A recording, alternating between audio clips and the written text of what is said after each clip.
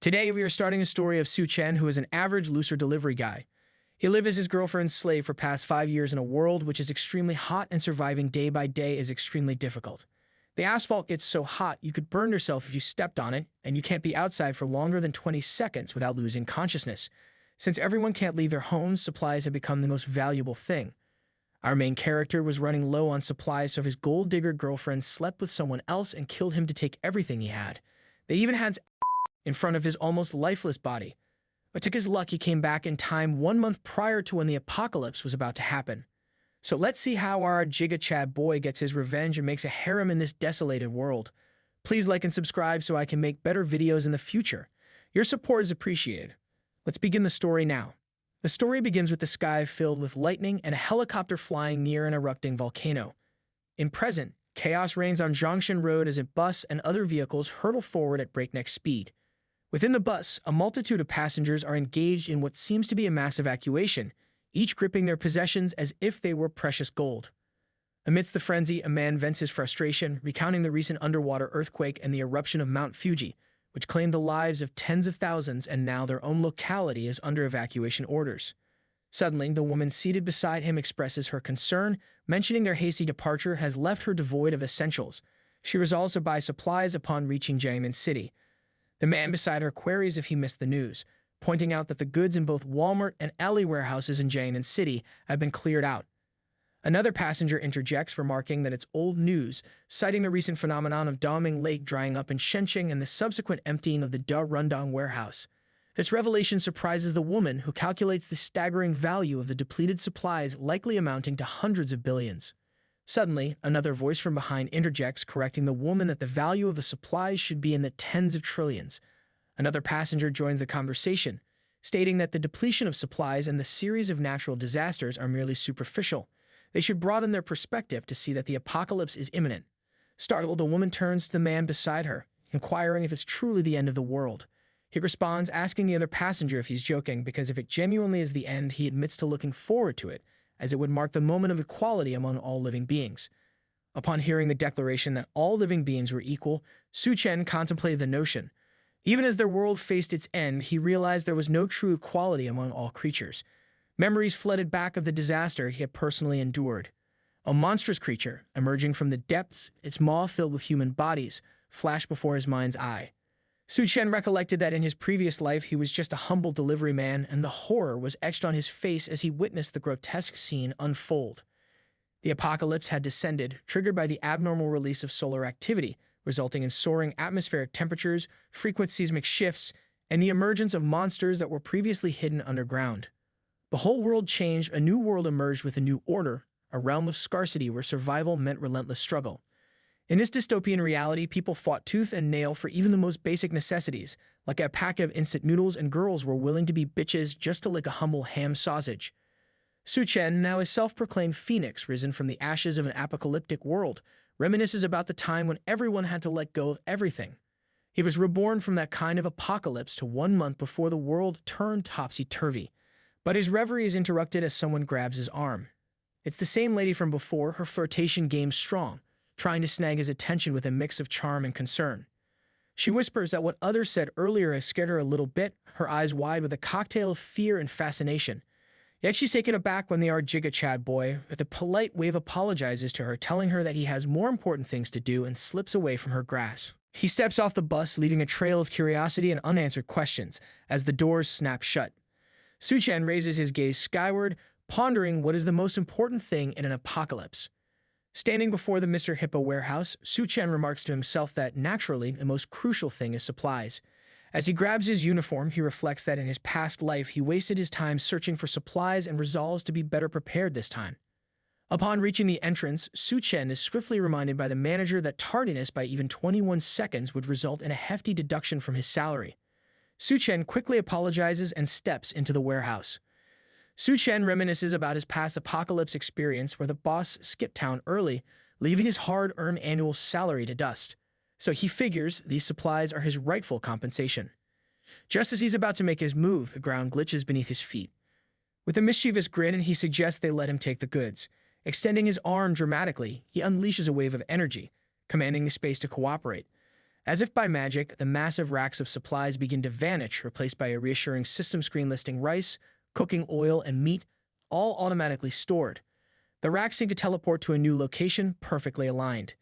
The system cheerfully notifies him of more incoming supplies being automatically stored. Like obedient soldiers, additional racks materialize, aligning themselves perfectly with the others. It's as if the apocalypse itself is bending over backward to cater to Suchan's needs. As the racks of supplies finish reappearing, our Giga Chad boy stands triumphantly atop one of them, surveying the vast array in front of him. With a proud grin, he declares that it's all thanks to his spatial ability. With a mere thought, he can unfold this special power, cramming everything around him into a super large cubic space, each side stretching 10,000 meters, all at his command. He even points out the fish swimming in the water stored above him, a testament to the versatility of his ability. With a casual shrug, he explains how this power makes purchasing supplies a breeze, costing him nothing. With a wave of his hand, he's drained 2 freshwater lakes and looted several cities doomed in the impending apocalypse. Suchan reflects on the luxury of even a simple packet of instant noodles in the midst of the apocalypse, where fresh food is a rare commodity. With a sense of awe, he notes that time seems frozen in this space, ensuring that the food remains fresh indefinitely. Tears well up in his eyes as he realizes he won't have to resort to eating dirt like in his previous life. Bringing his hands together in gratitude, he gazes at the inventory displayed by the system, showcasing the multitude of supplies he's gathered. With a sigh of relief, Suchan acknowledges that after amassing such a bounty, he can finally breathe easy in this harsh new world.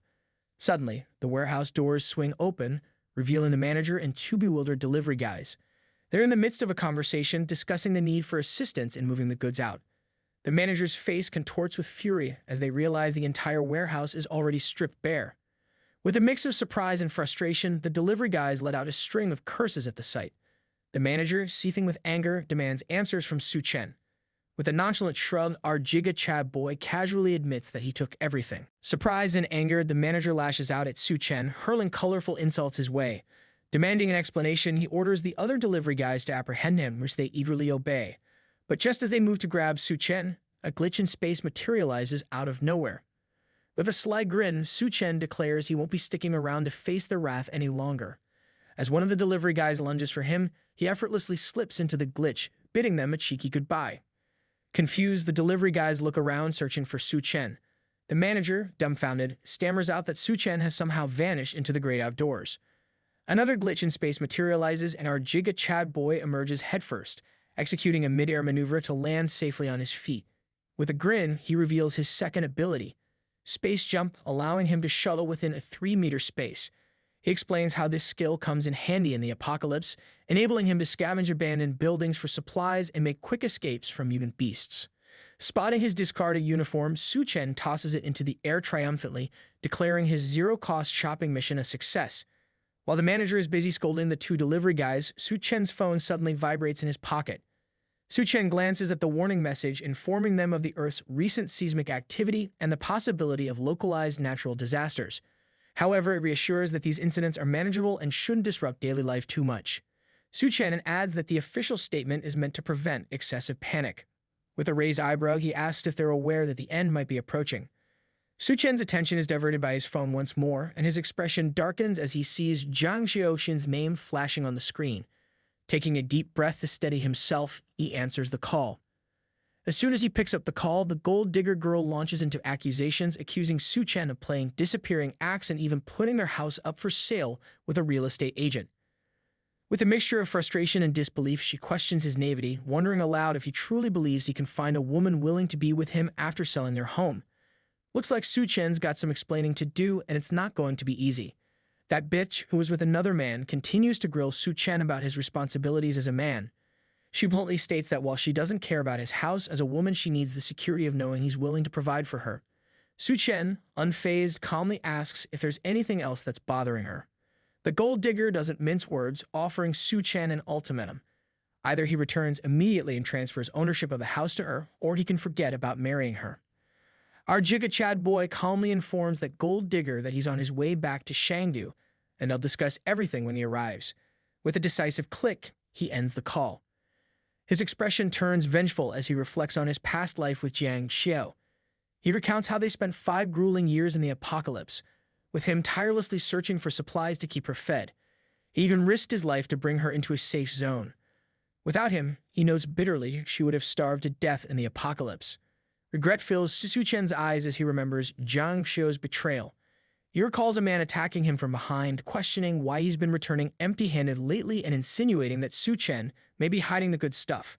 Suchan collapses to the ground, lifeless. The man reports back to Jiang Xiu, informing her that Suchan is now useless. With a cold indifference, she dismisses Suchan's fate as the result of his own incompetence.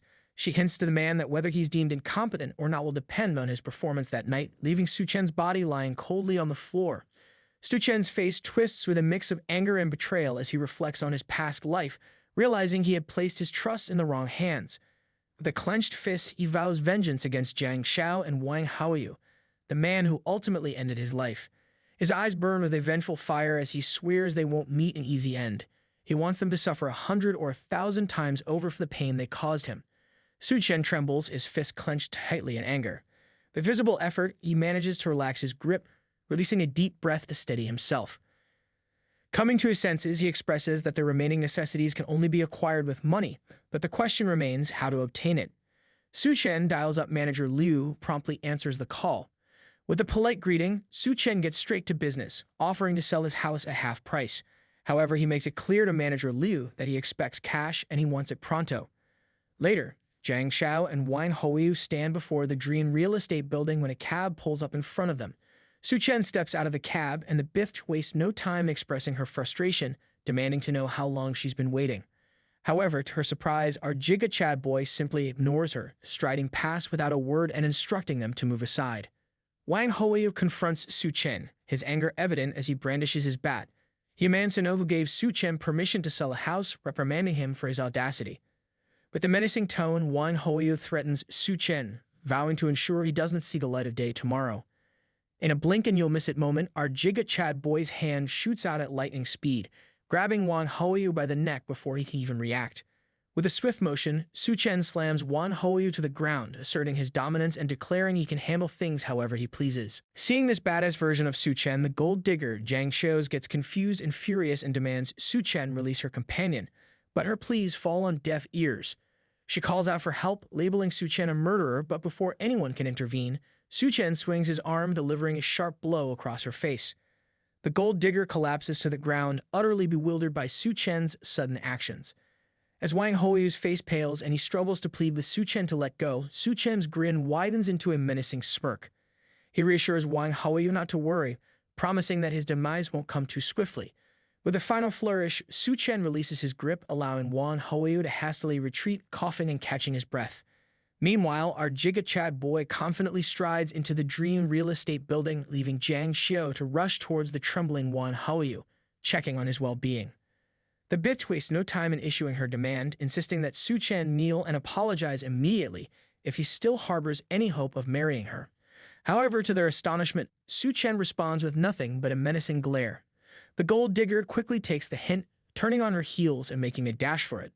Suchan watches with amusement as Wang Haoyu follows suit, chasing after her and pleading for her to wait.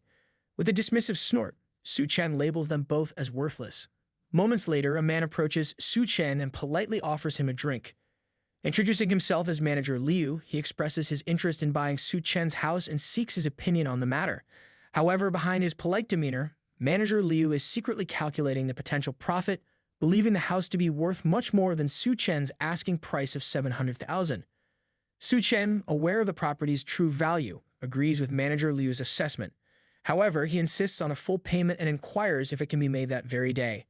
Manager Liu eagerly agrees and suggests they sign the contract and arrange for the transfer of ownership, with the paperwork to be completed by the following Monday. Our Giga Chad boy muses that it's not all bad considering the current state of affairs.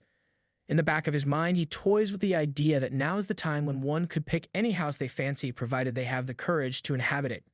Glancing at his phone, the notification pops up, 700,000 yuan, presumably a currency, has just been deposited into his bank account. As he steps out of the Dream real estate building, Suchan can't help but feel a sense of security. Despite the chaos unfolding in distant lands, Shangri remains a haven, nestled safely inland within the Central Plains. Earthquakes, tsunamis, and volcanic eruptions are mere stories from afar. Coupled with official statements quelling fears and other reassuring factors, Suchan is convinced that life in Shangdu marches on with remarkable orderliness. Suddenly, Suchan's attention is captured by a flyer advertising high-interest loans prominently displayed on an electric post. Intrigued, he wastes no time and immediately calls the loan company to inquire about mortgaging his property with a property certificate. Later, Suchan arrives at the Hanhai International Building, where the Great Sea Loans Limited Company is located. Upon entering, someone compliments Suchan's appearance but also subtly suggests that his house may not be worth much. Suchan's eyes widen with recognition as he realizes he's speaking to Wang Hoyu's older brother, Wang DEHYDRATED, who met a tragic end in his last life, devoured by mutant beasts. Suchan wastes no time in getting down to business, asking how much he can borrow from Great Sea Loans Limited. DEHYDRATED informs him that he can borrow up to 500,000, but he'll need to leave the property certificate as collateral. Suchan, feeling confident, pushes for an additional 100,000, insisting that he needs the money immediately. However, he assures DEHYDRATED not to worry, promising that he'll turn a profit within a week and promptly repay him. DEHYDRATED's smirk reveals his skepticism towards Suchan's intentions, viewing him as a reckless gambler, willing to do anything for profit. He silently questions Suchan's ability to turn things around so quickly and considers him foolish for even attempting such a feat. However, he remains pragmatic, indicating that as long as Suchan can mortgage the property certificate with their company, they can negotiate further terms. Moments later, Suchan checks his phone. A notification from his bank reveals that 600,000 yu has been transferred to his current bank account. Meanwhile, Zhang Xiao and Wang Hoyu step out of a cab. Zhang Xiao questions why they can't simply reclaim their own house, expressing her frustration that Suchan dared to lay hands on her and must now face the consequences. Wang Hoyu curses, vowing to make Suchan pay and even suggesting that DEHYDRATED should be the one to kill him. Suddenly, the bitch spots Suchan walking ahead of them and urges Wang Hoyu to confirm if it's really him. Wang Hoyu nods in confirmation and Zhang Xiao suggests they follow him to see what he's been up to. Meanwhile, Suchan heads to the Green City Hotel. He recalls that many commercial buildings collapsed due to seawater backflow and rapid freezing during various natural disasters, but the Green City Hotel remains standing until the end. As Suchan nears the entrance of the Green City Hotel, he ponders the rumors he's heard about the well-equipped presidential suite inside. With the promise of amenities like a swimming pool, he considers the idea of using the hotel as a base. After all, living there for an extended period wouldn't be too shabby. Suchan surveys the interior of the hotel, contemplating how, despite many warehouses being empty, there seems to be no shortage of hot meals and ingredients stocked here. As he ponders his options, a lady staff member notices him. The lady introduces herself to Suchan as Liu Xinru, the hotel restaurant manager, and inquires how she can assist him. Her astonishment is palpable when Suchan casually mentions that he wants to order tables for a banquet. She quickly assures him that they can accommodate his request. With a hint of admiration, Liu Xinru lists the available options ranging from 5,000 to 100,000 per table. In her mind, she can't help but wonder about Suchan's grand demeanor, speculating that he might be a hidden second-generation rich individual. Suchan decides on 10,000 per table, totaling 10 million for the banquet. He confidently offers to pay a 50,000 deposit, ensuring delivery to the address he provides, with the balance to be settled within a week. As he finalizes the arrangements, Suchan can't help but wonder if the Green City Hotel lives up to such high standards. Liu Xinru accepts the 50,000 deposit and guides Suchan to where he can make the payment. She quietly calculates that just the cost of ingredients for the banquet would likely exceed that amount, but connecting with wealthy individuals like Suchan is worth it. After all, in business, smoothness is key. Politely, Liu Xinru asks Suchan how she should address him. Suchan offers his name, and she politely addresses him as Mr. Su, when she inquires if he's getting married. Suchan confirms, requesting her assistance in booking a presidential suite. Moments later, leaving the hotel building, Suchan wears a broad grin, basking in the satisfaction of settling a 10 million bill with just a 50,000 deposit. He chuckles to himself, amused by the irony that in a scorching post-apocalyptic world, a simple block of ice could be worth billions. Liu Xinru beams with joy as she comments on Suchan's booking of the presidential suite for his honeymoon, expressing her belief that whoever marries him is truly fortunate. Unbeknownst to her, Zhang Xiao and Wang Hoyu lurk behind her, eavesdropping on the conversation. They then approach Lin Xinru. The gold digger politely inquires about Suchan's earlier activities at the hotel, but instead of answering, Liu Xinru politely asks for her identity. Without hesitation, Zhang Xiao provides Suchan's name and introduces him as her boyfriend. Liu Xinru's eyes widen in surprise as she learns Zhang Xiao's connection to Suchan. She remarks that Zhang Xiao was truly fortunate to have a boyfriend like Suchan, revealing that he just ordered a banquet of 1,000 tables from them and paid a 50,000 deposit. While outwardly maintaining her composure, inwardly, Liu Xinru sizes up Jiang Xiao, considering her to be a 7 at best, yet possessing a temperament that even surpasses her own. She wonders why wealthy individuals always seem drawn to those types. Jiang Xiao and Wang Haoyu exchange surprised glances, with the bitch expressing disbelief that Suchan could afford to order a 10 million banquet. She turns to Liu Xinru for confirmation, seeking clarity on Suchan's financial capacity. Liu Xinru nods knowingly, suggesting that wealthy individuals often enjoy the game of hiding their true identity, fearing that their partners might be after their money. Therefore, they reveal their wealth only on the day of the wedding. Jiang Xiao raises an eyebrow at this revelation, questioning whether these individuals might also resort to sudden disappearances and cold violence before tying the knot. Meanwhile, Wang Haoyu bluntly asks if Suchan, the apparent bootlicker, is truly as wealthy as implied. Liu Xinru reassures Wang Haoyu and Jiang Xiao that Suchan is indeed wealthy. Both are astonished when Liu Xinru shows them her phone, revealing that Suchan had just transferred the 50,000 deposit. Later, seated on a bench outside the hotel, Wang Haoyu points out the extravagance of 1,000-table banquet at a 5-star hotel. He turns to Jiang Xiao and asks who Suchan has invited. In response, Jiang Xiao questions Wang Haoyu, asking if he doesn't understand Suchan's intentions. She explains that Suchan wants to introduce her to their wealthy circle and reveal her identity. Wang Haoyu's eyes practically sparkle with desire as he's about to grope Jiang Xiao's chest while asking her what their next move should be. However, Jiang Xiao swiftly slaps his hand away, asserting that she needs to take the initiative and create opportunities for Suchan, the bootlicker. In a moment of reflection, the bitch imagines herself as a wealthy lady, her eyes twinkling with excitement as she realizes the unexpected turn her life has taken. She admits to herself that she never imagined such a scenario, especially not with someone like Suchan. Glancing at his phone, Suchan reveals that he sold the house for 7, taking out a high-interest loan of 600,000 and spending 500,000 on the banquet. However, he reflects that during the zero-cost purchase, which was essentially stealing, many essential items were missed. Thus, even with just the deposit paid, the remaining 800,000 isn't much.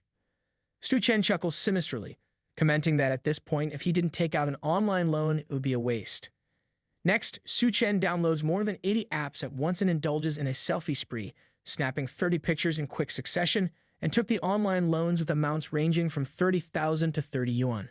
With a sigh of relief, Suchan sets down his phone, which promptly notifies him of his bank balance, while hopping 977,000 yuan. A pleased grin spreads across his face as he reclines on his bed, finally admitting that he's managed to secure 970,000 yuan in loans. However, Suchan suddenly sits back up, insisting that there's no time to waste as there are still many things to buy. Swiping on his phone, Suchan remarks that items like fireplaces, ice makers, ice blocks, and smokeless coal aren't available in supermarkets. Fortunately, he can purchase them online with fast delivery. Suchan emphasizes that after experiencing extreme heat and severe cold, whether he can endure it or not depends on having enough of these items. He quickly makes a call to inquire about the current rate of smokeless coal. Upon learning that it's 255,001 yuan per ton, Suchan declares that he needs 2,000 tons of smokeless coal. Satisfied with the price, he agrees to it and promises to pay a deposit of 500,000 yuan first. The remaining amount will be settled after receiving the goods. Suchan then makes a call to the ice factory, expressing his interest in ordering ice blocks. After a brief discussion with the person on the other end of the line, he agrees to their terms and confirms that he will come for a face-to-face discussion. A few moments later, as Suchan emerges from his apartment, he's recognized by a familiar face, Lai Na. Reciprocating the recognition, Suchan identifies her. Alongside Lai Na is Jiang Xiao, and upon seeing Suchan, she remarks on the time that has passed since their last encounter. Lai Na chimes in, mentioning that Jiang Xiao has been missing Suchan lately. However, Suchan playfully rebukes the notion, criticizing Lai Na for speaking ill of his close friend behind her back. He points out that it was Lina who allowed Jiang Xiao to occupy his house. Suchan, in his characteristically frank manner, directly asks Lai Na why she's missing him, teasingly questioning if it's because of his house. Lai Na appears upset by his comment, explaining that Jiang Xiao was simply testing him before. She expresses her disappointment, questioning why Suchan seems clueless about Jiang Xiao's feelings and how sad she has been. The gold digger intervenes, asking Suchan if he could accompany her for a walk. She admits that she's not feeling well and apologizes for scolding him yesterday, requesting that he not be mad at her. However, Suchan abruptly walks away, asserting that he has other commitments for the day and suggesting that she go ahead and stroll by herself. Jiang Xiao questions the situation, expressing her confusion and noting Suchan's arrogant behavior. Lina suddenly interrupts, urging Jiang Xiao to pay attention as Suchan gets into a taxi. Recognizing the significance of the moment, Lina urges Jiang Xiao to hurry up and follow Suchan, suggesting that this could be a final test for Jiang Xiao. A few moments later, Suchan arrives at the Manhwa ice factory, where he's greeted by a man named Mr. Wu. Mr. Wu extends his hand for a shake, expressing his surprise at Suchan's youthful appearance. Suchan acknowledges their prior phone discussions and proceeds to inquire about the production timeline for 2,000 tons of edible ice. Mr. Wu proudly explains that while they may not boast about much else, their factory excels in efficiency.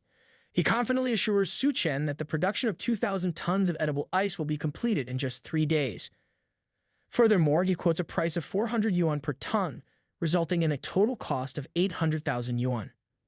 Suchan readily agrees and announces his intention to transfer 100,000 yuan as a deposit. He instructs Mr. Wu to deliver the ice to the address he provided within 3 days. Mr. Wu confirms the arrangement, assuring Suchan that it will be done without any issues. As Mr. Wu's phone notifies him of the received payment, his eyes light up with satisfaction. With a chuckle, he curiously asks Suchan about the need for such a large quantity of ice, speculating if there's a large-scale event. He then suggests the possibility of future cooperation, emphasizing the negotiability of prices. Suchan's response catches Mr. Wu by surprise as he mentions his plan to donate the ice to Alashan for charity. Puzzled by Suchan's altruistic gesture, Mr. Wu watches as Suchan departs in the taxi. Reflecting on the substantial deal that was just sealed at the entrance, Mr. Wu marvels at Suchan's capabilities. Suddenly, another taxi pulls up, and Mr. Wu wonders if another unexpected visitor has arrived for business without an appointment. To his surprise is Jiang Xiao and Lina. The bitch boldly declares Suchan as her fiancé, taking Mr. Wu by surprise. She questions Mr. Wu about his earlier conversation with Suchan. Puzzled by Jiang Xiao's sudden declaration, Mr. Wu wonders if this is some sort of detective play. Nevertheless, he acknowledges that Suchan did indeed place an order worth 800,000 for ice. Both Lina and Jiang Xiao are taken aback by the revelation, expressing their disbelief at the staggering amount spent on ice. Lina and Jiang Xiao assert confidently that Suchan must indeed be a super-rich second generation. Lina then questions Mr. Wu about Suchan's plans for the large quantity of ice. Mr. Wu reaffirms that Suchan mentioned donating it to Alashan for charity. Both Lina and Jiang Xiao are bewildered by Mr. Wu's revelation. Meanwhile, at a restaurant, Suchan reflects that all the necessary items had been purchased, so it was time to enjoy themselves before the apocalypse. As a waiter greeted and welcomed them, Suchan couldn't help but reflect on his past life, realizing that he had been too busy working to indulge in such luxuries. Even visiting a small cafe had seemed like a luxury back then. Glancing at the menu, Suchan observed that the restaurant was truly upscale, with average spending in the 4 digits. Suddenly, Suchan noticed a peculiar item on the menu, a question mark priced at 177,000. Perplexed, he inquired if they were actually selling a question mark. The waiter clarified that it was a special creation crafted by the head chef of their Yala music restaurant with the details tailored to the chef's inspiration. Intrigued by the uniqueness of the offering, Suchan found it interesting and decided to give it a try. The waiter agreed, and Suchan eagerly made his choice. As he awaits his order, Suchan reaches for the book Shanhai Jing, a Chinese classic. Reflecting on his past life, he remembers the strange force that causes many creatures to mutate at the beginning of the apocalypse. Suchan asserts that the monstrous serpent mentioned in the Shanhai Jing, appearing in the midst of floods, resembles the mutated serpent he encountered in his previous life. However, he prefers to call it atavism rather than mutation. Meanwhile, a lady approaches Suchan carrying a dish. She greets him and declares herself as the head chef of Yala Music Restaurant. She tells him that this dish is specially tailored for him based on his temperament. Suchan is astonished when he recognizes the lady, as she is none other than Hell's chef Duan Ya. Recalling from his past life's apocalypse, Suchan remembers that Hell's chef possessed a magical culinary skill to turn decay into food. No one could resist such temptation. However, those dishes were made using the mutation source from within the monstrous beasts, so eating them would lead to certain death. Seeing Suchan's expression, Duan Ya wonders what's bothering him, teasing if he's afraid such a beauty would poison the food. She then explains the dish called dual-faced life, where one side is tuna fried in brown butter and the other is deep-fried in puff pastry, creating a kind of steak with 2 different flavors. Suchan samples the dish and admits that the taste is really good. He concludes that the 177,000 yuan is indeed worth it. While savoring the delicious meal, Suchan couldn't help but entertain the thought of having Duanya cook for him during the apocalypse. However, he quickly dismissed the idea, reminding himself that trusting Duanya's cooking might be risky since no one knows if she would poison the food. Meanwhile, Lina and Jiang Xiao are peeking from outside the restaurant.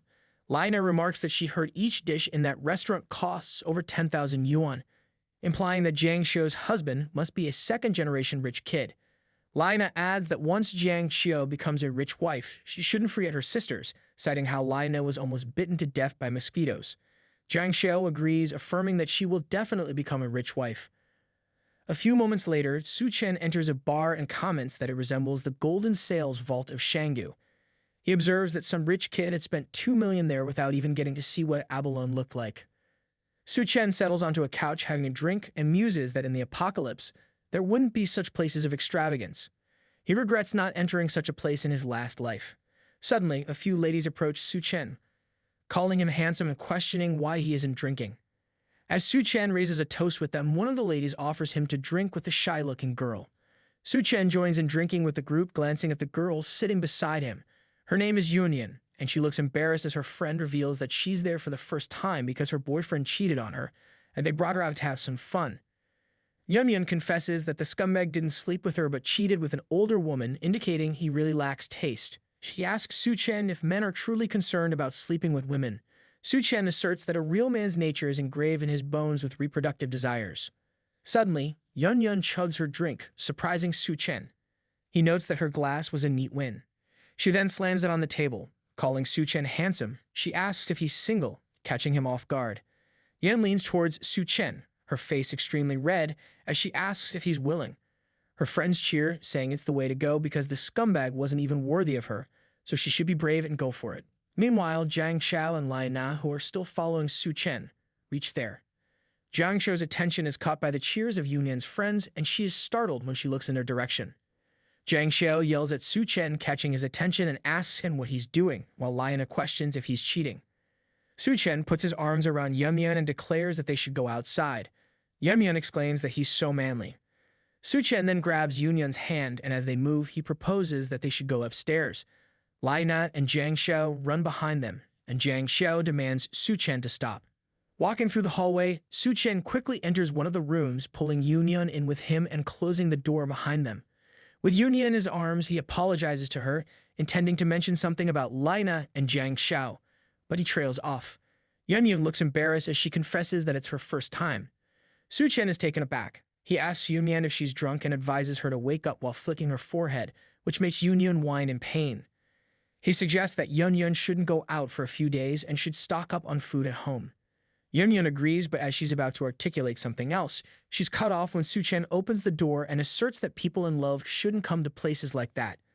He's about to mention the future, but concludes that Yunyan should just forget it, as there is no future. Suchan leaves the room, remarking that it's rare to have such an opportunity, so leaving like that is really such a waste.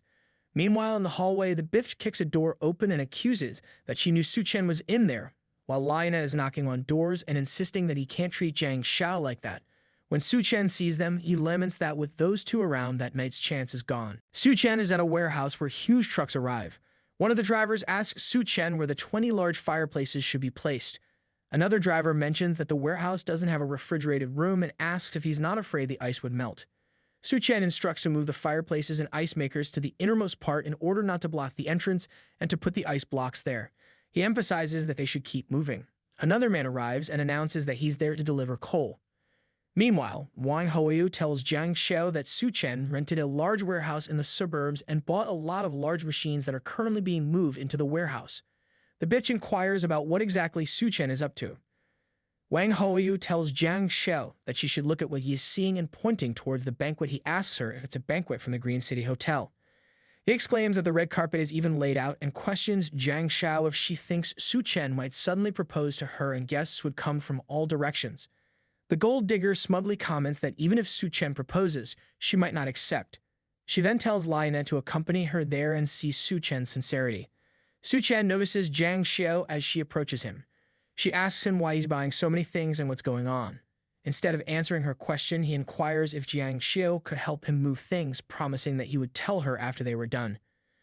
Jiang Xiao is taken aback when she hears Suchan's request, exclaiming that he shouldn't joke around because she's going to become a rich lady, so there's no way she could possibly do such rough work. Noticing her reaction, Lina nudges Jiang Xiao and suggests that it must be a test for her to see if she qualifies to become a rich lady. Jiang Xiao awkwardly agrees and declares that she is not that kind of delicate woman. With all of her might, the bitch carries one of the boxes and declares that in order to become a rich lady, one must be well-rounded. So as long as she can withstand the test, Suchan would definitely marry her that day. Meanwhile, Lina seductively suggests to Suchan that she would help too. She's thinking that there's no second-generation rich person that isn't lustful, so as long as she shows a little interest, even if she could become a rich lady, she could at least have a sip of soup. Meanwhile, Suchan smirks and states that he couldn't let the free labor go to waste because with 1,000 tables of food and 2,000 tons of ice, even if the hotel and suppliers sent people, it would still take a long time to move everything. It was already afternoon and someone exclaimed that they had finally finished moving. Meanwhile, the bitch is shaking and dripping in sweat. She declared that Suchan is really too much because they have been moving things from morning to evening without even a meal. She vows that if she's going to be a rich lady, she would definitely make all this money hers. Lina is as exhausted as Jiang Xiao, and as she calls Suchan a jerk, she complains that he actually made them move such heavy things, noting that those ice blocks weigh over 100 pounds each. Jiang Xiao remarks that the test is over, and she asks if Suchan shouldn't announce that she's the bride at the moment. She mentions that the wealthy guests should be appearing. Lina agrees, commenting that the food is getting cold, yet the guests don't seem to mind, remarking that rich people are really strange. On the other hand, Suchan is thanking the delivery drivers for all their hard work that day. He requests that they accept a small token of appreciation and declares that he would settle the remaining funds within a week according to the contract. The delivery riders are astonished as they exclaim that the thickness of the red envelope was at least 10,000. They enthusiastically thank Suchan and call him boss. Suddenly, the bitch comes and asks Suchan if he has something else to tell her. Suchan remembers to thank her for helping him with work, but Jiang Xiao is horrified when he reveals that there is no pay, so she could leave. The gold digger argues that Suchan shouldn't joke around because he must have a surprise and guests must be coming, so they should get married and have a good life.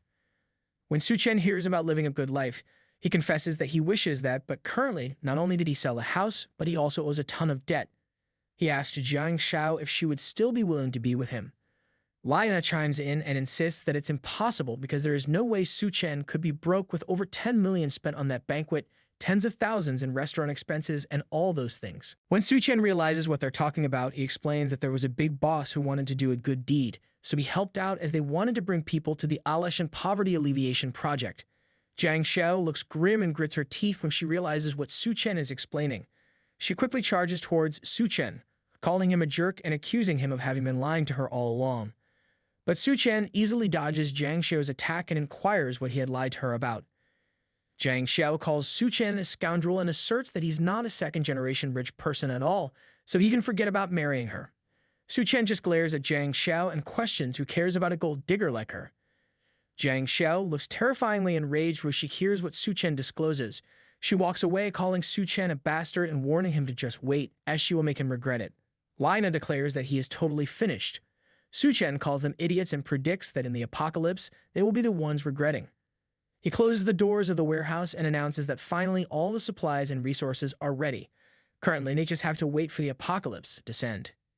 He uses his skill Space Unfold. Suddenly, there's a bright light inside the warehouse that can be seen from the windows. Later in the evening, as the crescent moon shines over the Green City Hotel, Jiang Xiao and Jiang Xiaoqian join DEHYDRATED. DEHYDRATED suggests them that in the future, Jiang Xiao should follow Wan Hoyu, promising her a good life because in Shangdu, his words still carry some weight. Wang Hoyu states that Suchan treated Jiang Xiao like that, so she should have dumped him a long time ago and should have been with him instead. The bitch expresses that she looks forward to Wan Hoyu's performance. Wang Hoyu remarks that Jiang Xiao shouldn't worry and let DEHYDRATED take care of Suchan later, also getting revenge for her. The gold digger comments that Wan Hoyu is actually not bad, and besides, his brother DEHYDRATED is quite wealthy in Shango, so being with him is better than being with the bootlicker Suchan. Later, Jiang Xiao is startled when Suchan, who is eating at one of the tables, mentions that she really isn't picky. Jiang Xiao couldn't help but inquire what he was doing there. Wang Hoyu quickly tells DEHYDRATED that Suchan was the guy earlier who laid hands on him, while DEHYDRATED calls Suchan a punk.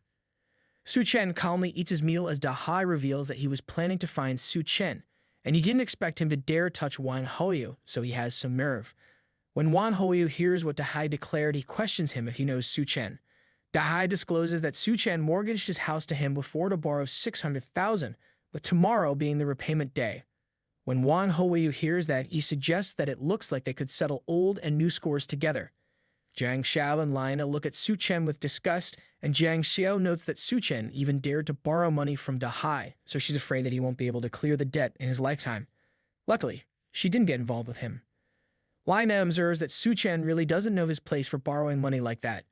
Meanwhile, Suchan sighs and expresses that he can't even enjoy a good meal. Dahai leans towards Suchan and cautions that he has to repay the money by tomorrow at any cost, and he's there enjoying himself in the hotel. He questions Suchan if he looks like a joke to him, stating that he shouldn't bother even if he can arrange 600,000 by that night.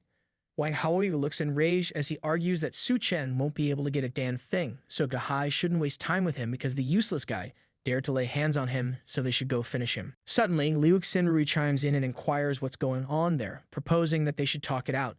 When Dahai hears what Liu Xinru voiced, he concurs and directs that she should make Suchan kneel down and apologize to him and his brother, and they could consider the matter settled. Liu Xinru looks worried and she queries Suchan what's going on there. Suchan assures that it's nothing, just a few pests. Wang Haoyu is enraged when he hears what Suchan articulated, and as he slams his hand on the table, he announces that he has been giving Suchan face, but that day he is finished because even if the heavens come, they won't be able to help him. Suddenly, a man arrives and inquires of Dahai what they're doing. He looks annoyed as he challenges Dahai, questioning why he allowed someone to cause trouble there. Both Dahai and Suchan recognize the man as Gao Kang, and while Dahai is alarmed, Suchan looks intently at Gao Kang. Dahai's attitude quickly changes as he questions Gao Fang about what he's doing there. Gao Fang indicates that he has important matters to attend to that day, so he shouldn't cause trouble there, otherwise he should blame him for not giving face. Dahai looks anxious, knowing that Gao Fang is a well-known entrepreneur in Shangwu on the surface, but he has a wide network in the underworld, and there are many people under his command. Being on his bad side is not a good idea, so he agrees with Gao Fang and asserts that he should go ahead as he would come to toast him later. Meanwhile, Suchan recognizes Gao Fang as the Skull Crusher, and he recalls that in the previous apocalypse, Gao Fang was a major force in Shangdu, and the Hell's Chef was also under his wing. Suchan is astonished when he recalls that he heard before that the Green City Hotel was the first place to experience atavistic mutations after the apocalypse, and at the moment, it seems that Gao Fang's ability to become the Skull Crusher was due to the early appearance of atavistic mutations there. So in that case, he feels sorry. Gao Fang turns to look when he notices something. Meanwhile, Suchan is glaring at Gao Fang as he declares that his opportunity is currently his. Gao Fang notices Suchan and remarks that he is a kid who has an interesting glare. A lady enters the room and it is Duanya. She is accompanying Gao Fang, who graciously tells Mr. Sun that he has brought her as he requested. Duanya states that she's wondering what Mr. Sun wants to discuss with her. Mr. Sun laughs and expresses that he's heard about Duanya being a great beauty, and that day he finally gets to meet her in person. Mr. Sun looks ominous as he hands a glass of wine to Duanya and proposes that they should have a drink. Duanya is astonished as she can clearly see that there is something dissolving in the drink. On the other hand, someone is swirling a glass of wine in his hand. It's Suchan. He reveals that in his previous life he hid with Jiang Xiao in the basement and barely survived the extreme heat apocalypse. Suchan confesses that he never expected that at that time he would ditch her and she would end up following him there. He asserts that it's a good opportunity to settle old scores with Jiang Xiao while enjoying his wine. From a window, Suchan watches Dahai and Wang Haoyu, and Dahai inquires of Wang Haoyu if he feels like it's hotter at night than during the day. Wang Haoyu concurs and suggests that it's why he suggested going to the pool to cool down, as the girls will come out in swimsuits later. Both of them laugh sleazily, and as Wang Haoyu questions Dahai if thinking about it gets him excited, Dahai commends that it was well done and he was quite clever. A few moments later, Jiang Xiao and Lina arrive in bikinis, and observing the moon, Lina tells Jiang Xiao to look at how bright the moon is, as it's almost like the sun. The bitch agrees and remarks that it's unusually bright. Suddenly, someone grabs Jiang Xiao's hand and proclaims that his love for Jiang Xiao shines as brightly as the moon. It's Wang Haoyu, and he declares that the moon is the witness of their love. But Jiang Xiao ignores what he mentions and complains that it's too hot, so he should hurry and take her to the pool. Meanwhile, Suchan laughs and jokes that their love is about to explode. He raises his glass and welcomes them back to the apocalypse. Suddenly, the moon turns red, and it begins to rumble. DEHYDRATED and the others are horrified when they feel the ground rumbling. Suddenly, all of them begin running, and while DEHYDRATED, who is left behind, yells to the others to wait for him, Lina wonders why the moonlight suddenly feels so hot. Jiang Xiao cries out in pain, exclaiming that her skin is burning, and Wan Houyu urges that they don't have time to go to the pool, so they should run back to the hotel. Meanwhile, one of the guys inside the hotel ponders why it suddenly became so bright outside. Another guy questions if DEHYDRATED and the others would be okay, and another guy responds, noting that they were just flirting with girls and he didn't understand their boss's happiness. Suddenly, they see Wang Houyu and the others burst through the door, and red steam is coming out of them. While one of the guys is engrossed in his cards, another inquires what Wang Houyu and the others were doing, and another asks why their skin is turning red. Jiang Xiao and Lina are frantically asking for help, and they keep on screaming that it's too hot, while Wang Houyu is frantically looking around, searching for where the water is. Wang Houyu suddenly declares that there's water when he sees a huge fish tank ahead. The three of them quickly run towards the fish tank and dive into it. Wang Houyu looks relieved as he announces that something is coming back to life. Lina instructs that he should move aside, and Jiang Xiao warns that he should get out of the way as the water is hers. One of the guys inquires what they are doing, and the other questions where DEHYDRATED is. Wang Houyu's eyes turn bloodshot when he remembers DEHYDRATED, and he also asks where he is as if right on cue. DEHYDRATED arrives at the door seeking help. He's full of burns and steaming, and while one of the guys asks if he's okay, the other frantically urges that they should get the burn cream. DEHYDRATED asserts that Wan Houyu should go to hell, and Wan Houyu apologizes to DEHYDRATED and promises that he won't leave him again. Meanwhile, Mr. Sun questions Duanya why she isn't drinking. Gao Qiang suddenly interjects and reveals that he has prepared for a banquet, and as he's about to suggest something to Mr. Sun, he's cut off. Mr. Sun interrupts him and proclaims that in Shangdu, nobody dares not drink the wine he pours, so it's none of Gao Qiang's business. Seeing how quickly Gao Qiang backs off, Duanya mutters in her mind, cursing Gao Qiang that as a strategy to climb up to Sun Debio, he even set her up. Duanya looks anxious as she confesses that Sun Debio thinks he's invincible in Shangdu, harming many women, and that day he's targeting her. She looks at her drink and suspects that there must be something wrong with it, so she absolutely can't drink it, but she doesn't know what she should do. Suddenly, the moon shines extremely brightly behind her, which blinds Gao Qiang and Sun Debio, and while Gao Qiang asks what's happening, Sun Debio complains about his eyes. One of the men suggests that they should quickly close the curtains, and as they do so, the other remarks that it's so hot. Duanya observes that something seems a bit off there, and Sun Debio decides that they should go downstairs and see what's going on. Duanya lets out a sigh of relief when she hears that. Meanwhile, Liu Xinru struggles as she pleads with everyone to calm down and states that they have contacted the rescue team, so they should wait there. But one of the guests argues that they have millions at stake every minute, so he can't waste time there, and another guest concurs. Gao Fang arrives downstairs and queries a man he calls Old Mao what's going on, and Old Mao recalls that earlier, the moon suddenly brightened and the temperature rose. It was about 70 degrees Fahrenheit outside at the moment, and the news says nearly 100 people were injured. On the other hand, Mr. Sun calls someone named Minister Zhao and consults him if he could send someone to pick him up at the Green City Hotel. He acknowledges that he understands. Gao Fang probes Sun on how Mr. Zhao is doing, and Sun informs that Mr. Zhao is working to ensure that there wouldn't be any power issues at the moment and nobody is available to come over, so things are a bit tricky. Meanwhile, DEHYDRATED expresses his pain while one of his men applies the cream to him, and as he remarks that the man could be more gentle, the man replies that he needs to go to the hospital. But Wang Houyu inquires how they are going to get to the hospital with it being so hot outside at the moment. DEHYDRATED assures him not to worry as he will have Xiao Dao drive over to pick them up. A few moments later, Xiao Dao, who is in a minivan, is on a phone call with DEHYDRATED and he reports that he is currently in the underground garage. When asked if it's hot, he responds that it does seem a bit. As Xiao Dao exits the underground garage, he advises that they should wait there as he is coming. Suddenly, he notices the light, which makes him ponder why it's daytime, and as he's about to comment on the temperature, he trails off. The tire of the minivan he's driving explodes, and the minivan stops as its tires exploded simultaneously. Xiao Dao comes out to check, and he can't help but question if it's for real that the heat blew out all the tires and what kind of crazy weather it was. He starts running while he's on the phone with DEHYDRATED, and he explains that all 4 tires of the car blew out, so he couldn't get through at the moment and he needed to go back. Xiao Dao suggests that they should figure it out themselves when suddenly the soles of his shoes melt. He trips because his shoes got a bit stuck on the concrete while he's running. Xiao Dao flinches as he falls on the road and comes face to face with a man who was burned to death, lying in the same position as him. Xiao Dao quickly pushes himself up and he exclaims, but as he pulls his head up, he is horrified when he realizes that his face has also melted and is stuck on the concrete.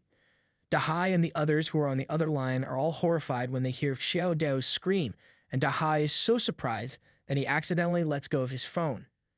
Xiao Dao's scream can still be heard as the phone falls to the floor. On the other hand, Dahai's voice can be detected on the phone as he calls Xiao Dao's name. Meanwhile, in a room set at 25.5 degrees Celsius, it's a really luxurious room with its own pool inside. Someone is peacefully lying on the bed. It's Suchan, and he's sleeping soundly. It is revealed that due to the sudden release of intense heat from the moon, outdoor temperatures have risen to 75 degrees, with ground temperatures reaching 100 degrees. This event has already caused almost 100 casualties, and it is recommended to please stay indoors and avoid going outside to prevent skin and respiratory burns. Meanwhile, there is a blast at the city power center. Due to the rising heat, and power goes off.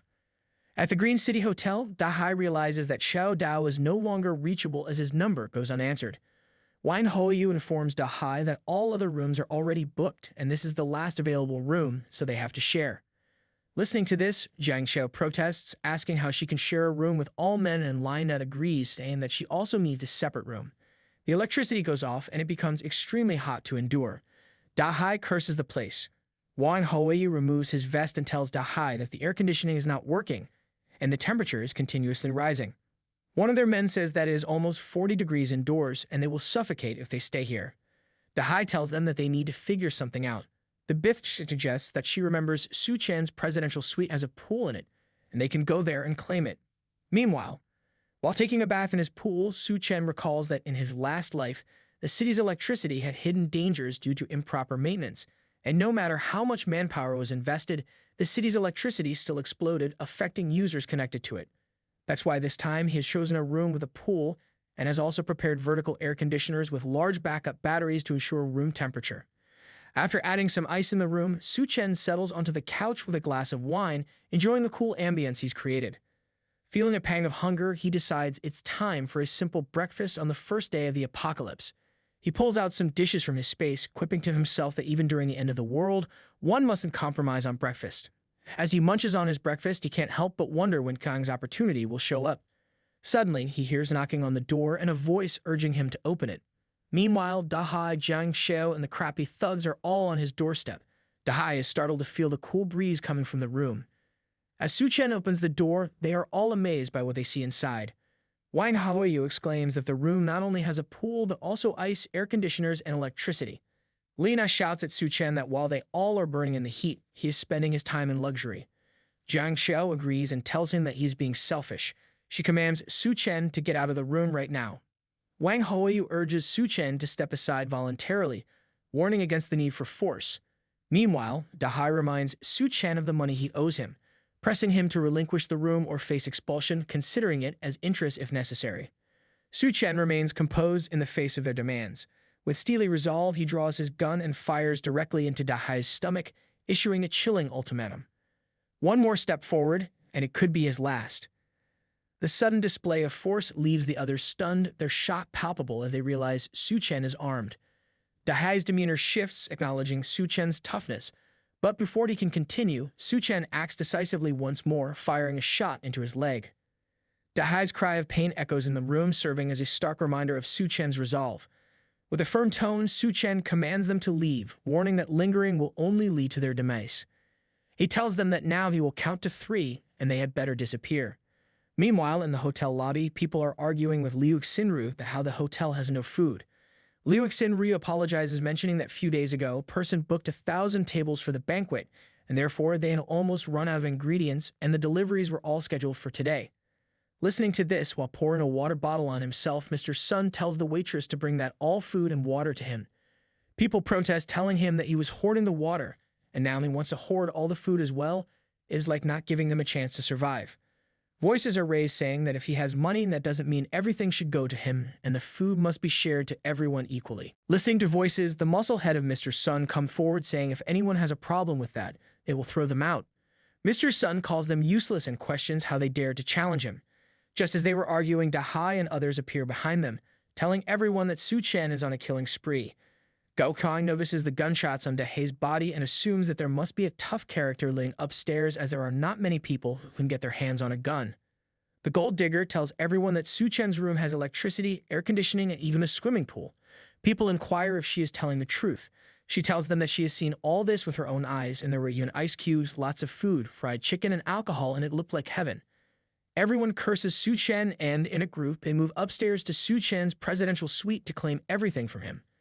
Gaochang also tells his thugs to go upstairs and handle everything, and they oblige. As everyone reaches outside Suchan's room, he inquires if something is wrong.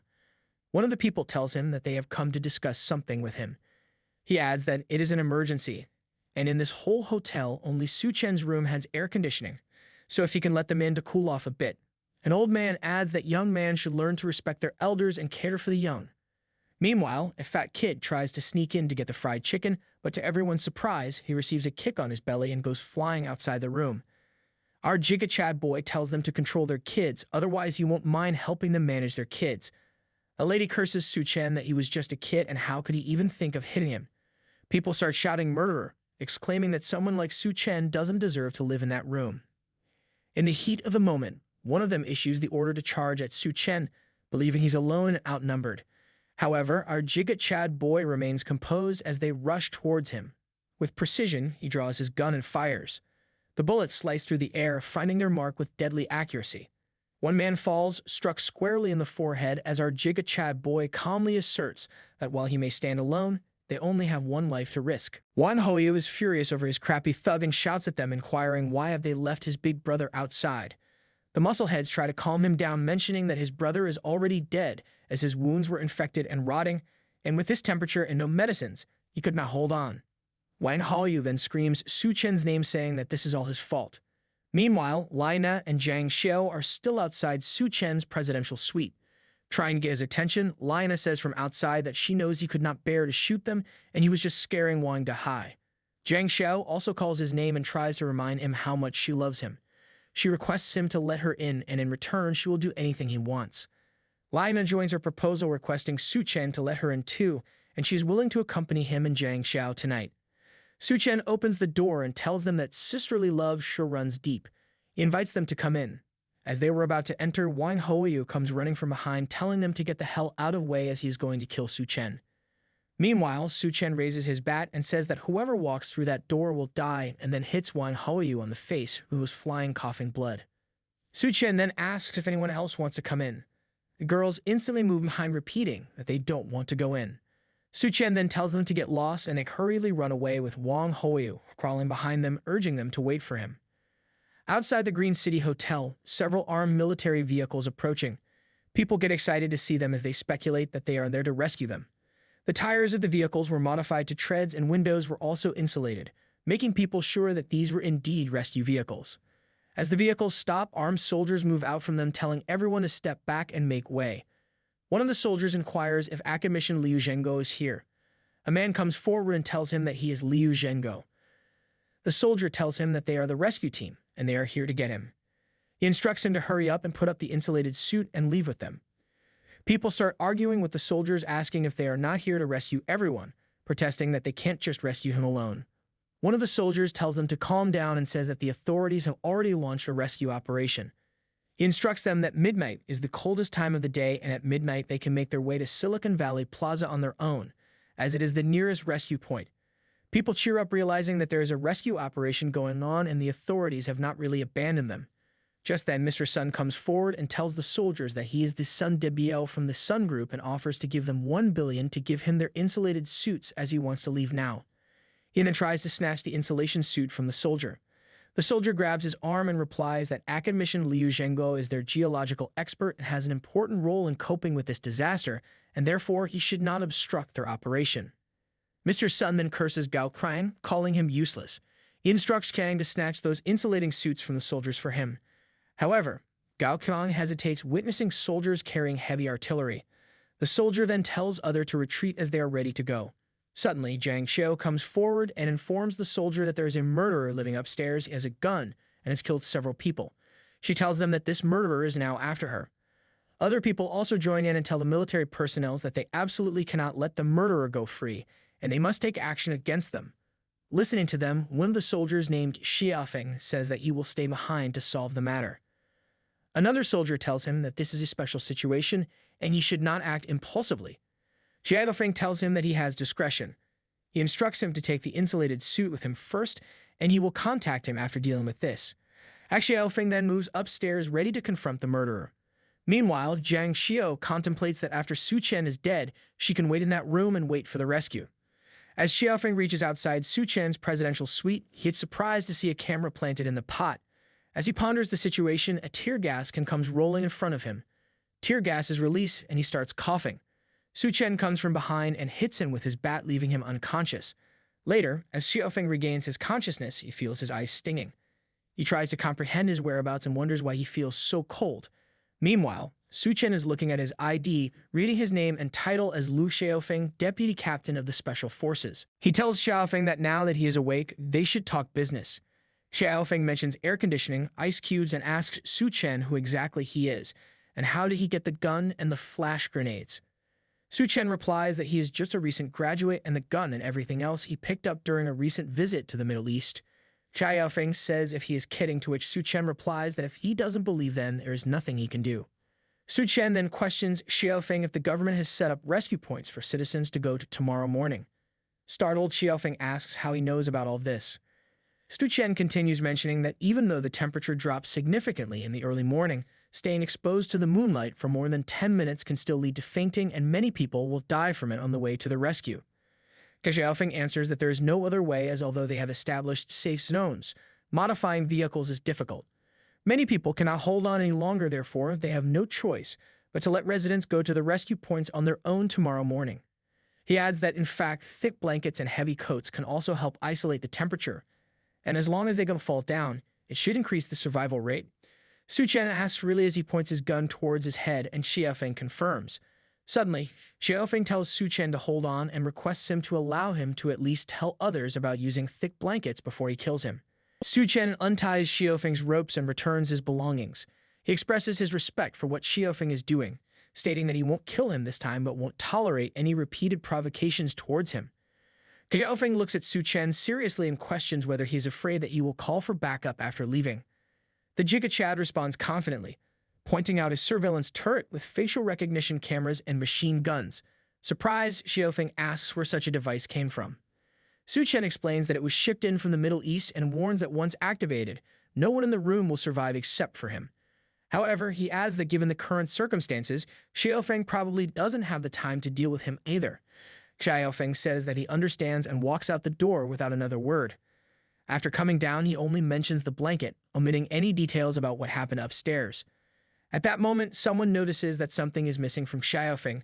His gun has been confiscated. They ponder whether Suchan is so powerful that even a soldier could not handle him. Meanwhile, Sun Dibio's face looks extremely grim as he punches Gao, crying in frustration. He angrily questions why he bothers feeding them, criticizing them for not acting earlier, and calls them a bunch of good-for-nothings before ordering them to get lost. One of Gao Krang's underlings, a curly-haired rat unable to take it anymore, asks how long they have to endure Sun Dibio. Gao Krang's face darkens as he explains that the government has started a rescue operation. Once order is restored, it will still need Sun Dibio's connections. At that moment, Suchan walks over. Overhearing Gao Krang's words, Suchan wonders how he can still be delusional about restoring order amidst the chaos. Seeing Suchan, Gao Krang's curly-haired rat becomes furious and shouts, threatening to kill him. Gao Krang hurriedly tells his little thug to hold on. Gao Krang asks Suchan why he came downstairs. Suchan smiles, stating he came to make a deal with Gao Krang, and pours out a bucket of ice. Seeing the ice, the two are completely stunned. The curly-haired rat excitedly shouts, "Ice, ice," and suggests to Gao Krang that Suchan must have more valuable items in his room, urging him to kill Suchan to claim it all. In the next moment, Suchan pulls out a submachine gun and holds it under his chin. Gao Krang quickly attempts to defuse the situation with a laugh, urging Suchan not to stoop to that little rat's level and to discuss the deal instead. At the end of the deal, Gao Krang and his low-life thug enjoy the ice cubes that Suchan gives them.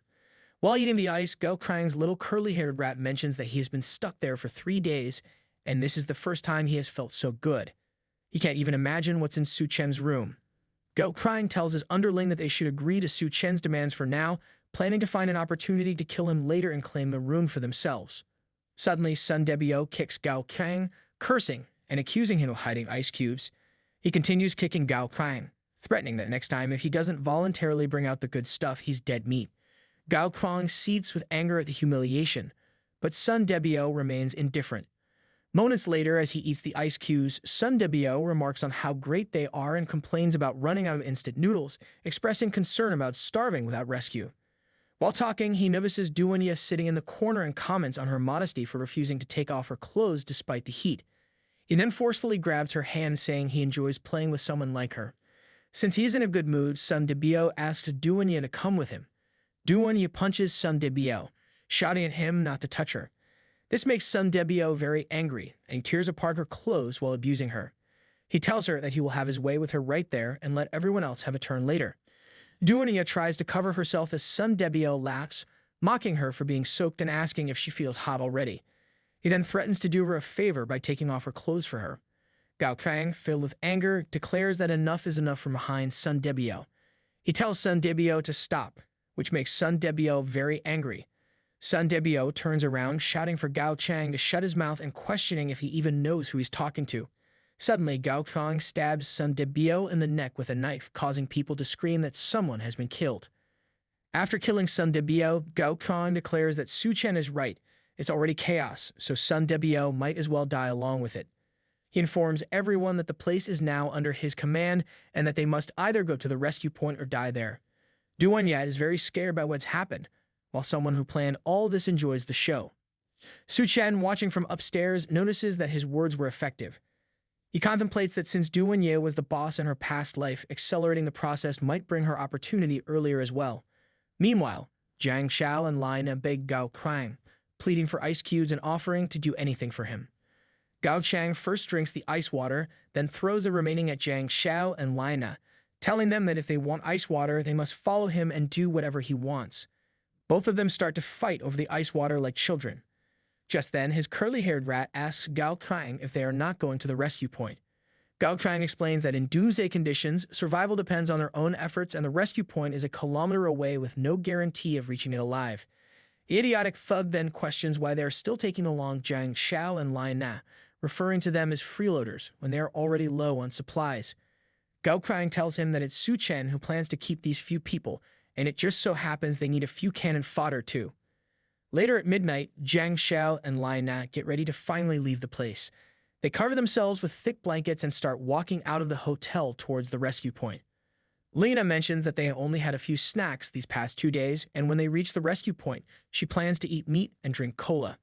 However, before they can go out, Gao Kang's curly-haired underling snatches Jiang Xiao's blanket. Angry, Jiang Xiao asks what he is doing.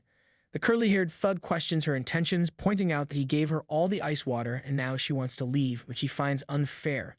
He reminds her that she said she would do anything and suggests she just hang out with him for a while. Saying this, the curly-haired lowlife starts ripping Jiang Xiao's clothes. Meanwhile, the people who left the hotel to go to the rescue center are very thirsty and angry because Gao Xiang has taken control of the supplies. They haven't been given any water or food. Staying in the hotel feels like being thirsty to death, but going to the rescue point might still offer a slim chance of survival. Hoping to survive, they all continue walking, but it's even hotter outside than they imagined. Even with boards tied to the soles of their shoes, they can still feel the heat from the ground. While walking, an old woman slips and falls to the ground. Her skin starts to melt like wax and she screams in pain, asking for help, but no one stops to assist her. They all continue walking. At a time like this, with uncertainty about their own survival, there's little room to worry about others.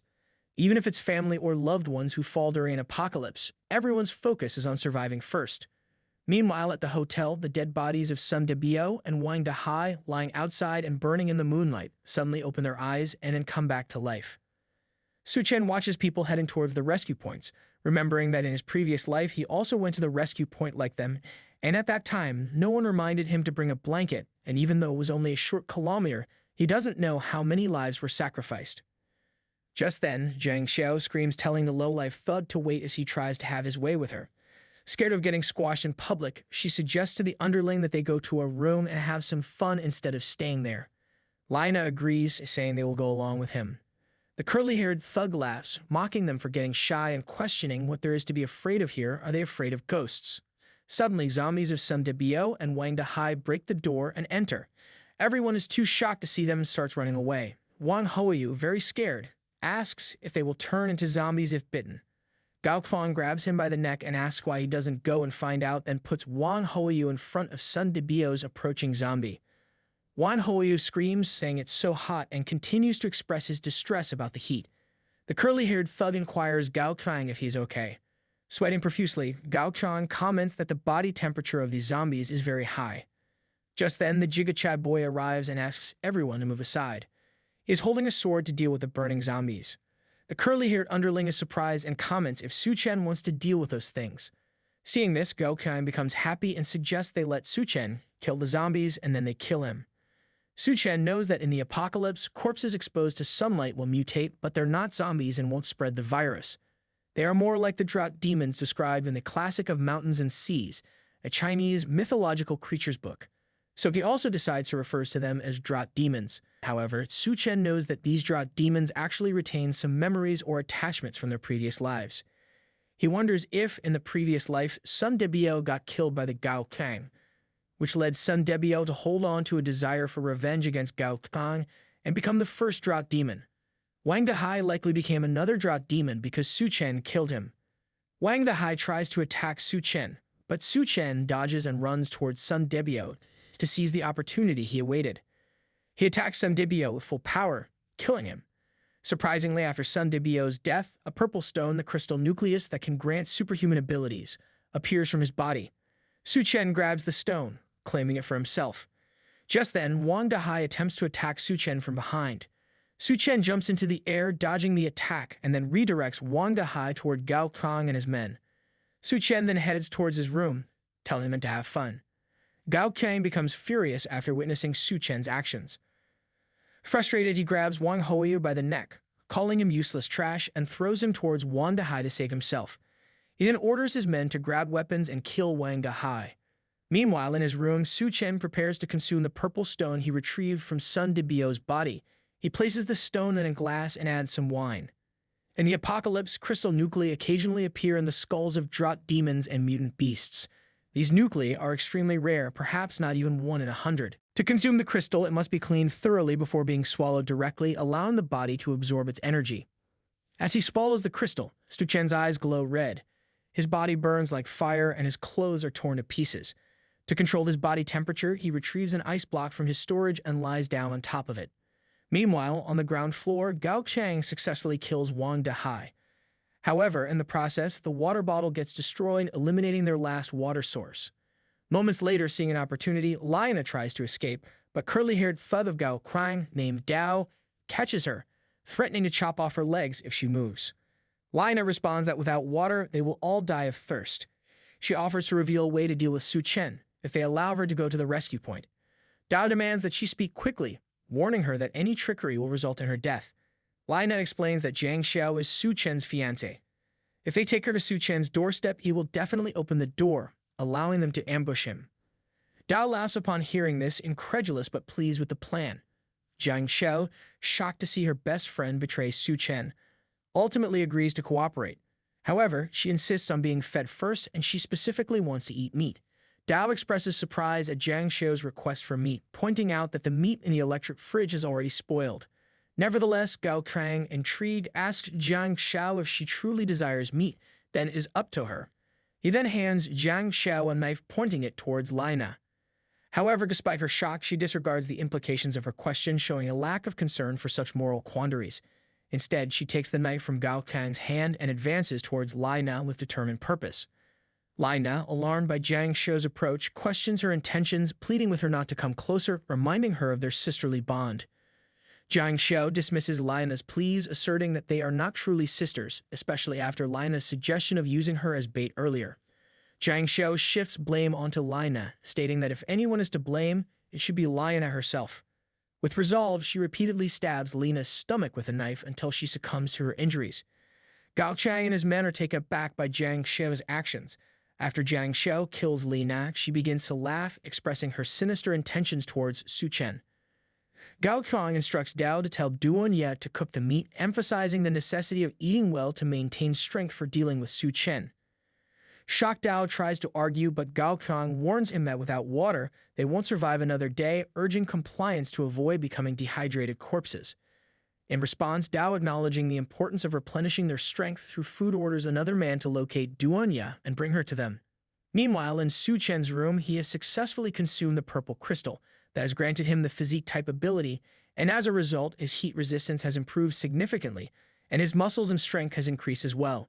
However, its concentration is interrupted by a knock on the door. Surprised, he checks the CCTV camera and sees Duanya outside. She intends to seek help from Suchan, explaining that downstairs with Gao Kang has become unsafe and Suchan is her last hope. Fortunately, she still holds some leverage. Suchan opens the door and asks if everything is all right. However, Duanya is taken aback and embarrassed to see Suchan without clothes, calling him a scoundrel. Suchan apologizes, explaining that his lack of clothing was an accident. Duanya asks if she can stay with him because downstairs has become dangerous and she no longer feels safe there. Suchan responds, expressing that his resources are limited and they've only just met, so he can't simply take her and based solely on her appearance. He recalls from his previous life that Duanya is a strong-willed woman who had a cooperative relationship with Gao Kang. Although he considers subduing her, the atmosphere becomes a bit awkward. Duanya explains that she is not only a chef but also an outstanding graduate from Southwest Medical University, holding a medical qualification certificate and boasting 3 years of experience as a surgeon. In the meantime, she is taken aback upon seeing Suchan's well-equipped room, marveling at the ice and electricity. She wonders if she needs to prove her worth to stay there.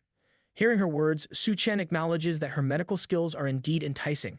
However, he points out the scarcity of resources and the uncertainty of their survival until tomorrow. Duanya tells Suchan if he'll let her stay, she will do anything for him as long as he doesn't kick her out of the building. Suchan smiles at her response, stating that since she's spoken, she can consider the place her own home. Duanya realizes she spoke too hastily, but it's already too late.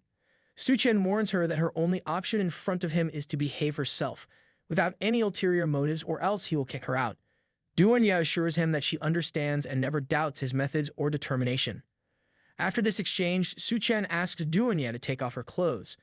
Duanya is shocked and embarrassed, asking if now is the time to start.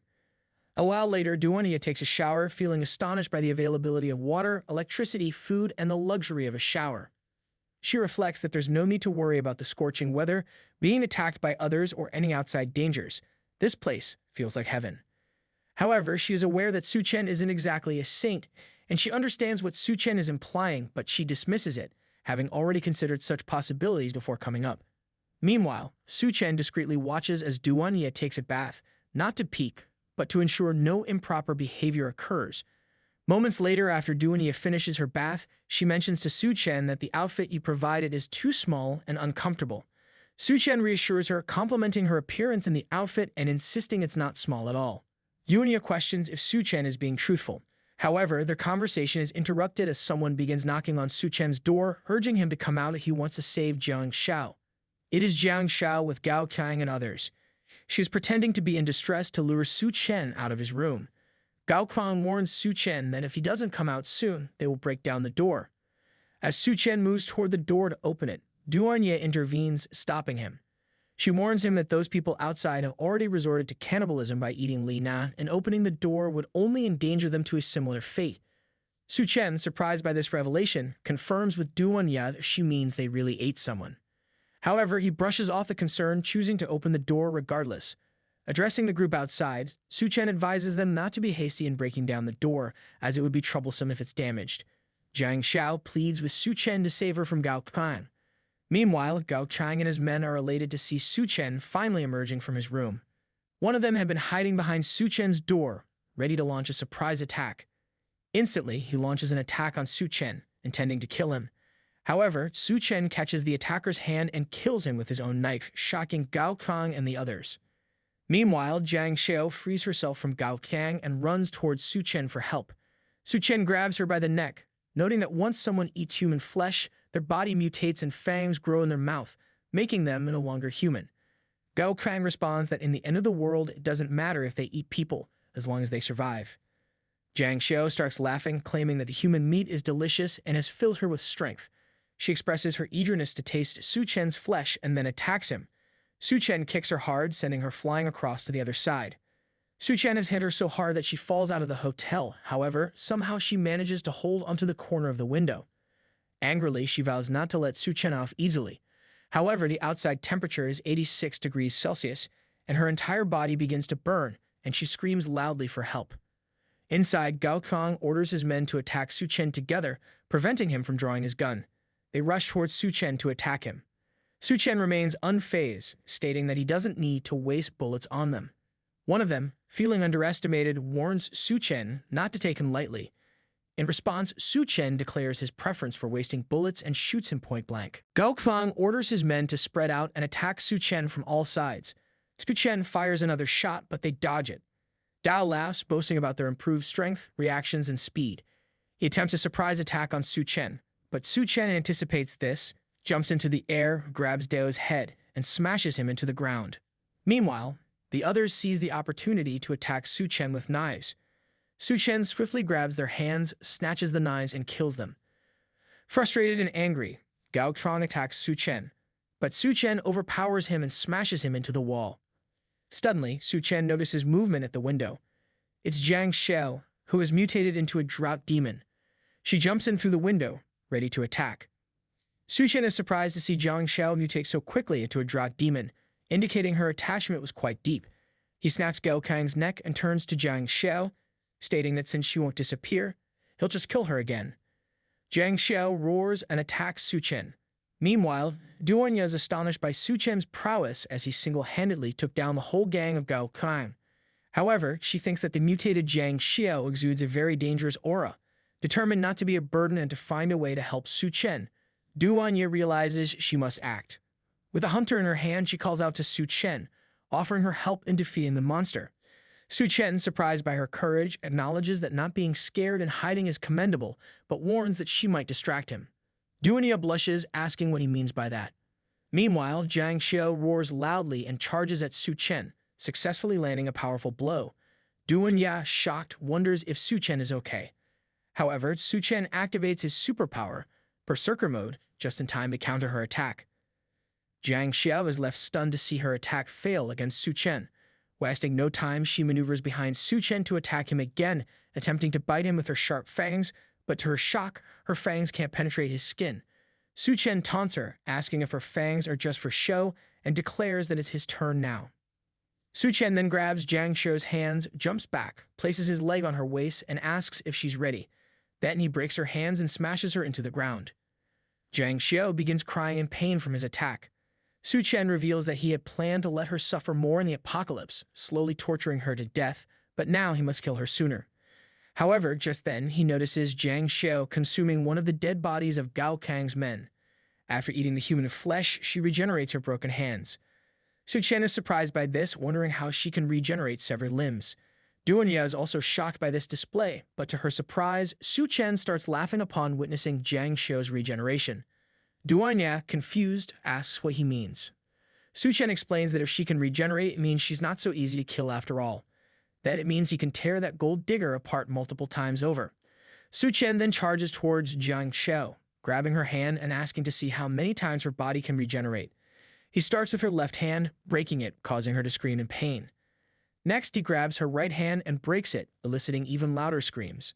He then moves on to her tail and both legs, raking them as well. Suchan smiles, stating that was just the first round. Within a minute, Jiang Xiao regenerates all her broken parts. Suchan asks if she's ready for the second round, and he begins breaking all her limbs again. Duanya is deeply surprised by this brutal scene. Suchan doesn't stop there. He continues with the third round and the fourth, fifth, eighth, and beyond. Not only does he target her limbs, but even her eyes and tongue that regenerate with each round. By the 16th round, even her internal organs seem capable of regeneration. However, after the 21st round, regeneration stops. Suchan considers gouging out her eyes but decides against it, reminding himself that he's not a devil. Jiang Xiao starts crying, asking Suchan why he's doing this to her and what the reason is. Suchan responds, explaining that it's for revenge. In his previous life, he had done everything he could to save Jiang Xiao in the apocalypse world, even sacrificing his own food for her survival. Yet, in return, she betrayed him. She not only killed him, but also slept with another man in front of his dead body. Then he just crushed her head and killed her. Duanya, concerned about Suchan's well-being, asks if he is okay. Suchan turns to her and inquires if she is ready. Confused, Duenya asks what he means by that. Suchan approaches her, grabs her from behind, and teasingly remarks that since he acted heroically just now, she should be prepared to reward him. Blushing, Duenya questions his intentions of getting reward here in this place. Later, at the rescue point, the security captain steps outside, noting that the temperature seems to be stabilizing. She wonders if the apocalypse might be ending. Suddenly, a soldier calls her over, pointing in a specific direction and indicating that a large group of people is approaching the rescue point. The captain, a silver-haired woman, looks closely and realizes that those approaching are not people but a horde of zombies. As the zombies charge toward her and the soldier, she orders her soldier to quickly evacuate the civilians from the rescue point while she holds off the zombies. The soldier hesitates, not wanting to leave her alone to face so many zombies, but she insists, stating it as an order. With no choice, the soldier runs inside, urging her not to die. The captain begins shooting at the zombies, shouting for her soldier to shut up and evacuate. Meanwhile, in the hotel where Suchan and Duenya are, Suchan looks at Duenya after an intense session of hanky-panky and says that next, he will let her experience the power of the berserker. Shocked, Duenya asks how many times this would go on. Suchan laughs and informs her that the extreme heat wave has ended, so he needs to go out for a while. But he promises to leave her with unforgettable memories. Duenya tries to escape by asking if she can accompany him, but Suchan refuses.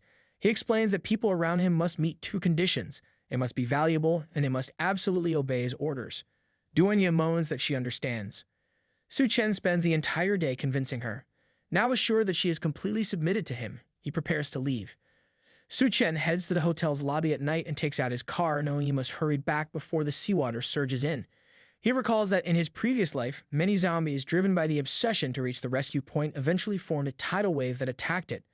This attack led to the deaths of many civilians and soldiers and resulted in the scattering of a large number of military weapons.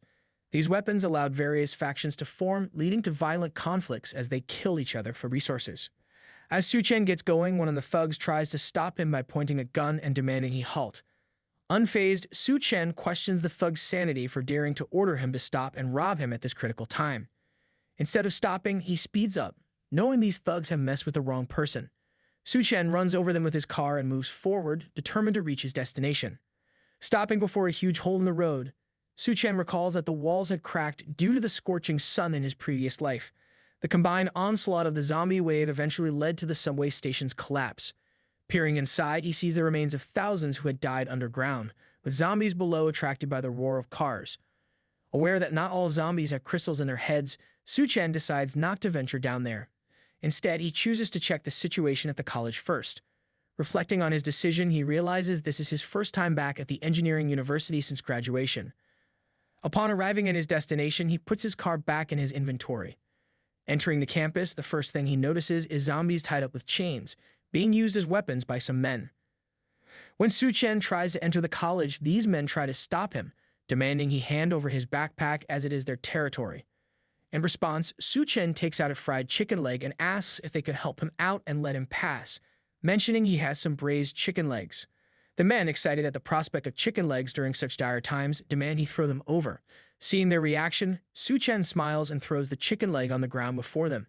As the men start fighting each other for it, Suchan pulls the leg back with a string he had tied to it, saying they aren't worthy of eating these chicken legs.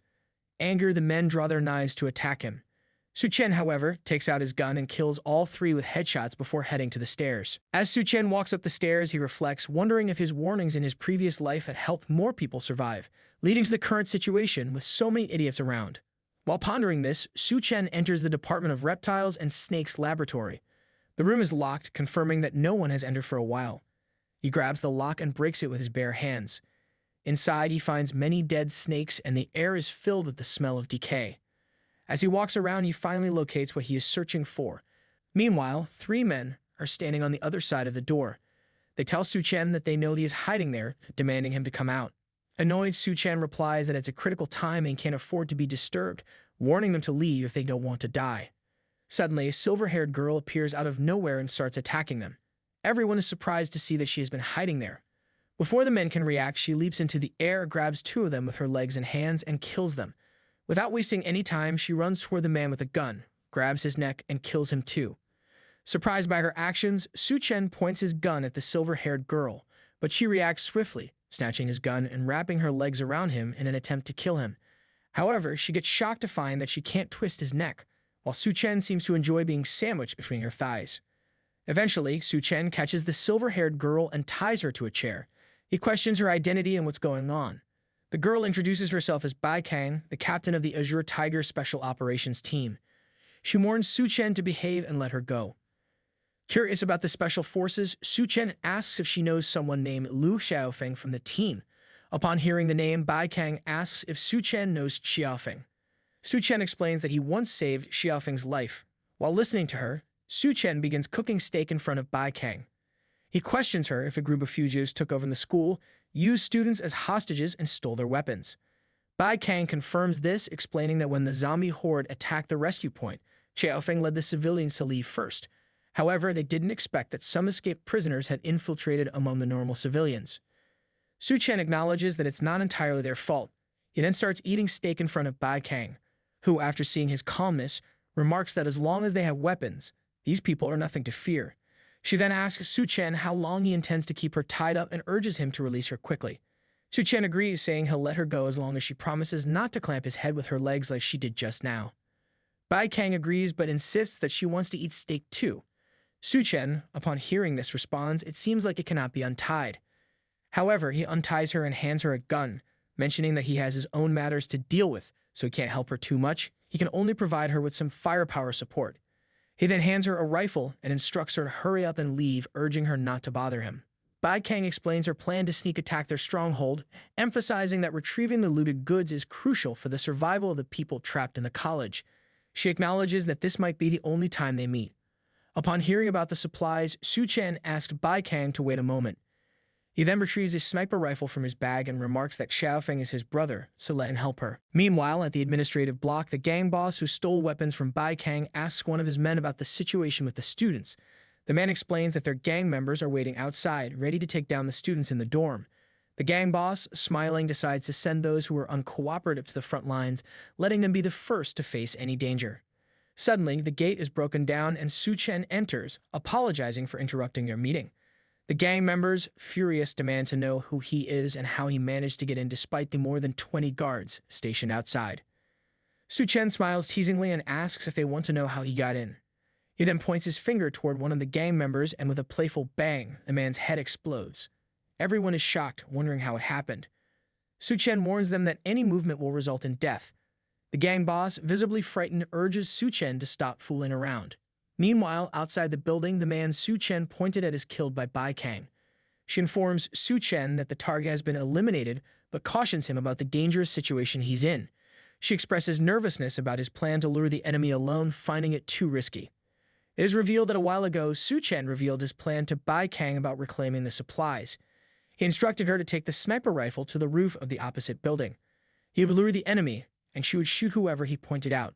Reflecting on this, Bai Kang finds it hard to believe she agreed to such an absurd plan.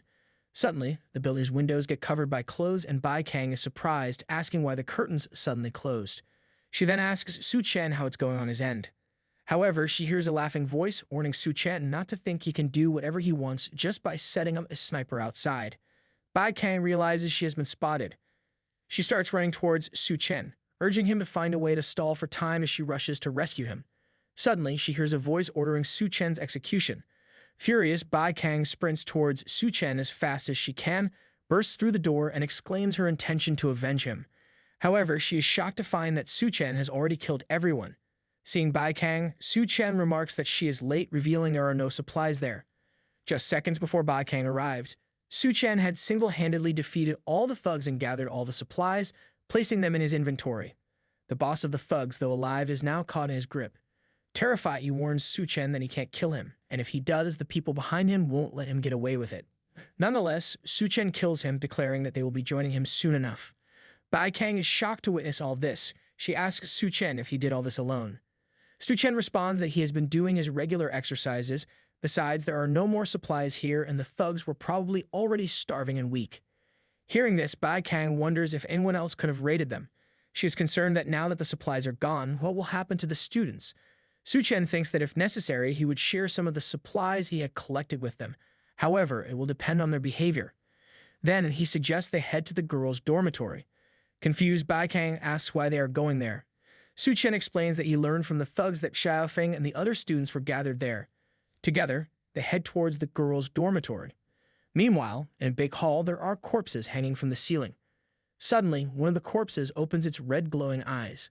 Another man wearing a metal mask, known as Steel Fang, is also approaching the room. He mutters about the captain causing trouble again and wonders if she is even alive. Suddenly, his men find her and shout that the captain is still alive. Disappointed, Steel Fang feels pity for her. One of his men instructs other to hurry and get her down. They bring her down and Steel Fang approaches her, addressing her as his sister Ji. He sarcastically questions if she finds the thrill she has been seeking for. It turns out Ji has been hanging there pretending to be a prisoner for days. She replies that the close call with death made her need his comfort. Steel Fang takes out his lash and strikes her back. After one lash, she asks how she is feeling. Ji, satisfied, confesses her masochistic tendencies, saying she feels much better. Steel Fang asks Ji if she saw everything that happened and who took his supplies.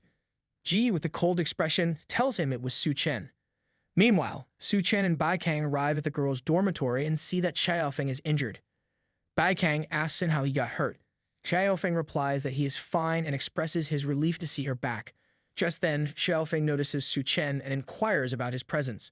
Surprised, Baikang attempts to explain that Suchan claims to be Xiaofeng's brother. To shift the conversation, Suchan asks to examine the wound, suspecting that Xiaofeng's injury is quite serious. Xiaofeng removes his bandage, mentioning that it is just a scratch, but it appears to be getting worse for some reason. Suchan tells Xiaofeng that the injury is caused by cannibals, whose nails are full of bacteria and viruses. Without medicine, the wound could be life-threatening. Xiaofeng responds that medicines are rare resources impossible to find, expressing his sadness at the thought of dying this way. Suddenly, Suchan throws several boxes of medicine towards him, saying that they should be enough. Xiaofeng is surprised to see so many medicines. Baikang asks Suchan where he got them. Suchan replies that since Xiaofeng is his brother, it is nothing to him. Suchan reflects that in his previous life there was a man in the military with combat power comparable to a humanoid nuclear bomb known as the God of War, and if that person is Luke Xiaofeng, then his investment will not be in vain. Xiaofeng tells Suchan that he owes him a favor, but knows that Suchan didn't come just to deliver medicine. Xiaofeng asks Suchan what he wants. In a serious tone, Suchan informs them that a great flood is coming soon and they need to evacuate quickly. He explains that the extreme heat has already caused the glaciers to melt rapidly, resulting in seawater flooding. Eventually, the entire land will be submerged. Upon hearing about the impending flood, Baikang and Xiaofeng's faces turn pale. Suddenly, a red-haired girl shouts that it is nonsense. She questions where the flood is coming from and accuses Suchan of wanting to drive them away to monopolize the school's resources. When Suchan sees the red-haired girl, he immediately recognizes her as Fanking, his classmate. She is a second-generation, rich, famous female boxer at the university who enjoys creating gender divides. When Fanking sees a bag in Suchan's hand, she tries to snatch it, demanding to see its contents. In response, Suchan, maintaining his composure, slaps her and sends her flying. Fanking's tooth breaks from the impact, and she angrily demands to know how he dares to hit her. Suddenly, people in the background start shouting approval, expressing their relief. They complain that she has been a nuisance, hogging an entire dorm by herself, and they have been fed up with her behavior despite her wealth. Hearing this, Suchan comments that it seems she is quite infamous around here. Furious, Fanking shouts that she will find her father and have everyone killed before storming out of the building. Seeing Fanking leave like that, Baikang asks Suchan if this is okay.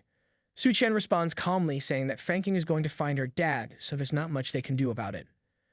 Fanking leaves the building, muttering to herself about men in the country being beneath her, especially Suchan.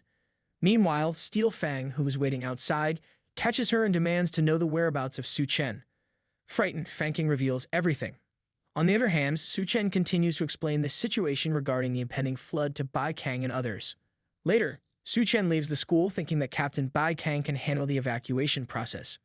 For him, the most important thing now is to wait for the Golden King snake to mutate and then harvest it. Suchan wonders if he could obtain hydrokinesis abilities by then, a psychic ability that allows an individual to manipulate water using their mind. Suddenly, a vehicle approaches Suchan, accompanied by Fanking's voice asking him to save her. Suchan looks in that direction and asks if she found her dad so quickly. However, it's Steel Fang who is driving the vehicle. He has tied up Fanking and hanged her in front of the vehicle. Laughing, Steel Fang tells Suchan that he is from the Federal Bureau of Evolution. He accuses Suchan of daring to snatch their supplies, joking that he thought Suchan was a guy with 3 heads and 6 arms. Angered by Steel Fang's affiliation with the Federal Bureau of Evolution, Suchan clenches his fists. Steel Fang continues laughing, saying they even prepared a gift for Suchan. He opens the back door of his vehicle, revealing tens of dropped demons inside. Looking down on Suchan, Steel Fang taunts, asking if the mighty Suchan is ready to die. Meanwhile, in the girls' dormitory, Bai Kang and Xiaofeng began to hear a loud noise coming from outside. Bai Kang turns her head to the side and, with a serious look, tells Xiaofeng that the sound is coming from the same direction Suchan had gone. Upon hearing this, Xiaofeng's expression changes drastically, showing worry as he starts wondering what is happening. Sensing something amiss, Bai Kang decides to investigate. She turns her head slightly towards Xiaofeng and looks into his eyes, asking him to stay behind and watch over and protect the others. Xiaofeng hesitates, unwilling to let her go alone, knowing the dangers outside. With a serious look, he refuses and insists on accompanying her. Meanwhile, outside, all the zombies spill out of the truck and start moving towards Suchan. Steel Fang bursts into laughter, but Suchan remains silent, casually putting his hands in his pants pockets. Steel Fang props his foot on the crane and leans forward, resting his elbow on his knee while staring intently at Suchan. He inquires if Fangking is Suchan's classmate, offering him a chance to be the hero and rescue her. With a smile, Steel Fang tells Suchan that if he wants to save Fangking, he must kneel before him and beg. Fangking is somewhat surprised, feeling a glimmer of hope, while Suchan, with one hand in his pocket and the other under his chin, contemplates the situation, telling Steel Fang that saving her might not be impossible. Fangking turns her head towards Suchan, feeling relieved, and urges him to kneel before Steel Fang and save her. However, Suchan, while staring into Fangking's eyes, explains that there is a problem. Hearing this, Fangking becomes somewhat confused and disappointed. She asks what the problem is and questions whether Suchan isn't going to save her, reminding him that he had just promised to do so. Suchan remains silent, and within moments, Fangking loses her composure. She stares at Suchan, unable to contain her anger, demanding to know how he could change his mind so quickly and questioning if he still considers himself a man. She adds that it is the duty of gentlemen to save ladies, her gaze filled with murder. Suchan responds, asserting that he is indeed a man but doesn't believe he deserves to save her. He mocks her, asking if she wants him to seek help from the gentlemen abroad to see if they would be willing to save someone like her. Fangking becomes even more furious, realizing that Suchan is retaliating against her for challenging him in front of everyone in the girls' dormitory. She shouts at Suchan, demanding to know why he seeks revenge on her for such a minor incident. In the blink of an eye, Fangking completely lost her composure. She screams in frustration, asking Suchan if he expects her to apologize and beg for his help. The truth is, he is a completely pathetic man, and she doesn't need help from someone like him. Suchan can't help but feel satisfied. He points at her with a smile, telling her to remember her own words later. As the zombies gradually approach Fangking, who is tied to the crane, she senses their presence and turns her head back, her expression filled with fear. She begins to wonder what is happening as the zombies draw closer and start to devour her, starting with her legs. Overwhelmed by pain, she opens her mouth and screams in agony, unable to help but plead for assistance and regretting her mockery of Suchan. Steel Fang stares intently at Suchan, observing that he is someone who doesn't help others in times of danger. Finding Suchan interesting, he decides to put aside his thoughts as Suchan will soon meet the same fate as Fangking anyway. It's time Steel Fang decides to showcase the technology of their evolution base. With a crazed look, Steel Fang takes out a jar of powder from his pocket, removes the cap, and begins to paint his face with the powder. He explains to Suchan that applying this powder on the body makes monsters obey and treat them as one of their own. Suchan remains calm and asks if applying ashes on the body could truly convince monsters of kinship. Upon realizing the powder is actually ashes, Steel Fang starts to sweat and panic.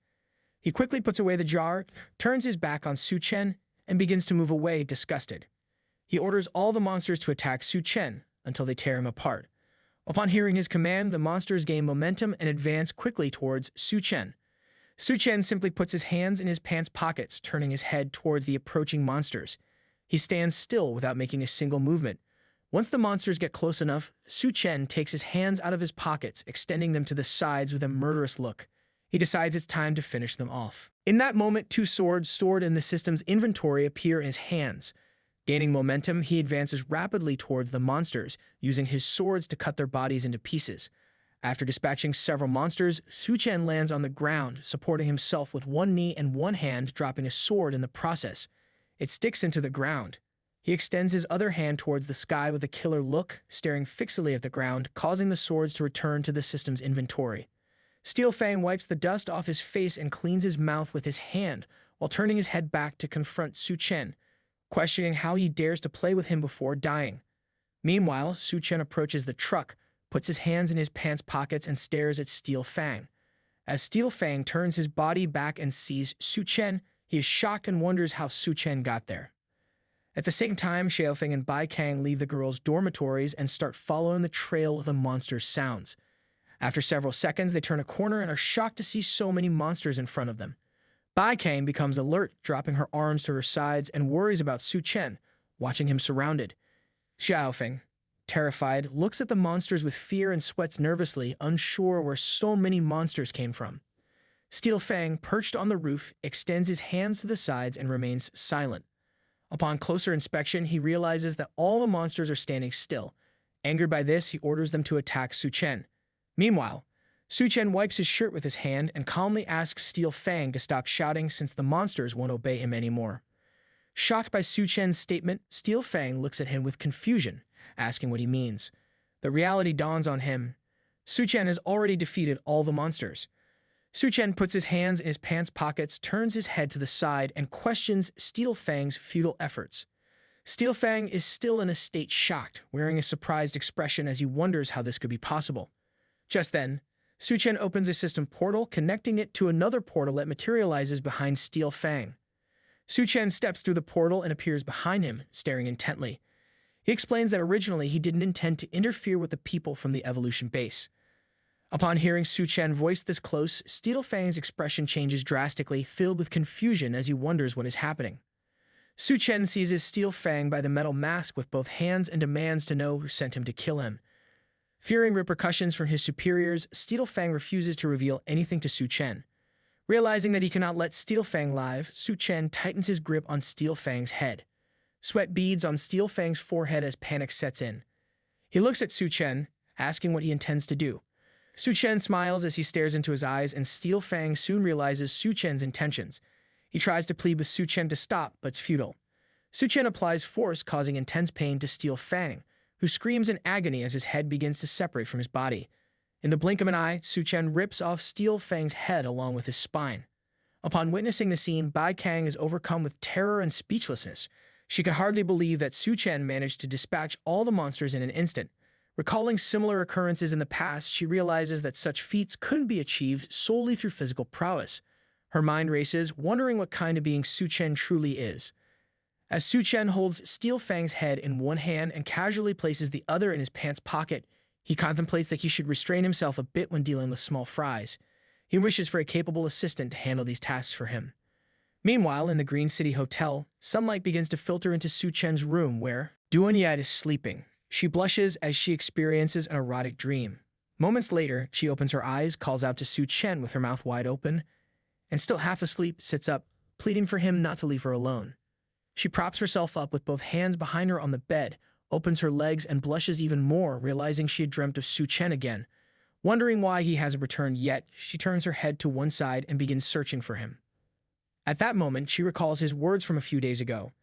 With a serious look on his face, Suchan had asked her if she wasn't useful, then what right did she have to stay by his side? The memory of his stern question lingers in her mind. With a determined look, Duanyat decides to take action and not be a burden to Suchan. She picks up the gun he had left on the table, resolved to become his right hand and left arm. Just then, she hears a sound. Gathering her courage, she leaves the apartment and starts searching the other hotel rooms. She grips the gun tightly and forcefully opens a door, revealing an office. Upon closer inspection, she realizes there is no one inside, which strikes her as strange since the sound clearly came from here. Suddenly, she hears the same sound again, this time from behind her.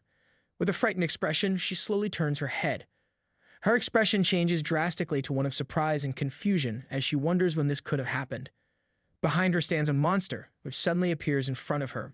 Shocked and sweating, Duanya wonders what kind of monster it is. Slowly, the monster begins to approach her. Duanya holds onto the gun tightly and starts walking backwards, her surprise growing as she wonders when the monster appeared behind her. After taking several steps back, her butt collides with the edge of the wooden table behind her. Sweat drips from her face as she slightly turns her head to see the table, realizing she has no escape. Panicking, she remembers the gun in her hand and decides to use it to eliminate the monster. She tightly grips the gun and slowly begins to lift it. However, as she moves quickly, the gun collides with the chair next to her. It slips from her grasp and rolls across the table. Duanya turns her head back slowly, her expression changing drastically to one of terror as she realizes her escape options are dwindling. Hearing the sound of the gun rolling across the table, the monster's penetrating gaze fixes on Duanya as it approaches her. It opens its mouth, roaring and preparing to attack. Thinking she's about to die, she brings her hands close to her chest, closes her eyes, and braces for the impending attack. To her surprise, instead of attacking her, the monster takes a strong bite out of the chair next to her. After several seconds, it stops biting the chair, turns its head towards her, and starts sniffing the perfume she is wearing. Realizing that the monster hasn't attacked her, she cautiously opens one eye and notices it sniffing her. Confused, she wonders what is happening and what the monster is doing. Immediately, she places her hands on the table, spreads her legs, and leans back to avoid colliding with the monster. The creature opens its nostrils, sniffing even more intensely. Duanya turns her head towards it, realizing that the monster is using its sense of smell. She comes to the conclusion that it might be blind and relies on its sense of smell to navigate. Seeing this, Duanya realizes she has narrowly escaped. The monster, however, starts following her scent, getting closer. With her legs still on the ground, she lays down on the table, turns her head to one side, and clenches her teeth tightly. The monster is now too close, making any sound is potentially dangerous. Sweat drips from her as she thinks frantically about what to do next. The monster opens its mouth and slowly approaches her. She climbs onto the table, extending her hand towards the gun with a hopeful look in her eyes. She believes that with a weapon, she could defeat the monster. She stretches her arm as far as possible to reach the gun, but it remains just out of reach. Despite this setback, she refuses to give up, straining to extend her arm further. Exhausted, her arm hits the table, creating a sound that draws the monster's attention. The monster immediately begins to move towards her head. With one hand resting on the table, Duanya turns her head to the side, watching the monster get closer. Sweat drips from her forehead as she worries that she's about to die. At that moment, the monster finally realizes there is a person nearby. Duman, with her entire body on the table and still reaching for the gun, turns her head upwards. Seeing that the monster has noticed her presence, she goes into shock. She looks at her with a terrified gaze, thinking this situation is dire. The monster opens its mouth and approaches her quickly, preparing to attack. In that moment of imminent danger, her mind is flooded with memories of Suchan. She recalls a few days ago, Suchan had his hand under his chin and eyes closed as he explained that his resources were limited and that he couldn't stay with her just because she was beautiful. He had told her that finding the crystal inside a monster's brain would grant her powers. Suchan had turned his head towards her with a serious look and stated that he didn't want garbage around him. In present, determined not to be a burden, Duanya steels herself for what she must do next. As the monster edges closer, Duanya turns her body towards it, staring aggressively. Clenching her teeth, she resolves not to be a loser. Just before the monster can attack, she thrusts her leg forward, stabbing its eye with her heel. The force drives the heel through its head, causing intense pain. Leaning on the table, she drives the heel deeper into the monster's head, glaring at it with hatred. She moves the heel from side to side, inflicting more damage. After several seconds, she pulls the heel out of the monster's eye. The monster, writhing in agony, opens its mouth and screams. Duanya begins to move her foot away, but the monster moves swiftly, grabbing her foot tightly with its hand. Her expression changes drastically. She stares disdainfully at the monster, anger bubbling inside her. She can't comprehend how it's still alive after she pierced its skull. Furious, she repeatedly stabs the monster in the eye with her heel again, each strike accompanied by the monster's agonized screams. Seconds later, Duanya pulls her heel out of the monster's eye, causing its body to start falling backward. In a matter of seconds, it turns its head to one side and, overwhelmed by the pain, collapses to its knees on the ground. Duanya sits on the table, placing both hands on top, and watches silently as its body slowly falls to the ground. Seeing the monster lifeless, she glances around the office and notices a fire axe. She can't help but think that if Suchan had witnessed her actions, he might have reconsidered his harsh words. Grabbing the axe, she rests it on her shoulder and approaches the fallen monster. With a serious look, she places her foot on its head and decides to verify if the legend about monsters having a crystal core in their brain is true. Later that afternoon at the engineering university, Bai Kang and Xiaofeng follow Suchan's orders and begin organizing the evacuation of the students.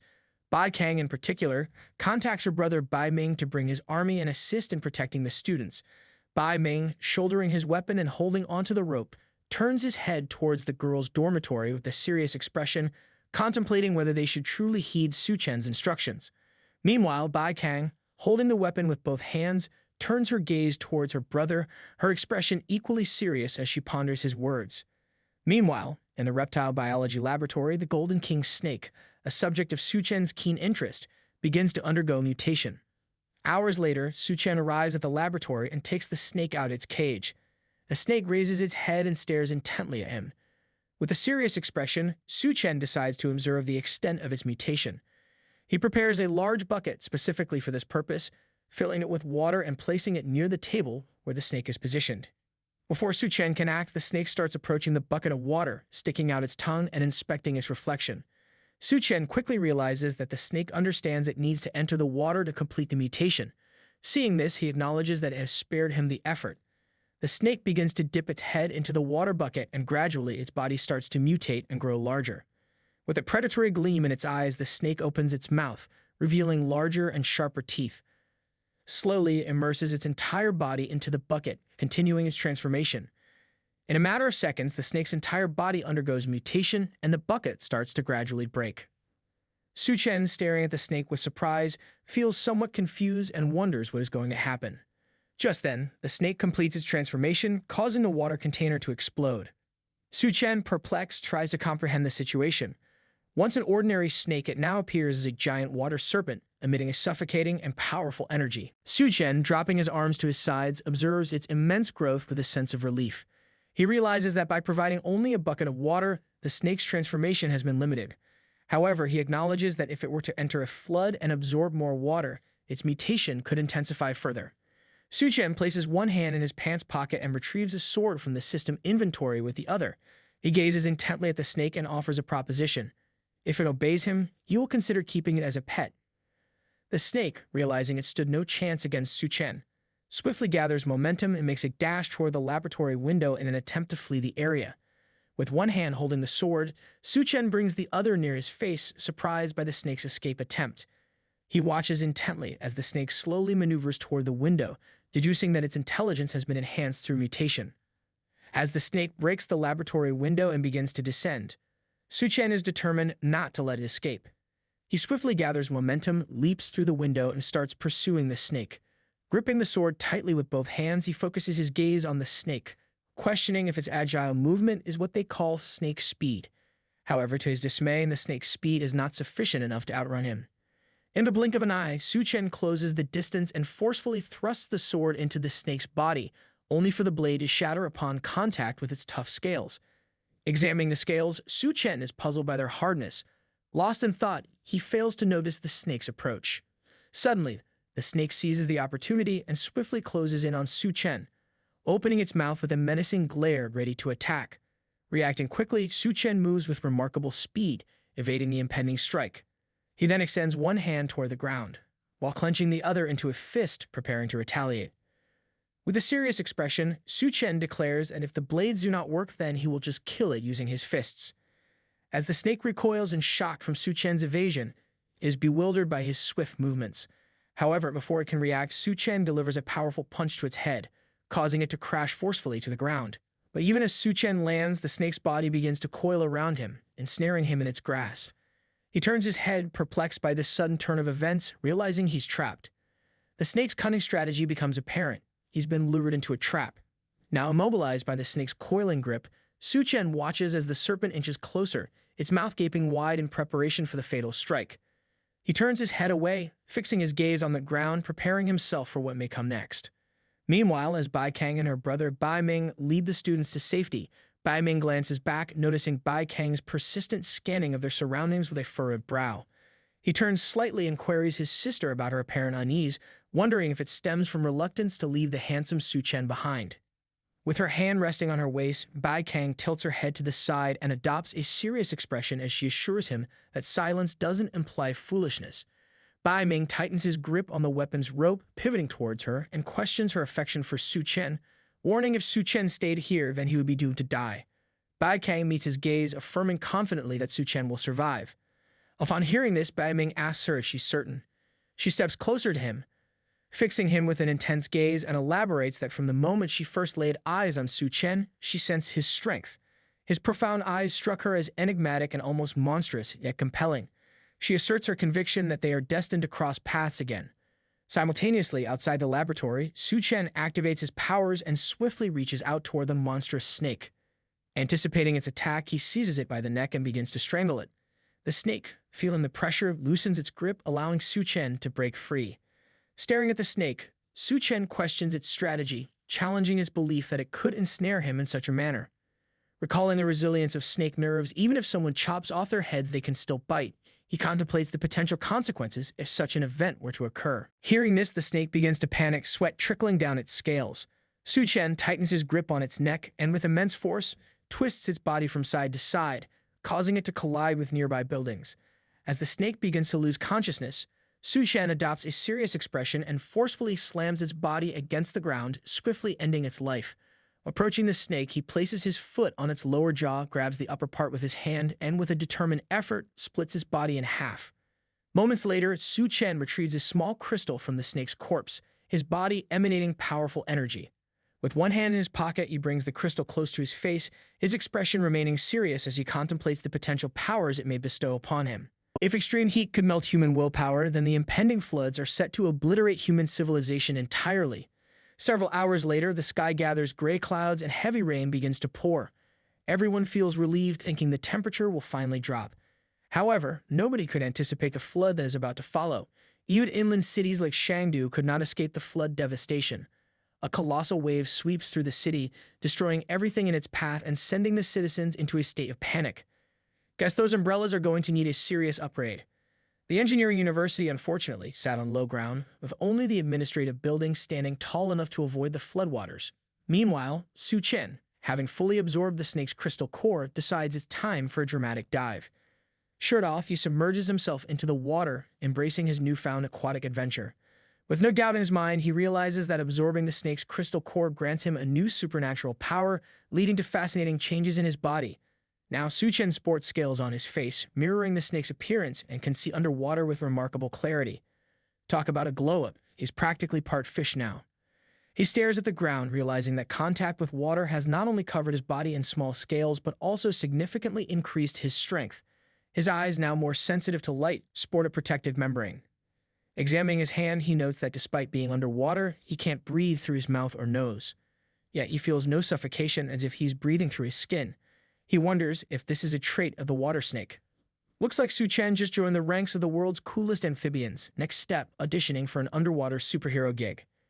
He starts swimming toward the surface, appreciating that while this power doesn't grant him control over water, the ability to breathe underwater is quite handy, especially now that the entire city is submerged. In just a few minutes, the water level rises, flooding nearly half the buildings, leaving only the tallest ones peaking above the waves. Suchan emerges, closes his eyes, and realizes the floods originate from the direction of Hotel Green City. Attempting to move against the current isn't out of the question, but there's one big snag. The water's ferocity turns submerged objects into hidden blades. Suchan turns his head to the side, gazing up at the sky. Wiping his chin with his hand, he concludes that the volcanic eruption has reached its peak. The cities are far from the volcano, and the sky is relatively clear.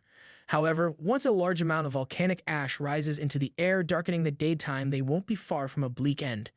As raindrops fall on his face, he muses that in these final days, human civilization seems like a simple joke. People don't want to be cannon fodder, they just want to improve their own strength. Thinking this, Suchan feels a surge of fury. In his previous life after the Great Flood, several powerful factions had emerged in the city. The northern part of the city, due to its low terrain, turned into a watery zone occupied by an army of aquatic beings in human form, led by the water serpent and the Queen of Corpses. To the south, monsters resembling ogres appeared, forming a cannibal tribe known as the Glutton Clan. Meanwhile, the rats evolved, and the western part of the city fell under the control of the Rat Army, loyal to King Rat. The east of the city was occupied by the Skull Crusher Gaokang from the Hotel Green City. In his previous life, Suchan had narrowly escaped death multiple times at their hands. With a serious expression, he gazed off to the side, remembering that in this life he had already dealt with Gao Kang and the Golden King's snake. Determined to maintain his strength, he concludes that the best way forward is to obtain the remaining crystal cores. However, the cannibal tribe has a large population and numerous factions. The Corpse Queen is elusive, making it even impossible to find her now. He recalls that in his previous life, the Science and Technology University suffered a mouse plague, indicating that King Rat should be there. If he can find King Rat in advance, he can obtain the crystal core with less effort. Suchan sits on a rock, one arm resting on his leg and the other on his knee. Below him, a pile of monsters stares up, waiting for him to dive into the water. Looking down, he realizes he has relaxed too much. In a matter of hours, the water level has risen so much that the only thing left in the lower part of the city is a communication tower. Clinging to this tower are two men, holding onto the pole, bewildered and amazed by the sudden flood. The bald man turns his head and sees someone approaching quickly through the water. Amazed, he informs his brother of this unexpected swimmer. His brother, looking up from below, advises him not to be so surprised. Given the current situation, he reasons anyone in the water is most likely already dead. Several seconds later, the man turns his head back and is shocked to see Suchan approaching them. Upon closer inspection, he immediately recognizes him. It's surprising to them that Suchan hasn't been drowned by the flood yet. The man looks at Suchan with a surprised expression, clenching his teeth tightly. If it weren't for their orders to watch over Suchan, he and his brother wouldn't have been caught in the flood. He decides that if Suchan dares to come any closer, they'll kick him and throw him forcefully into the water. The bald man looks back and explains to his brother that Suchan is incredibly fast. As they both peer closer, they notice something trailing behind him. Nervousness sets in, causing the bald man to break into a sweat. His brother, surprised by his reaction, asks what he's referring to. Upon closer inspection, the bald man sees a horde of monsters chasing Suchan. They both exchange bewildered glances, unsure of what these creatures are. Despite Suchan swimming at high speed against the current, propelled by the crystal core, the monsters are close behind, matching his pace. Just as Suchan heads towards the communication tower, the bald man clings even tighter to the pole, panic evident in his voice. He warns Suchan in a serious tone not to approach them, emphasizing that they belong to the Federal Bureau of Evolution. Suchan stares at the bald man and, upon realizing they belong to the Federal Bureau of Evolution, notes how far their influence has extended in this life. He thinks he's encountered them at just the right moment to uncover what's happening. Deciding to investigate, he takes a powerful leap and moves toward them. Both men turn their heads in shock, unable to believe that Suchan could jump so high despite being in the water. Suchan approaches the bald man, whose expression changes drastically with surprise and apprehension.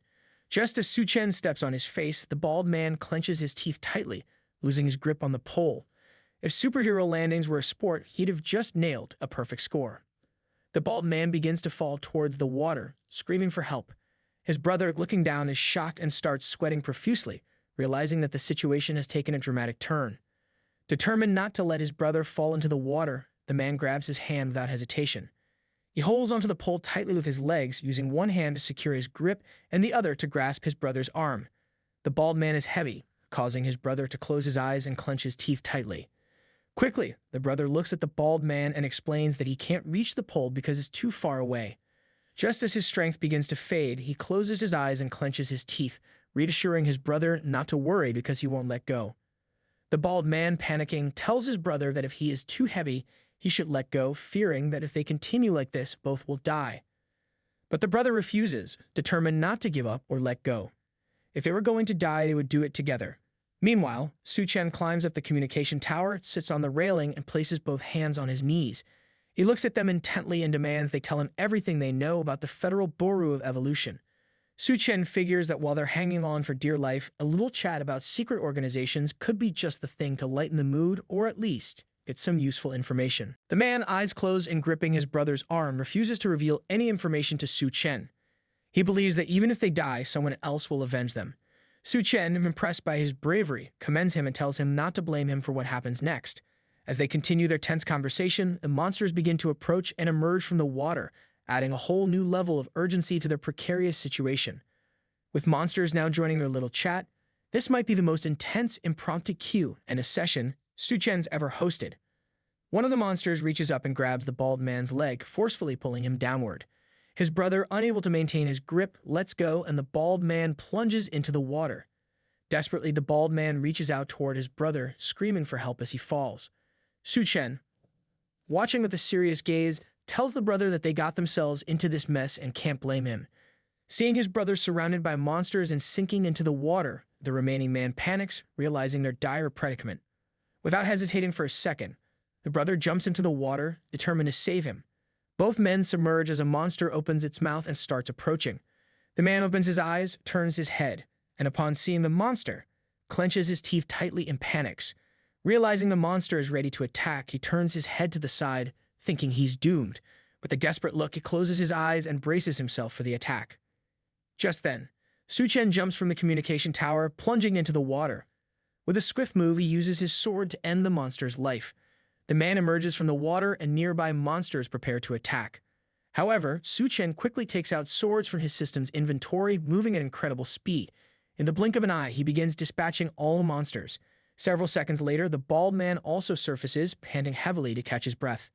The other man turns to one side and, seeing that Suchan has killed all the monsters, concludes that Suchan is incredibly strong. Amazed, he wonders if Suchan is truly human. Suchan pulls the two brothers out of the water and all three climb back up to the communication tower. The brothers thank him, realizing they truly owe him a favor now. Grateful and indebted, they decide to tell Suchan everything they know about the evolution base. In reality, they had been sent from the Federal Bureau of Evolution to monitor Suchan. The bald man, leaning heavily against the railing, pants heavily and explains that the Federal Bureau of Evolution is stationed at the Science and Technology University, with leader Liu overseeing the research laboratory as its core. Suchan listens intently, realizing that his suspicions about being monitored were right on the mark. The other man, also leaning against the railing and gasping for breath, explains that they are just following orders from their superiors. Suchan simply stares at them in silence. Remembering the rap play from his past life at the Science and Technology University, he connects the dots and realizes it's linked to the Federal Bureau of Evolution. With a calm look, Suchan asks them about mutant rats in the research laboratory. The man looks at Suchan and explains they have no idea, as only research staff can enter the lab. Hearing this, Suchan's expression changes drastically. With determination, he decides to investigate the situation at the Science and Technology University and take action before another rat plague outbreak occurs. If there's one thing he hates more than surprise parties, it's surprise mutant rats. Time to crash that exclusive lab party before things get hairy. Meanwhile, the waves of water slam against the Green City Hotel. Inside, Duan finds herself fortunate as she has finally extracted a crystal core from the monster's brain. Instantly, she absorbs the crystal core. Seated at a table, she pants heavily, stretching her arms out beside her. Intensely staring at her hands, she contemplates whether she has succeeded and got the powers, though she can't help but wonder if she accidentally learned monster yoga instead. In the meantime, the floodwaters infiltrated the hotel, cascading into Suchan's apartment and soaking the floor. Placing her foot down, she's taken aback by how high the water has risen. Just then, tentacles slither into view as if the hotel's offering an unexpected aquatic spa treatment. Turning her head, she's shocked to see before her eyes that the tentacles are actually part of a mutant lamprey's body. Slowly, it opens its mouth and starts climbing up her body, probably mistaking her for a seafood buffet on legs. Looking down, Duan is horrified to see the mutant lamprey slowly climbing up her body. Fear grips her as sweat beads on her forehead, her eyes wide with terror. She wonders what this creature could possibly be. Before she can react, the lamprey wraps itself around her with its body, almost rendering her immobile. It's like getting a clingy, aquatic hug from a creature that clearly skipped its etiquette classes. Unable to move, Duan looks down and recoils at the sight of the lamprey's sticky, slippery slime coating its body. Disgust washes over her as she gets lost in her thoughts. Suddenly, the lamprey inches closer to her face. She gazes at it with a surprised expression, sweat dripping down her forehead as she wonders how this creature got into the hotel and what it wants. Upon closer inspection, she notices the lamprey's mouth, filled with rows of sharp teeth, giving her a glimpse of what a dental appointment in the wild might look like. Just as the lamprey moves closer to her face, Duan, unable to move, braces herself for an imminent attack. Turning her head to the side, she shuts her eyes tightly and clenches her teeth in anticipation. With her body immobilized except for her hands, she swiftly grabs the lamprey by its head just in time, preventing it from getting any closer. But then several more lampreys appear and quickly surround her arms with their bodies. Duan realizes this is bad news. If one mutant lamprey was already a handful, she's completely stumped on how to deal with the whole squad of them.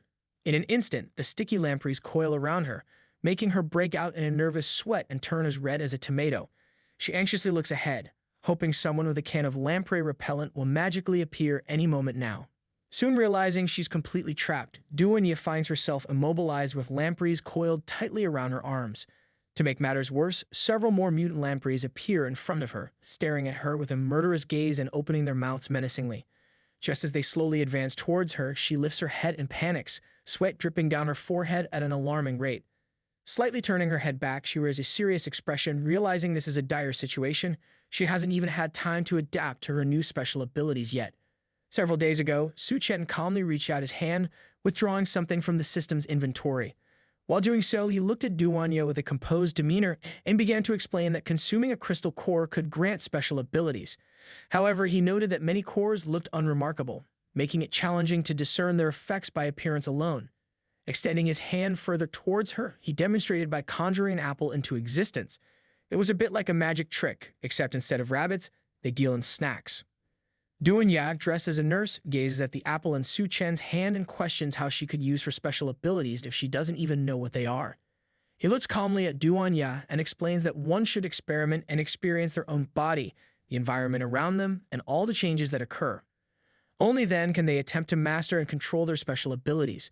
It's like trying to drive a car blindfolded. First, you've got to figure out where the steering wheel is before you start racing. In present, remembering Suchan's advice, Duanya looks down at the ground with a smile, beginning to feel her special ability manifest. Just as the lampreys approach, she turns her head to the side and notices their brains shining faintly through their bodies. Seeing an opportunity, she lifts her head, her eyes shining with determination. She stares at the lampreys intensely and gives them a commanding order to halt. It's like a standoff between a determined hero and a bunch of confused lampreys wondering if they should obey or ask for directions instead.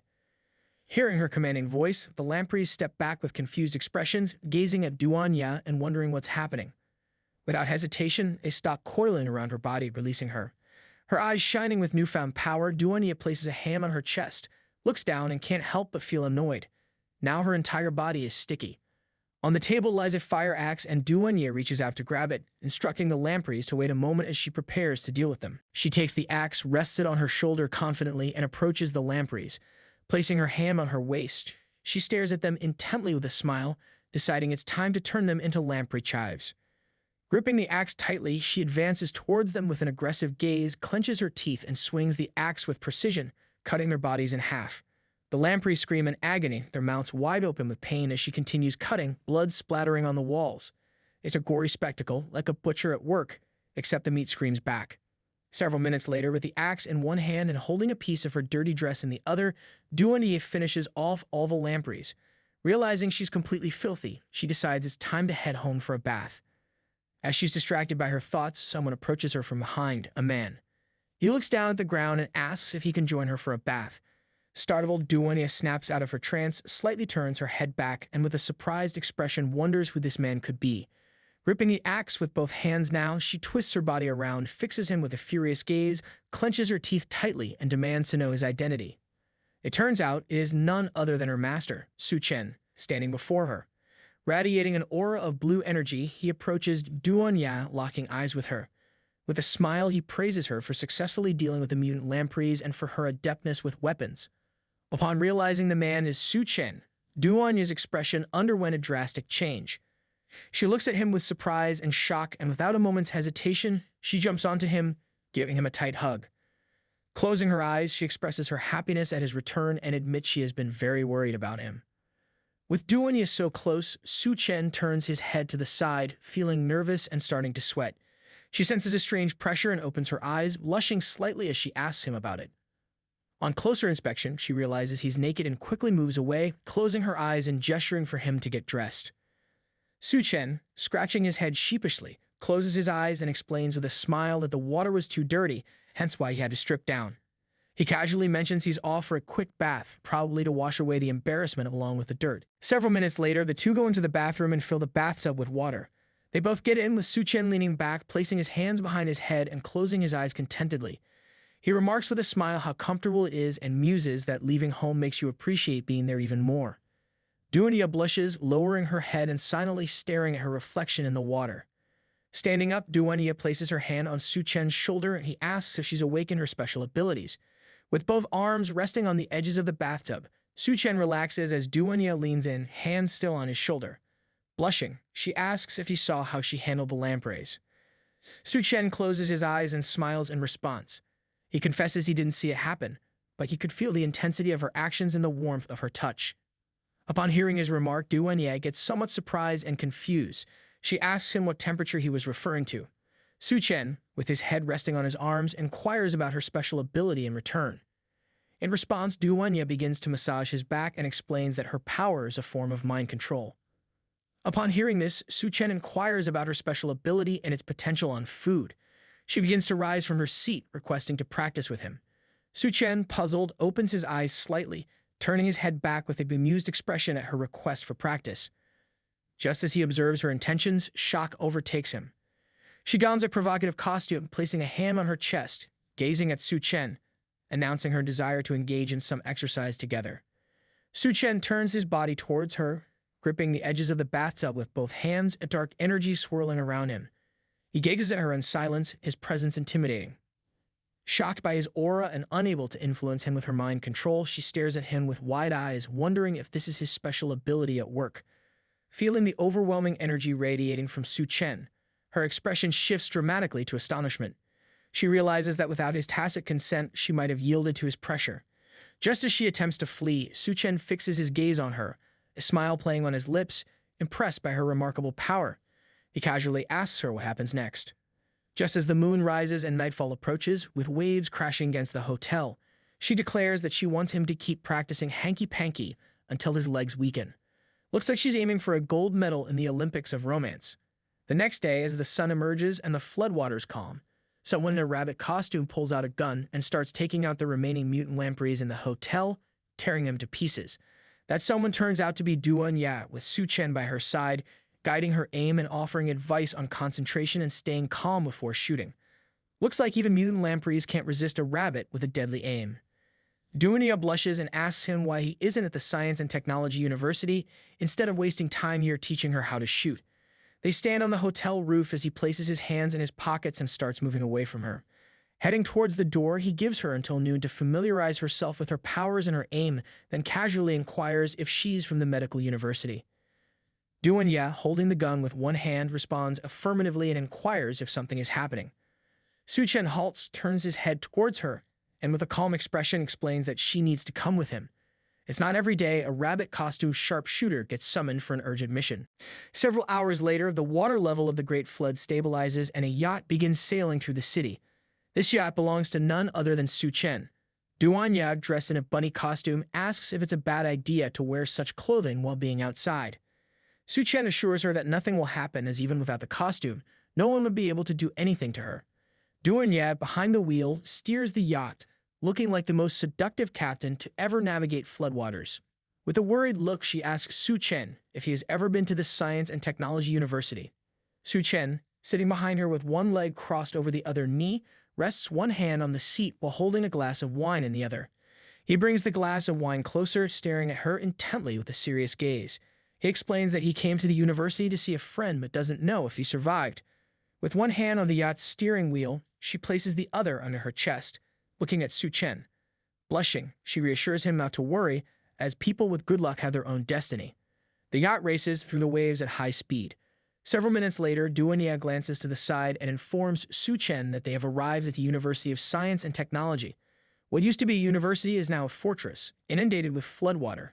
The entrance is blocked by two giant wooden doors as their yacht approaches. It's like arriving in a medieval castle, except with less knights and more mutant lampreys.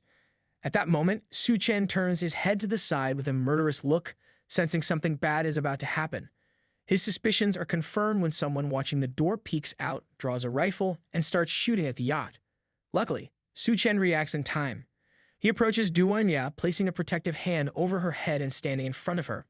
The bullets begin to hit him and the yacht, but he remains steadfast.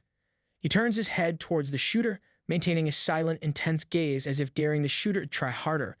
It's not every day you see someone turn into a bulletproof shield with such style. The man guarding the door stares at Suchan, demanding to know who he is and what he is doing there. With his eyes shining, Suchan stares back, recalling that this is the same Science and Technology University where the mutated Rat King had emerged in his past life. Stepping forward on the yacht, he puts his hands in his pockets and calmly explains to the man that they are here to join the Federal Bureau of Evolution. He then asks if the guard could open the door and let them in. The man continues to stare at Suchan, deep in thought. Holding the rifle with one hand, he rests the other on the wooden door. Upon closer inspection, he notices the bunny girl on the yacht. He sticks his tongue out and suggests that he would let her in if she stayed with him tonight, but he's not so generous towards Suchan. He tells Suchan to go back where he came from.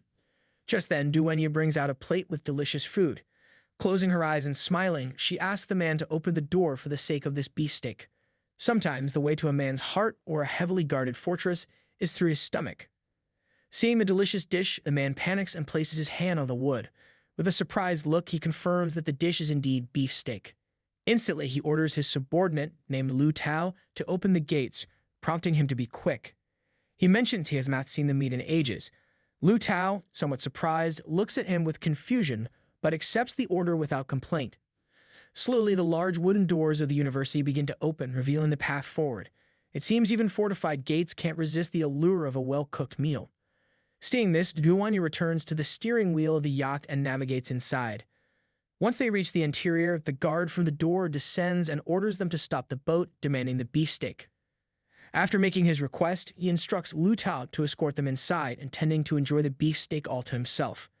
Duanya's eyes sparkle with amusement as she looks at the man and can't help but smile. It seems her culinary skills are making quite the impression. On the other hand, Suchan remains silent with a serious expression.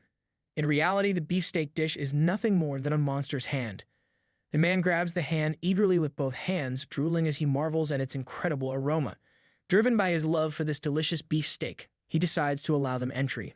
He adds that they'll have to send the guy to the laboratory another time. Lu Tao leads Suchan and Duanya through the base, and they follow him silently. Ahead of them, they see two dying men sitting with their backs against the wall, a starving man lying on the floor and a little girl wearing a cape. Lu Tao, visibly sweating, turns his head back and sincerely explains to them that since they will all be living in the base from now on, it's important to support each other. He adds that the ground floor is designated for the elderly, children, and other members of society who are struggling. Lu Tao decides to take Suchan and Duanya upstairs to find a clean room. Suchan, hands in his pockets, and Duanya, attentively listening, follow Lu Tao without interrupting. Suddenly, the little girl bumps into Lu Tao and falls to the ground. Suchan turns towards her with a stern gaze, asking what's wrong and if she's unable to walk. Duanya quickly approaches, gently picking the girl up in her arms, ready to offer help. Placing one hand behind the girl's back and the other on top of her arms, Duanya looks at her and realizes she is extremely hungry and low on energy. She asks the girl where her family is. The girl's stomach growls loudly. She places her hands on her belly, closes her eyes, grits her teeth, and starts screaming in pain. She explains to Duanya that her family went in search of food and hasn't returned yet. Upon hearing this, Duanya takes out a bag of bread from her pocket and approaches the girl, offering it to her. The little girl sweats nervously, opens one eye, and gazes at the bread, her mouth watering.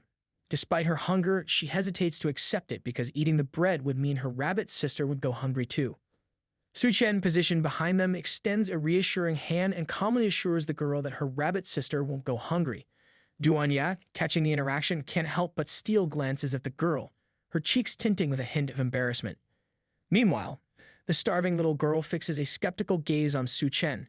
She challenges him, asking with a mix of curiosity and hunger, what kind of person never experiences hunger? Duanya, cradling the girl in her arms, starts to sweat with worry, fearing that if the girl doesn't eat soon, she might perish from hunger. Suchan, observing the scene with a mix of amusement and compassion, looks down at the ground, a small smile playing on his lips. With a theatrical flourish, he extends his hands, conjuring a hot pot out of thin air. In a teasing tone, he declares that questioning his character is fair game, but his strength is beyond doubt. In a matter of seconds, he produces not just the hot pot, but also several plates overflowing with food and sets them down on a nearby wooden box. After producing the hot pot and food, Suchan playfully crouches down, eyeing the girl with a grin, and quips that Duanya is his girl, and she will never go hungry. Duanya, taken aback by his cheeky remark, awkwardly looks away, wondering if she missed something in the menu of romance. Lu Tao, standing behind Suchan, is visibly shocked and stares at the magically appearing food with wide eyes, muttering about how a hot pot just doesn't pop up out of thin air every day. The little girl, equally astonished by the sudden feast, blurts out to Suchan that she wants to be his woman too if it means never missing a meal. Hearing this unexpected declaration, Duanya couldn't hide her surprise. She glanced sideways, a puzzled expression crossing her face as she wondered what was going on. No wonder she was jealous. However, Duanya offers the girl a piece of bread, gently reminding her that children shouldn't say silly things. She encourages her to eat quickly. The girl, who hasn't eaten in days, begins devouring the bread, tears of gratitude streaming down her face as she feels like she's in heaven. The aroma of the food attracts several men who approach in disbelief. They can't fathom someone cooking and enjoying a meal in this unlikely place. Upon hearing their voices, Suchan turns around, his expression surprised as he tries to identify the approaching men. 3 armed individuals move closer, one with black hair brandishing a dagger, showing it off to his companions. Another man with dreadlocks kicks a nearby wooden barrel forcefully. He commands the others to leave, labeling them as lowlifes, and questions if they are unaware that hoarding food is prohibited, as if he's auditioning for the role of grumpy cafeteria monitor. The man with the eye patch, clearly the leader, strides forward with an air of authority, explaining the protocol that all goods must be delivered before they can be exchanged for contribution points. Meanwhile, the other shady characters in the vicinity quickly scatter like cockroaches in a lit kitchen, visibly trembling with fear. Eyeing Suchan intently, the leader recalls that no food exchanges have been reported in recent days. He demands to know who's been breaking the rules, while the other 2 thugs just stared in awkward silence like they suddenly developed a deep appreciation for mime. Seeing the men approaching, the little girl, clutching her piece of bread, moves behind Duanya and closes her eyes, trembling with fear.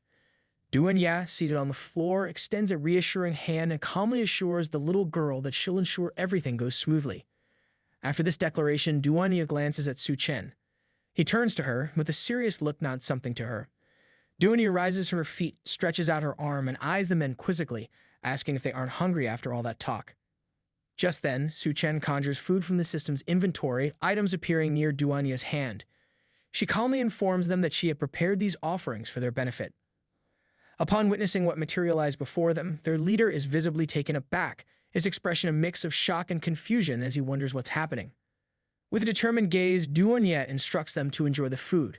4 plates of meat materialize on the wooden box. Seeing the abundance of meat, the 3 men eagerly approach, their mouths watering at the delicious aroma. They confidently inform the other lowlifes to stay put, asserting that all this food rightfully belongs to them. They gaze longingly at the food before them, drooling as if they discovered the gates of culinary heaven.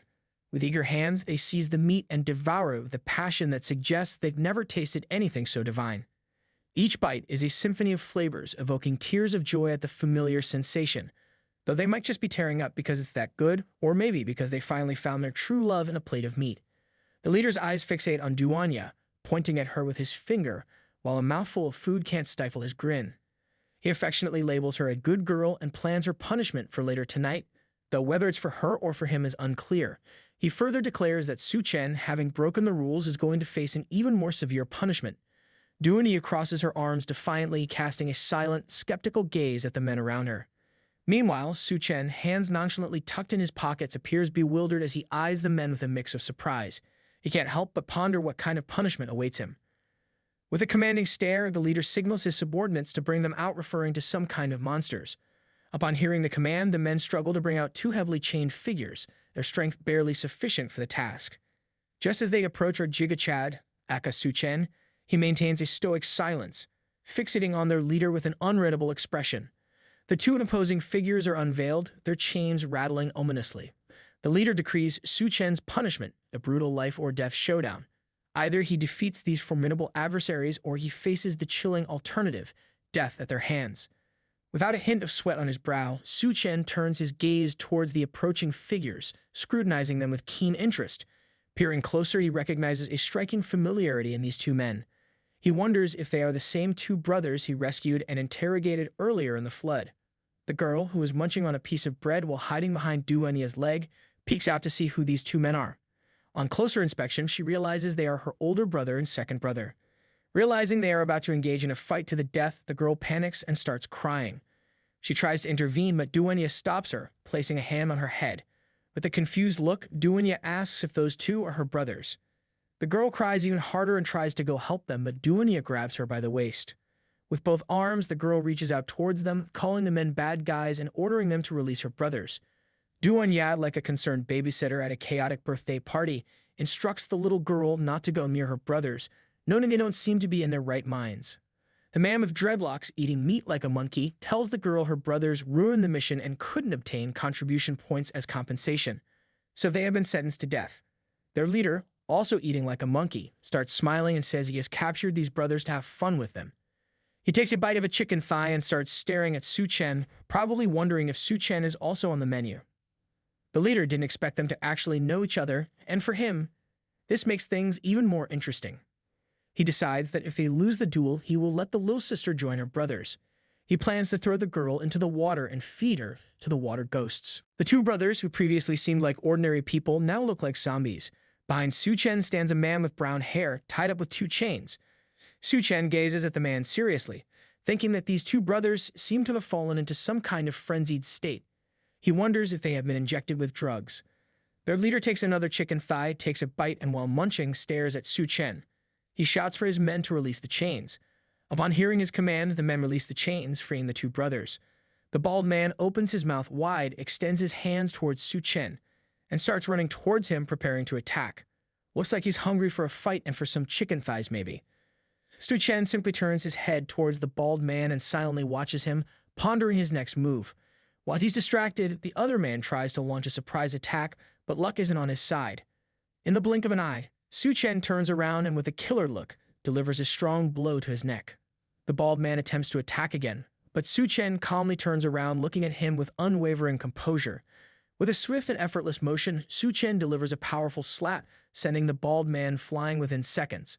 The two brothers lose consciousness, their bodies collapsing to the ground near Suchan's feet. Upon seeing her two brothers knocked out, the girl panics, tears streaming down her face. She tries to rush to their aid, but Duenya holds her back firmly with both arms to prevent her from intervening. The girl looks at Suchan with a worried expression. Suchan reassures her that nothing will happen to her brothers. Meanwhile, the bodies of the two brothers lie on the ground. Suchan looks at them silently, contemplating the situation. Their leader, who is eating like a monkey, is amazed to see Suchan finish off the brothers so quickly. A drop of sweat falls from his forehead as he looks at Suchan with surprise. Initially thinking he wasted two men, he dismisses it, considering them useless anyway. Wiping his mouth with his hand, he stares at Suchan with an arrogant smile. He explains that he's in a good mood today, ordering them to obediently hand over all their supplies. In return, he promises to pretend this never happened. Suchan turns towards him, staring into his eyes with a calm expression. He asks why they have to hand over the supplies. Upon hearing this, the man wearing a crest stands up, giving Suchan a serious look.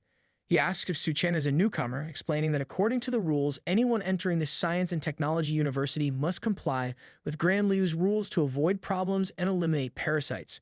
Seems like even in the midst of chaos, there are rules to follow. The leader, standing next to him with a chicken bone in hand, smiles and tells Suchan that what his subordinate said is correct. They don't keep idle people here. If Suchan wants to stay, he needs to earn contribution points. One must invest resources and search for items to exchange for contribution points. It seems like they're running a tight ship with chicken bones and contribution points as the currency of choice. Suchan quickly realizes that contribution points function similarly to money, but clearly benefit those who establish the rules more. He calmly gazes at the leader and explains that the last ration of supplies they have is what they are currently eating.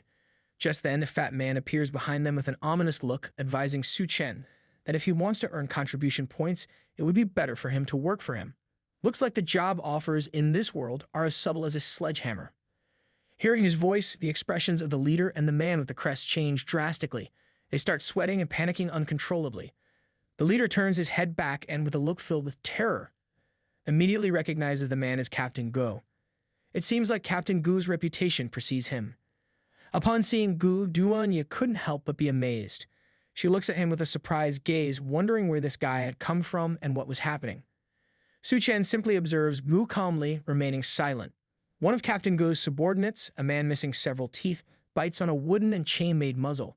He and others are carrying a throne on their shoulders, atop which Captain Gu sits in a wooden chair. It seems Captain Gu travels in style like a pharaoh of ancient Egypt. Next to the chair, a woman is seated, looking quite terrified. Captain Gu, with both hands resting on the arms of the chair, begins to stare at Suchan. He asks Suchan to work for him, offering accommodation, food, a good salary, and contribution points. At that moment, one of the men holding the throne stumbles and falls to the ground, causing the legs of the others and the throne to start shaking. It seems even Captain Gu's offer comes with a side of shaky stability. Captain Gu stares at the man with a murderous look and remains silent. Suddenly, he grabs a spear and forcefully throws it towards the man, piercing his chest. The man opens his mouth and screams in agony. Seeing this, Duenya is shocked. She looks at Captain Gu with a surprised expression, wondering what is happening. It seems Captain Gu takes drastic measures to maintain order and discipline. Suchan is also in shock, not knowing who Captain Gu is. Gu puts his hand under his chin and smiles. He explains that, as they have seen, he is very short on people, and they are just in time to take the place of the man he just killed. He then especially offers Duanya to come with him, enticing her with a can of canned meat and the luxury of eating instant noodles. Well, it seems Captain Gu knows how to sweeten the deal even in the midst of unsettling events. After saying this, Captain Gu asks Duanya what she thinks about his offer. He grabs the woman next to him by the head, sits her on his lap, and stares at her intently with a smile. He explains to everyone that it's now the end of the world and industrial production has long ceased. He had invested a fortune in her, but now she was starting to bore him. The leader, mid-bite, looks at Suchan and urges him not to reject Captain Gu's invitation. He advises Suchan not to underestimate Captain Gu's generosity. The man next to him starts sweating nervously, feeling relieved because with Captain Gu focusing on a new woman, they can now enjoy the previous one. It seems like the crew around Captain Gu has their own unique way of navigating these unsettling situations. Upon closer inspection, Captain Gu notices they are eating meat. He stares at them with a penetrating gaze and asks what they are eating. The leader and the other man quickly turn away, visibly sweating and panicking. They realize they have been so distracted enjoying the meat that they forgot secretly eating meat without Captain Gu's knowledge is a serious crime. Looks like they've just been caught with their forks in the meat pie. Upon remembering their offense, the three prostrate themselves before Captain Gu. The leader, sweating profusely, looks at the ground and apologizes. He assures Captain Gu they would never dare to repeat such an act and begs for another chance. He promises that in the future, any food they have will be given to Captain Gu first. Captain Gu turns his head sharply, looking at them with an aggressive gaze. He orders them to be quiet, complaining that he's suffocating from the smell. Captain Gu asks them if they had been eating shit and then orders them to stop talking and leave as quickly as possible. Duanya couldn't help but feel somewhat confused and began to wonder what was happening. Suchan begins to stare at Captain Gu, quickly realizing that not only has Captain Gu discovered Duanya's power, but it also hasn't affected him. The leader and the two men stand up, somewhat confused. Upon hearing Captain Gu's words, they try to explain that what they had eaten was meat. However, as they begin to look closely at the food they had just eaten, their expressions change drastically. They are terrified and wonder what is happening. The leader opens his mouth, trying to vomit due to the pain in his stomach. The three quickly clutch their stomachs, turn their backs, and rush towards the bathrooms. They can't hold it anymore and don't understand why their stomachs suddenly hurt so much. It seems their meal has taken an unexpected and painful turn. Just as they moved away, Captain Gu looks at them and can't help but wonder how he ended up with such stupid subordinates. He feels exhausted and thinks that one day he'll finally get rid of them for good. It seems Captain Gu has high standards and low tolerance for incompetence. Suchan stares at Captain Gu, finding him strangely devoid of supernatural power. Instead, Gu gives off an aura of strength and influence, which seems to have awakened the others from Duanya's mental control. Suchan isn't sure what kind of person Gu is, but judging his subordinates, he concludes that Gu cannot be anything good. It looks like Captain Gu's presence alone carries weight. Captain Gu approaches Suchan, looking at him seriously, and asks what he thinks about his previous proposal. Hearing his voice, Suchan snaps out of his trance, turns his head towards Captain Gu, and calmly thinks that killing him now would only complicate the mission. He decides it's better to first find the mutant rat and then figure out what to do with Captain Gu. Smart move, prioritizing the mission over personal disputes. He begins to look at Captain Gu with a dismissive expression and tells him he's not interested. Captain Gu laughs upon hearing this and assures him not to worry, as he knows someday they will come looking for him. After saying this, Captain Gu decides to leave, instructing Lu Tao to step forward and take the front position and carry his throne. Hearing Captain Gu's order, Lu Tao quickly runs towards him and acknowledges with an understood. Taking the front position, Lu Tao then helps carry Captain Gu's throne as they depart. Suchan starts looking at them with a serious expression and remains silent, lost in thought. Duanya turns towards him, catching his attention, and apologizes. She explains that Captain Gu's mental strength is quite strong, which is why her special ability had no effect on him. Hearing her voice, Suchan snaps out of his trance, turns his head towards Duanya, and looks at the ground. He reassures her not to worry, explaining that these guys hadn't died after eating the aquatic monster corpses, indicating there's something strange about them. He decides to be cautious. Suddenly, someone approaches from behind and explains that now that they've offended the members of the Royal Guard, they won't be forgiven. It seems trouble is brewing from multiple directions. Hearing this, Suchan slightly turns his head back and sees a man approaching from behind. A gray-haired man with a bandaged head. The man removes his hood with both hands, stares at Suchan seriously, and asks him to come with him. Immediately upon seeing that the man knew him, Suchan couldn't help but be somewhat surprised. He looks at the man with a calm gaze and asks why he is helping them. The man points at himself with his finger and introduces himself as Miao, and he is the T&U's roommate. He explains that they had last seen each other when Suchan had come to school. It looks like unexpected connections are surfacing just when they're needed most. At the same time, Captain Gu returns to his lair, resting both hands on the chair's armrests with a serious look. He orders Lu Tao to keep an eye on Duan Ya and Suchan, ensuring they don't escape. Lu Tao, visibly exhausted, approaches him and gasps for breath, asking what Captain Gu has in mind. Captain Gu sticks out his tongue and starts smiling, amused by thoughts of Duan Ya. He begins imagining her and explains to Lu Tao that in the apocalypse, it's rare to come across women as attractive as her. Captain Gu certainly has his priorities and his peculiar ways of expressing them. Several hours later, Miao leads them to another part of the university. They arrive at the central building connected by wooden bridges. In one of the rooms, they find a drip setup. Though they don't have many reserved medicines, they have enough. They bring the girls' brothers to this room, lay them on the floor on top of a blanket, and connect the drip to them. It looks like help is finally on the way for the little girl's brothers, thanks to Miao's resourcefulness. One of the little girl's brothers seemed to be clenching his teeth tightly and sweating. Duanya sits on the floor next to him with one hand resting on her knee and the other on his chest. She turns her head to the side and with a serious look explains to the girl that they are no longer in mortal danger, at least for now. The little girl nearby couldn't help but feel happy and relieved. She thanked Duanya, expressing that she was the best. In the room where they were, several other people were present, some sitting, others sleeping. Suchan, with both hands in his pockets, approached Miao and asked if all the students now live here. Miao, standing next to little girl's brothers, answered affirmatively and added that regardless of gender, everyone who was alive sought refuge here. It seems the university has become a sanctuary in these troubled times. Miao stares at Suchan seriously and explains that because Brother Qin Yu used to help everyone, this place is also considered their territory from the field department. Suchan looks at him calmly and asks which field department he is referring to. At that moment, someone with a rifle resting on their shoulder appears and explains that their field department is very strong. Even if they encounter difficulties, they are confident they can face them head-on. With a serious expression, Suchan begins to wonder about the identity of this new arrival. The man gets closer with a rifle on his shoulder, several knives strapped to his back, wearing a diving mask, and clad in sturdy armor. He asks Suchan if he's interested in joining them.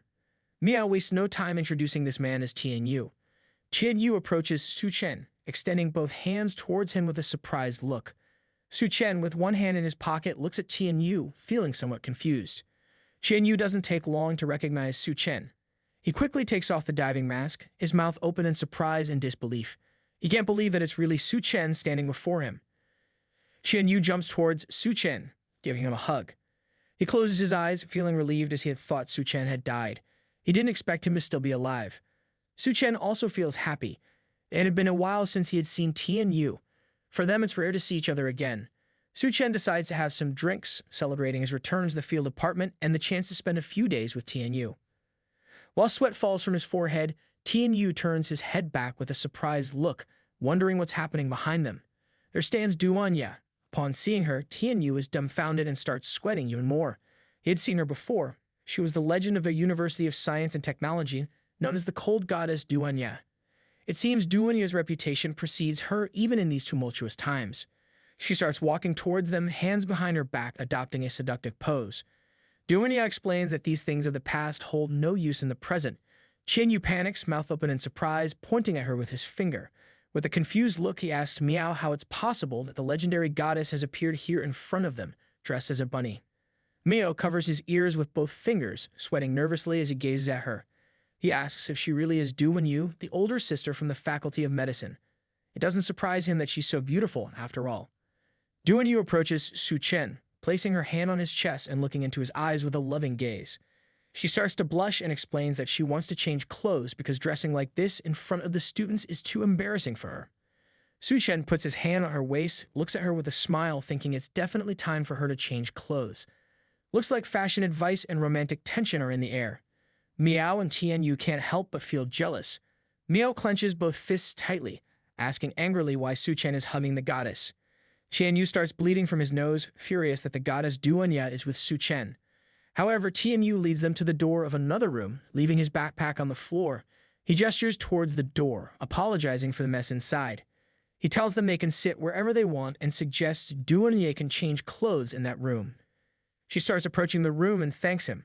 Seeing how luxurious the room is, Suchan can't help but be somewhat surprised. Mio turns his back on them, looking around with a surprised look, feeling envious at how Tianyu has used his contribution points. Looks like jealousy and luxury are in the air. Perhaps a contribution point spending spree is in order. Xianyu leans against the wall, putting his hand under his chin, remembering they didn't bring any luggage.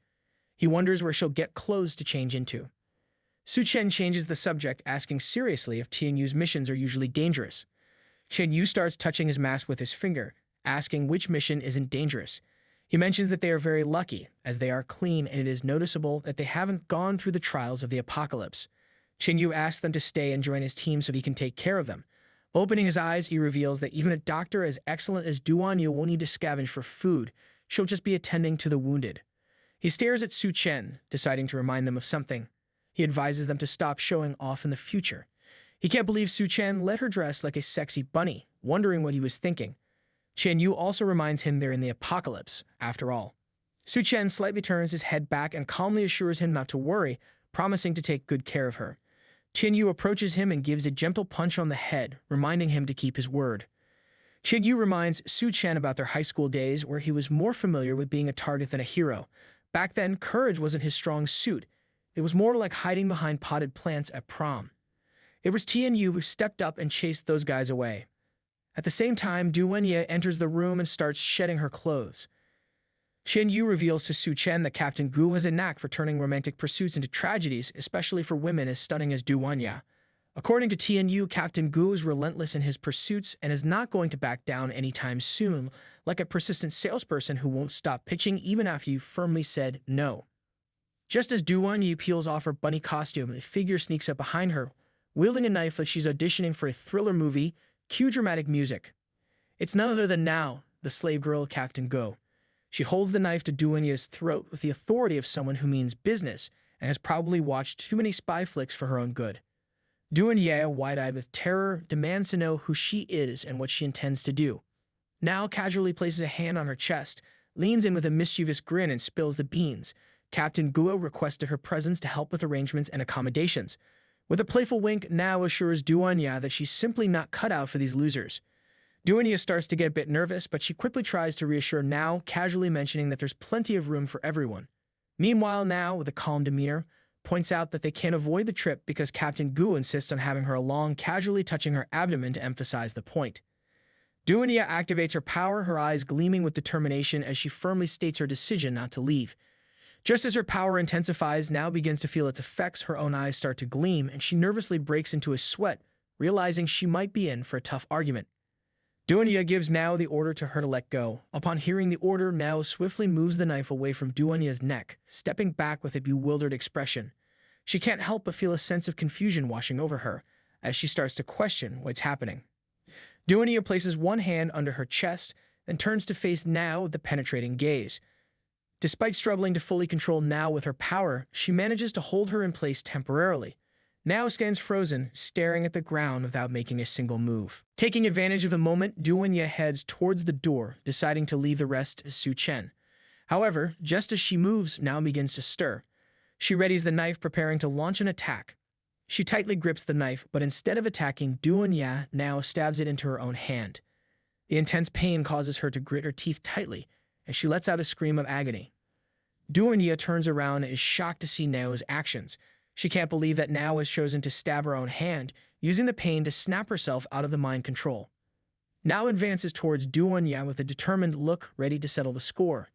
Gripping the knife tightly in one hand, she shoves Duenya against the wall with her elbow like she's auditioning for a WWE match.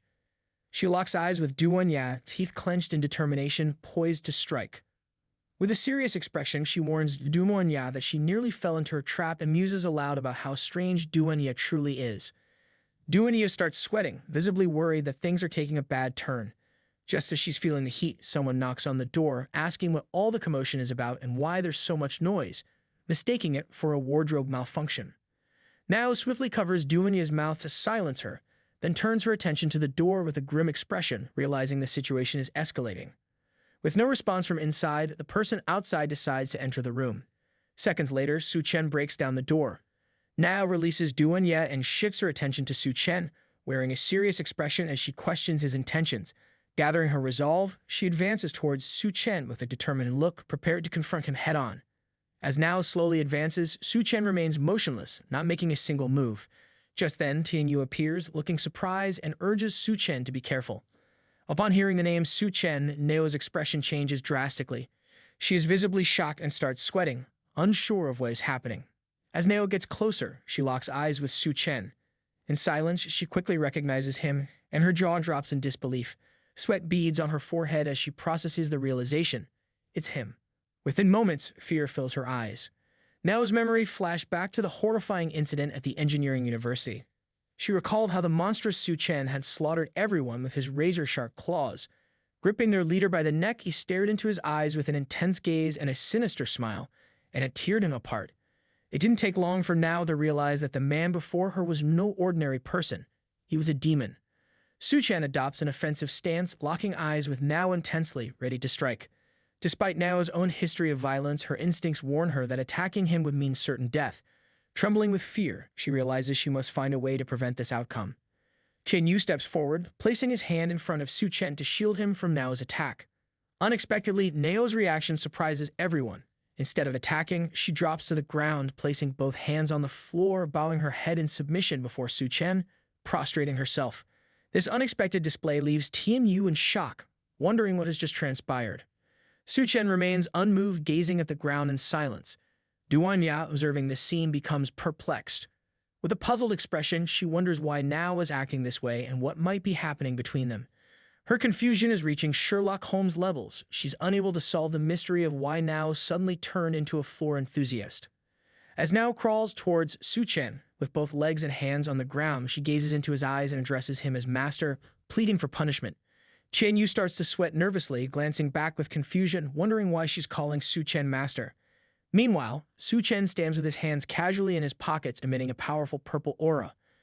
With a serious expression, Tianyu questions Nao about who her actual master is, clearly thrown off by the unusual scene unfolding before him. Nao, curious and perhaps a bit mischievous, wonders aloud if Suchan doubts her sincerity. Without a moment's pause, she decides to make a bold statement. She swiftly removes her clothes, holding them in her hand with a playful smile, as if asking Suchan, "How's this for sincerity?" Tianyu, who was just minding his own business, suddenly finds himself gawking, his mouth wide open in shock.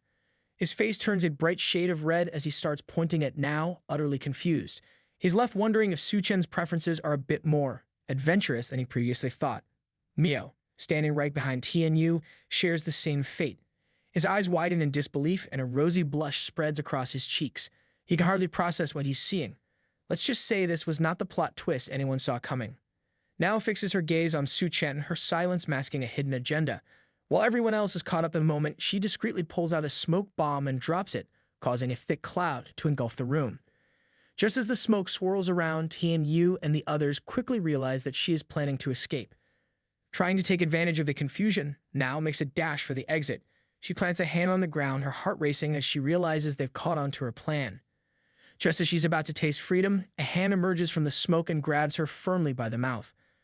Her breath catches, sweat forming on her brow as she looks at the hand in disbelief, recognizing that the one who caught her is none other than Suchan.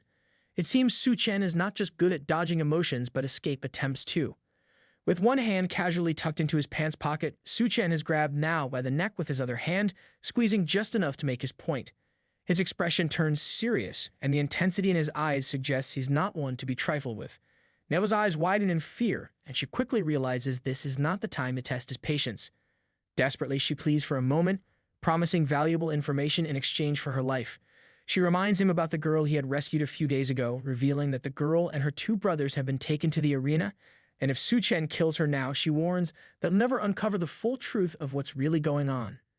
However, just before Nao can finish her desperate warning, Suchan loosens his grip, gazes into her eyes, and makes it clear that he doesn't really care.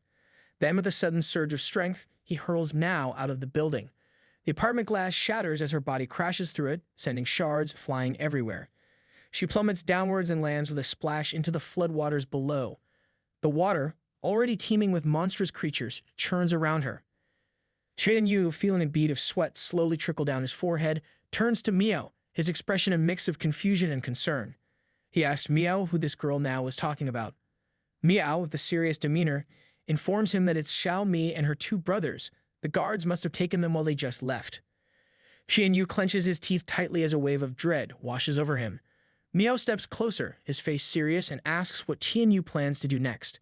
The urgency is clear. If they don't rescue Xiao Mi and her brothers in time, the big mutant rats will make quick work of them. Surrounded by a powerful aura, Suchan looks at the others with a calm, almost indifferent gaze. Despite knowing that this university is ground zero for the mutant rats, he casually inquires which rats they're referring to, as if discussing something as mundane as a missing homework assignment. Then, without waiting for a response, he turns his back on them and begins to walk away, deciding to investigate for himself. Meanwhile, Duenya appears, still clad in her rabbit costume, seemingly unfazed by the chaos around her. Not wanting to be left behind, especially with the threat of Captain Gu's men looming, she quickly follows Suchan, because nothing says ready for battle like a bunny suit. Just as Suchan heads towards the arena, Qianyu reflects this is not good. This is heading straight for disaster, he thinks. Without wasting any time, he hurries after Suchan, trying to reason with him, urging him to calm down and avoid unnecessary conflict. Not far from that area, there was a laboratory, and beside it, there was a large metal cage. Inside the cage, there was a raised platform, on which Xiao Mei's two brothers were tied up, their arms bound and hanging from ropes, utterly helpless. Xiao Mei herself stands nearby, her eyes a mixture of fear and determination. In front of her, Captain Gu sits with a smug grin, flanked by several of his men. He explains, almost as if discussing the weather, that his two brothers failed to complete their task, which is a death sentence, but since she is willing to enter the arena, he might consider releasing her brothers. Because nothing says negotiation like a good old-fashioned deathmatch, he muses with amusement. The man in gray, Xiao Mei's older brother, clenches his teeth and desperately urges his sister not to trust the captain. He pleads with her to leave while she still has the chance, his voice thick with urgency. But Captain Guo, never one to miss an opportunity for a dramatic twist, looks at the man with a sly smile and remarks that it's far too late for anyone to leave now. Xiao Mei stands with a wooden stick clenched tightly in both hands, her eyes brimming with determination. She boldly declares to Captain Guo that she won't run away, and she demands to know if he truly intends to release her brothers. Captain Guo, with a smirk, points at her and casually explains that if she manages to survive, then he'll let them go. The cage behind her creaks open, and out emerges a giant mutant rat, its monstrous form lumbering toward her. The sound of the cage sends a chill down her spine, and she starts to sweat, her confidence quickly melting into fear. Slowly, she turns her head to see what's behind her, and when she finally lays eyes on the rat, her heart nearly stops. The creature's mouth gapes open, revealing rows of razor-sharp teeth, poised to strike. Just as she braces herself to act, the mutant rat lunges forward and sinks its teeth into her arm. The pain is immediate and searing. Xiao Mei tightens her grip on the wooden stick with her other hand, but the agony overwhelms her. She squeezes her eyes shut, her mouth opens in a silent scream, and then she lets out a cry of pure, unfiltered pain. The mutant rat tightens its grip on her arm, shaking her violently from side to side, each movement sending waves of excruciating pain through her body. Xiao Mei's thoughts begin to blur, and in her mind she clings desperately to the memories of her brothers, the only anchor in this nightmare. She recalls a moment from what now feels like a distant past. Her brother, grinning with pride, found a handful of mushrooms. He sat beside her, holding them up like they were the greatest treasure. She remembers him eagerly explaining that he had found plenty, his excitement almost infectious. But even in that moment, her instincts had kicked in. With one hand on her belly, she squinted skeptically at the mushrooms, asking if they might be poisonous. Her other brother, the bald one, who was sitting next to them with his hands gripping his knees, questioned his younger brother. How could he even consider letting Xiao Mei eat something without knowing if it was poisonous? Not one to leave things to chance, he took several mushrooms, popped them into his mouth, and chewed thoughtfully. He figured if he didn't keel over, then it would be safe for Xiao Mei to eat them too. Upon seeing this, both Xiao Mei and her other brother stared in shock, their mouths hanging open in disbelief. With confused expressions, they couldn't help but wonder if their bald brother had completely lost his mind. Mushroom testing 101. This is not how it's done, they thought in unison. It didn't take long before the mushrooms began to take effect. Their bald brother let his arms drop limply to his sides, his mouth opening wide as foam started bubbling out. He mumbled something about seeing a sky full of red umbrellas, his eyes unfocused and dreamy. Realizing the gravity of the situation, her other brother quickly put his arms behind his head, a clear sign that these mushrooms were indeed poisonous. Xiao Mei, still in shock, mirrored the gesture, her hands on her head as she frantically begged her brother to spit out the mushrooms. She recalls the day her brothers prepared to leave. With their backs turned to her, they each glanced back over their shoulders. Her second brother, with a cheerful look, assured her that once they completed their task, they'd earn valuable contribution points. Her baldy brother, with a reassuring smile, promised her that soon she wouldn't have to go hungry anymore.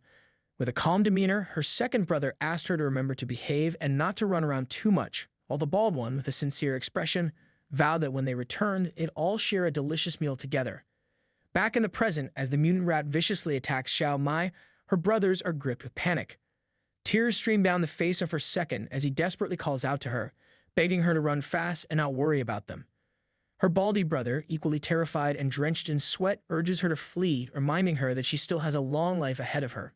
Captain Guo, with a hand under his chin, watches the scene unfold, a smile playing on his lips as he thinks to himself that the siblings are far too noisy.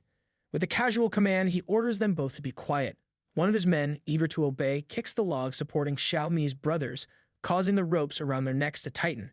They begin thrashing, their bodies writhing in pain as they clench their teeth and scream, the ropes strangling them mercilessly. Meanwhile, the mutant rat continues to gnaw at the little girl's arm, its sharp teeth digging deeper into her flesh. She glances to the side, and upon seeing her brothers being strangled, a wave of panic washes over her. The rat, sensing her distress, bites down even harder and starts to drag her. But Xiao Mei, determined not to let this be the end, grips the wooden stick with all her strength. With her teeth clenched, she resolves to fight back. Raising the wooden stick high above her head, she gathers every ounce of her courage and plunges it into the mutant rat's eye. The rat recoils in pain, its jaws releasing her arm as it howls in agony. Xiao Mei collapses to the ground, her body weak and trembling. She lands on her knees, one elbow braced on the ground, the other hand trying to steady herself as she struggles to stand despite her injuries. Xiao Mei, clutching the wound on her arm with one hand, starts running toward her siblings, her heart pounding with desperation. Tears stream down her face like a river as she pleads with her brothers to hold on just a little longer. Each step is a struggle, the pain in her arm throbbing with every movement, but she forces herself forward, determined to save them. Behind her, the mutant rat, enraged and with the wooden stick still lodged in its eye, begins to close in. Before she can react, the rat's paw slams into her back, sending her crashing to the ground. Captain Go, amused by the sight, raises a hand to his mouth as he gazes at the sky, laughing. To him, the idea that a little girl like her could save anyone is nothing short of a joke.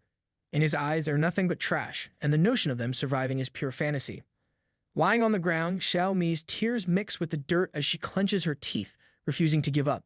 Despite the pain and the hopelessness of the situation, she starts crawling toward her siblings, her only thought being to reach them in time.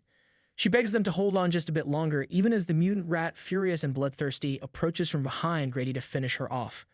Little by little, the ropes tighten around her brothers' necks, choking the life out of them. Xiao Mei, tears streaming down her face, looks at them with a heart full of sorrow, questioning why this is happening to them when all they wanted was to live. Despair grips her as she wonders who, if anyone, could possibly save them now. Just as all hope seems lost, Suchan appears out of nowhere. With a single powerful strike of his hand, he decapitates the mutant rat, tearing its head clean off. He stands over the fallen creature, his expression serious and silent, as if this brutal act was merely a necessary task. Xiao Mei, still lying on the ground, turns her head back to see what has just happened. Her eyes widen in disbelief as she takes in the scene. The mutant rat's headless body slumps lifelessly beside her. Overwhelmed by the sudden turn of events, Xiao Mei begins to cry even harder, the tears flowing freely as she tries to process what she's witnessed. Qian Yu, Miao, and Duan Yao arrive at the scene, each reacting differently to the sight before them. Qian Yu is left speechless, his thoughts racing as he realizes that Suchan might be far too impulsive for his own good. Miao, on the other hand, is in shock, utterly taken aback by Suchan's raw strength. Meanwhile, Duan Yu feels a twinge of fear creeping in. She has no idea what Suchan might do next, and the uncertainty terrifies her. Captain Guo, witnessing Suchan kill the mutant rat with a single blow, undergoes a drastic change in demeanor. Terror flashes across his face as he stares at Suchan, unable to comprehend how someone could be so powerful. Suchan, seemingly unfazed, brings his hand to his face, examining it with a calm gaze. The ease with which he defeated the rat leads him to conclude that it was nothing more than a large but ultimately weak creature. He also notes that it lacks a core, making it feel different from other common mutants he's encountered. Captain Guo, trying to mask his fear with bravado, sneers at Suchan, calling him a bastard. He quickly gives the order to his men to open the cage, determined to test Suchan further. As the cage creaks open, several giant mutant rats begin to emerge, each one fixing Suchan with a murderous gaze. But Suchan remains unfazed. He simply places both hands into his pockets, staring at the ground in silence, as if the approaching danger is nothing more than a mild inconvenience. Seeing Suchan's apparent indifference, Captain Gu interprets it as a death wish and decides to grant it. While Suchan is busy fending off the rats, Tianyu and Miao manage to successfully rescue the captive siblings. Once they're safe, Tianyu suggests they take a moment to rest. The elder bold brother, catching his breath, calls out to Xiao Mei, who immediately responds, checking if her brothers are okay. With a grateful expression, the elder brother acknowledges how fortunate they are to have Xiao Mei. He credits her with saving them, a rare moment of warmth amidst the chaos. Xiao Mei, overwhelmed, hugs Duanya tightly, pointing out that it was all thanks to Suchan that everyone was saved. Because let's be honest, without Suchan, this rescue might have been more of a rescue attempt. Meanwhile, a pair of wet feet makes their way across the scene, belonging to none other than the elusive female assassin now. The mad scientist appears beside her, curiously inquiring whether the man down there is the special research subject she had mentioned. Now, with a calculating gaze, confirms, saying that if they can harness Suchan's genes, they could potentially solve the instability issues they've been facing. That breakthrough that seems inevitable. The mad scientist, intrigued, agrees but adds that the giant mutant rats, enhanced with the latest technology, are now larger and more ferocious than ever. However, he notes with cold indifference that if Suchan were to die here, he wouldn't be worthy of becoming his special research material. Standing on a high rack, the mad scientist suddenly freezes, his eyes widening as he witnesses Suchan below, effortlessly wielding a knife to dispatch the evolved rats.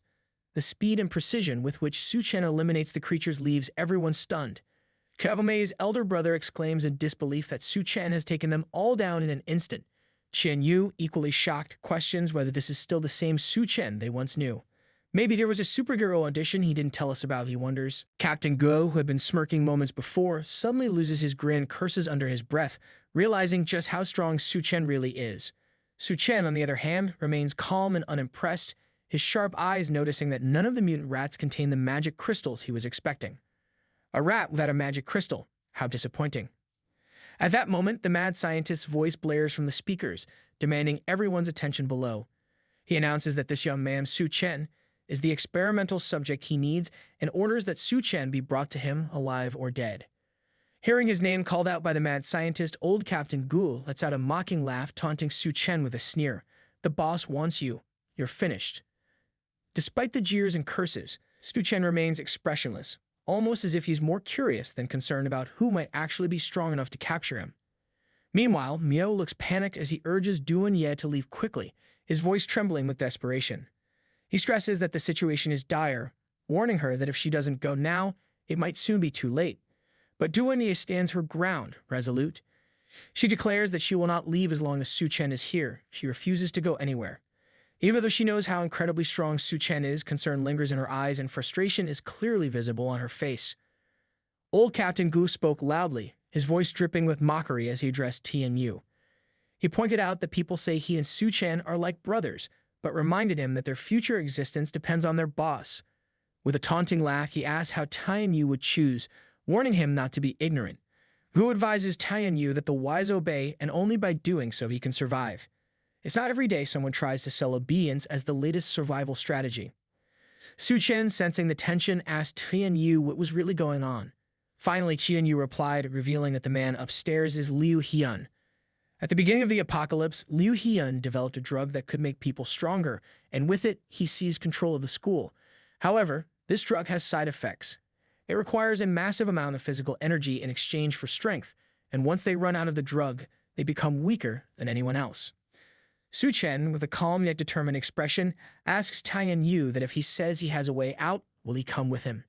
Tianyu expresses he has no other choice. Decisions, it's not always easy to pick a side when the stakes are this high. Captain Gu, clearly reveling in the situation, bursts into laughter. He didn't expect to witness a brotherhood on the verge of breaking today, and it's all too entertaining for him. Donning his spiked armor and gripping his weapon menacingly, he reminds everyone that time is running out and that the boss is still waiting. Without further delay, he lunges at Suchan, weapon ready to strike. But just as Captain Gu closes in, Tianyu's voice rings out, filled with defiance. He declares that today he refuses to make a choice. If anyone dares to harm his brother, they'll have to face his wrath. With a swift motion, Tianyu kicks Captain Gu, hitting him with such force that the captain is sent flying 100 meters away, tumbling across the ground like a toy soldier knocked over by a giant. With a dignified air, Tianyu stands firm, ready for whatever comes next. In a dramatic gesture, he tears off his outer shirt, revealing a powerful, muscular body brimming with immense strength. Old Captain Go, now seething with anger, curses him for daring to betray the boss. Shen Yu, undeterred, retorts that to hell with the boss, he just wants to use the drugs to control him. He declares that he has only one life to live and he's not afraid to lose it. Anyone who dares to touch his brothers will face his wrath. When loyalty and muscles team up, it's a combo not to be messed with. Suchan, observing the scene with a thoughtful smile, remarks that Tianyu is indeed the same as ever, always standing up to protect his brothers.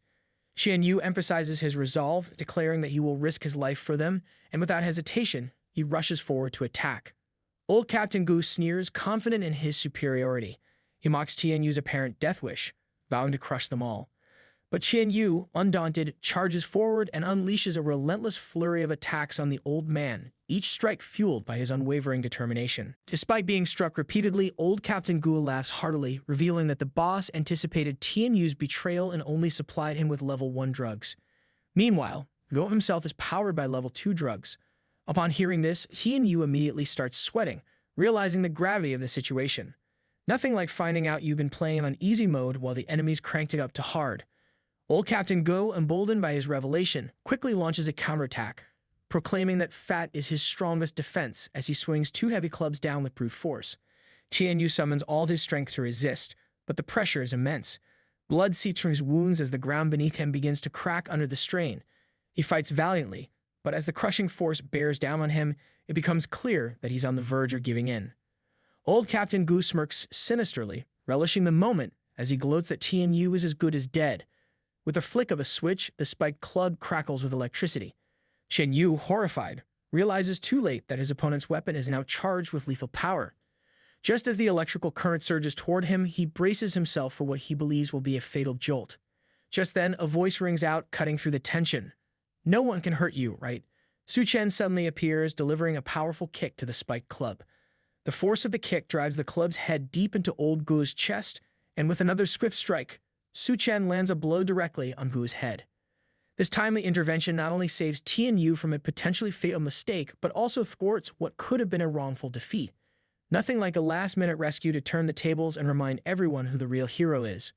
Shen Yu, Miao, and Duan Ye, who had been watching from the sidelines, are left in stunned silence, struggling to process the swift turn of events.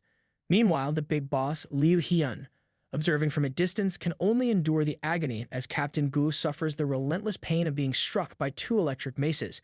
Not exactly the employee appreciation moment he was hoping for. Liu Hyun, standing in awe, feels as if he's encountering his ancestors, marveling at the extraordinary twist unfolding before his eyes. His fascination grows as he continues to observe the situation, realizing the immense potential lying before him. "It's remarkable," he declares, his voice echoing through the chamber, filled with a mix of awe and ambition. He reveals that his ultimate goal has always been to perfect humanity, and he has invested all of his resources and skills into this grand endeavor. And now he believes the experiment has reached a significant breakthrough. Addressing Suchan directly, Liu Hyun offers him a unique opportunity. He promises that Suchan can become a part of this groundbreaking experiment, with a chance to evolve into the first perfect being in this post-apocalyptic world. Suchan quickly dismisses the grandiose idea, commenting that the so-called perfect human Liu Hyun refers to as nothing more than a glorified rat. Liu Hyun, with a menacing demeanor that's all too common among bespectacled villains, acknowledges Suchan's sharp observation. He reveals that the research indeed focuses on rat genes, which are the closest to human genes. With a sinister grin, he elaborates on his plan to use these genes to create an army of rats and conquer the post-apocalyptic world, a vision he considers nothing short of paradise. Suchan's face twists in disgust. The very idea strikes him as utterly foolish. But before he can voice his contempt, a startling sound is heard nearby. Now the assassin emerges from the shadows, weapon in hand, aiming carefully. Meanwhile, with the cold determination, Liu Hyun declares that Suchan still doesn't grasp the full magnitude of evolution. He promises to broaden his perspective, just as a gunshot rings out. Suchan, relying on his keen reflexes, swiftly evades the bullet, immediately understanding the gravity of the situation. However, the shot wasn't intended for him, but for the old man, Captain Go. The effects of the bullet quickly take hold, and the wretched Captain Go, emerging from the brink of death, undergoes a grotesque and horrifying transformation. The once familiar old man is now a nightmarish creature, his face distorted beyond recognition, engulfed by two menacing spikes.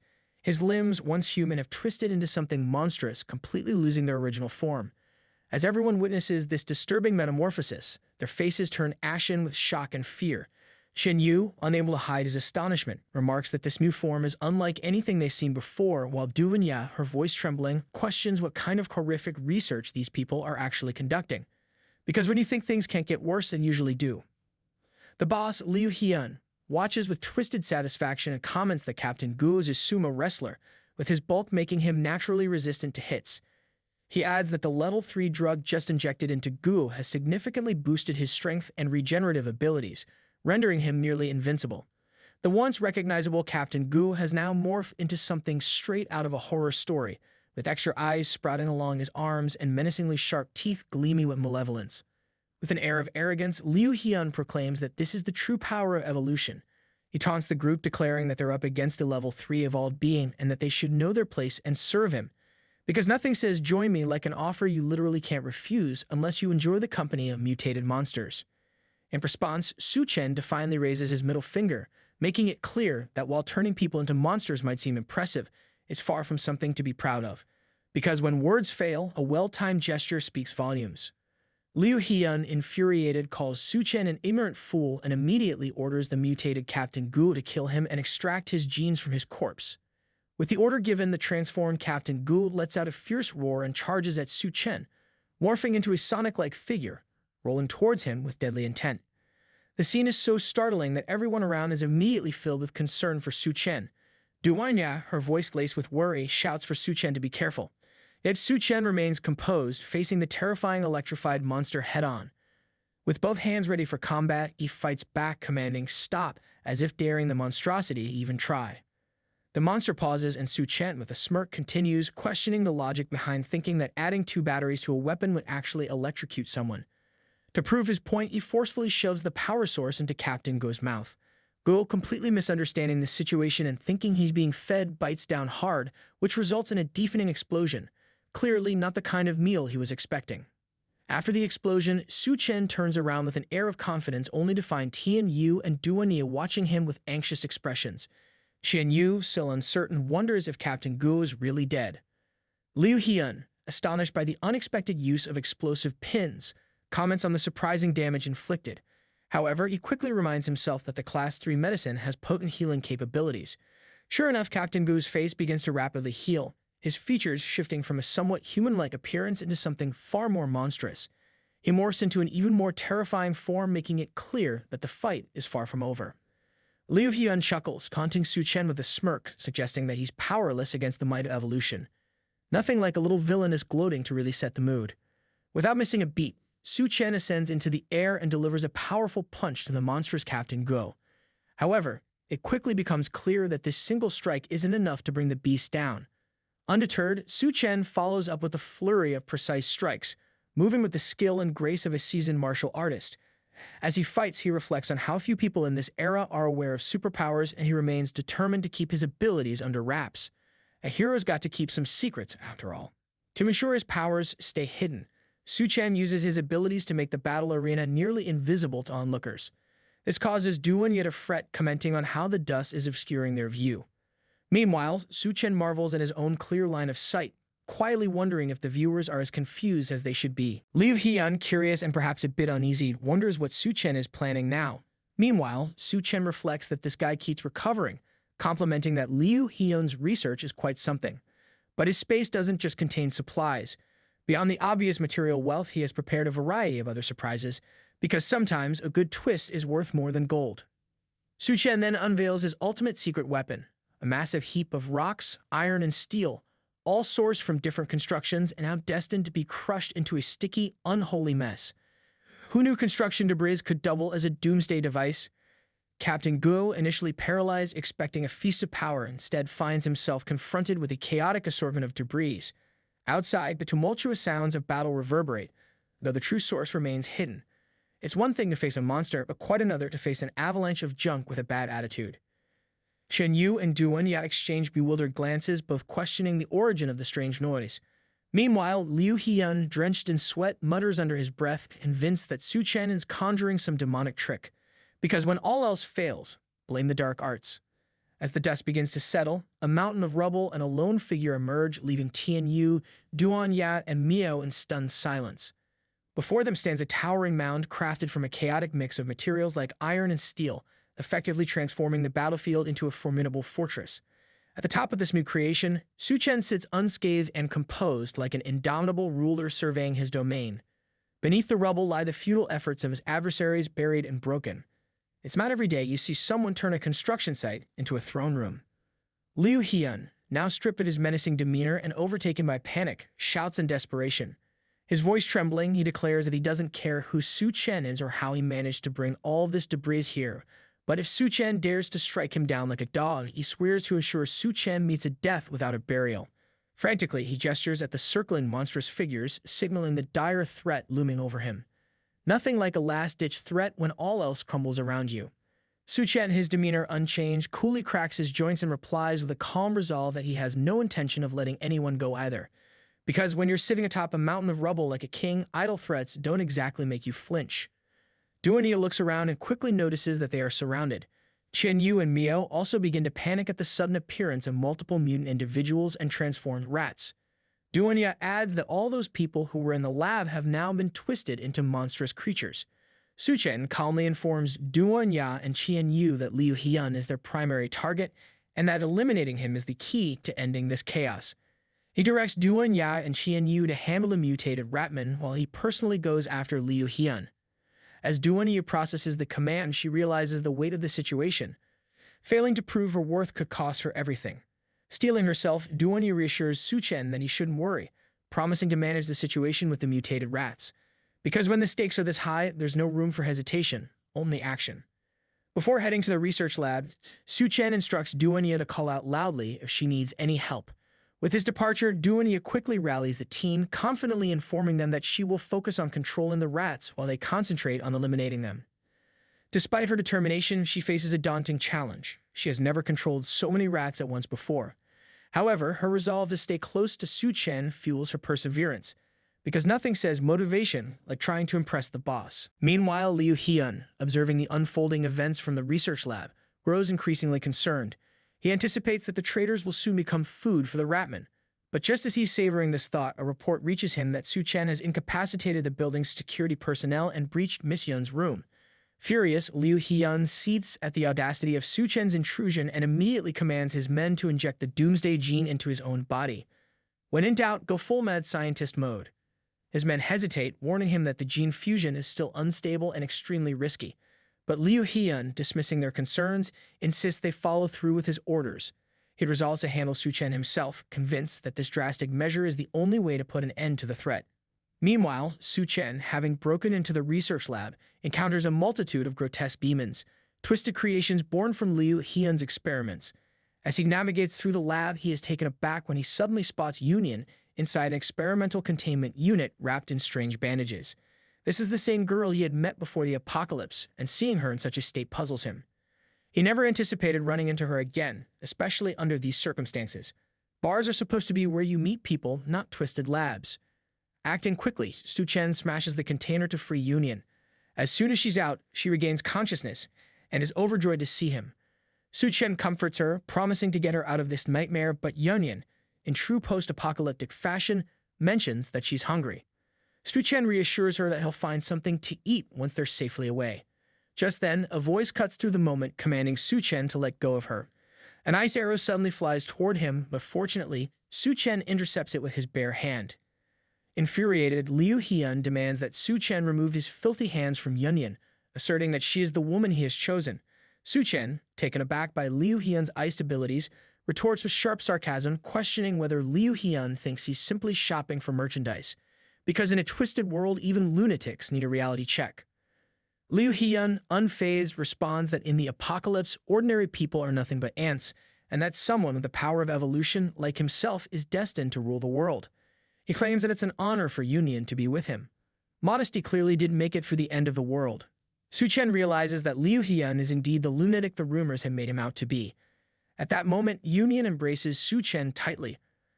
her fear palpable as she asks him not to leave her, confessing that she's scared. Suchan reassures her, promising that he would never leave her again. As Suchan comforts her, Liu Hyun's anger flares, unable to contain his fury any longer. Enraged, she charges at Suchan, shouting that Yunyan is his woman and demanding that Suchan let go of her. Suchan tries to fend off Liu Hyun with a swift kick, but Liu dodges it effortlessly. Suddenly, Yunyan, in a surprising move, starts kissing Suchan passionately, accusing him of leaving her last time and insisting that this is what he owes her. Apparently, even in the apocalypse, grudges come with interest. After her words, Yunyan falls unconscious once more. Suchan desperately attempts to revive her, but her weakened state leaves her unresponsive. Liu Hyun's rage intensifies as he watches the girl he claimed as his own kiss someone else right in front of him. His fury reaches a boiling point as he glares at Suchan, demanding to know how he dares to do such a thing. Consumed by his anger, Liu Hyun declares that if this is how it's going to be, then they can all go to hell together. With a surge of intense energy, Liu Hyun transforms into a grotesque mutated rat, fully embracing his monstrous form. He declares with twisted pride that he will now show Suchan the power of a god. Suchan, seething with his own anger, responds with a single word, "Come." His voice is calm, yet filled with resolve as he challenges Liu Hyun to show him what he's got. Suchan carefully places Yunyan, who appears weak and frail from her time in captivity, against a wall. Concern etched across his face, he offers her some chocolate to help restore her strength. Yunyan, despite her condition, manages to make some unusual happy noises, showing a brief moment of joy in the midst of the chaos. Chocolate, the universal language of comfort, even in the apocalypse. Suddenly, Suchan's attention shifts as he senses a hostile presence nearby. Liu Hyun, now fully transformed into a grotesque monster, is clearly frustrated by being ignored. The monstrous figure of Liu Hyun stands menacingly, his sharp teeth bared and long claws ready to tear them apart. Snarling with rage, he declares that their carelessness will be their downfall. Because if there's one thing monsters hate, it's not being the center of attention. But Suchan remains unperturbed by the filthy creature's threats. A monster that looks like it hasn't eaten in weeks doesn't intimidate him. After all, if you've seen one mutant monster, you've seen them all. Suchan stands ready, unfazed, prepared to face whatever comes next. With a swift movement, Suchan obliterates the monster's upper body, sending the mutated rat's remains flying across the room. Blood and guts splatter everywhere, a fitting end for such a repulsive creature. As the blood sprays around, Suchan expresses his disappointment, wondering aloud if that was truly all the monster had to offer. The creature's pathetic state suggests it had severely underestimated him, not realizing how overpowering his plot armor could be. After all, when you're the hero, even mutant monsters are just part of the scenery. Meanwhile, Yunyan, seemingly unfazed by the chaos, munches vigorously on the large chocolate Suchan had given her. With a casual glance at the people downstairs, she asks if they are his friends. Her expression is one of mild disappointment, likely because she hadn't expected the people below to seem so weak. Suchan, looking at Yunyan, confirms that the people downstairs are indeed his friends. In response, she grabs a chair and declares her intention to repay him for the chocolate he had given her. It seemed only fair, considering he had also saved her life. With her striking physique, Yunyan hurls the chair through the window, shattering it and revealing her volatile nature. When gratitude comes with a side of chaos, you know it's about to get interesting. She then announces her plan to handle the situation downstairs. Standing by the window, strong gusts of wind threaten to dislodge the remaining bandages that cover her important areas. Before leaping out, she gives Suchan one last look and warns him that Liu Hyun isn't so easy to kill, advising him to be cautious. With that, Yunyan leaps out of the window, plummeting swiftly due to the sheer weight of her, shall we say, mountainous assets. Her bandages, though under threat, manage to stay in place, likely thanks to the artist's discretion, and just as she nears the ground, a horde of filthy rat monsters comes into view, swarming the area and signaling the beginning of a fierce battle. As she descends through the sky, her already considerable size seems to grow even larger, and by the time she collides with the structure below, her impact is nothing short of colossal. The sheer destruction terrifies Suchan's friends on the ground, their hearts pounding as the thunderous crashes reverberate through their bodies. When someone says they're making a big entrance, they usually don't mean it this literally. Yunyan screams in pain from a sore butt due to her crash landing, the force of which shakes the very foundations of the area. Qian Yu and Duanya turn to see the source of the commotion and are left utterly speechless. Duanya, questioning her own sanity, wonders if she's hallucinating, unable to believe the sheer size of the girl before her.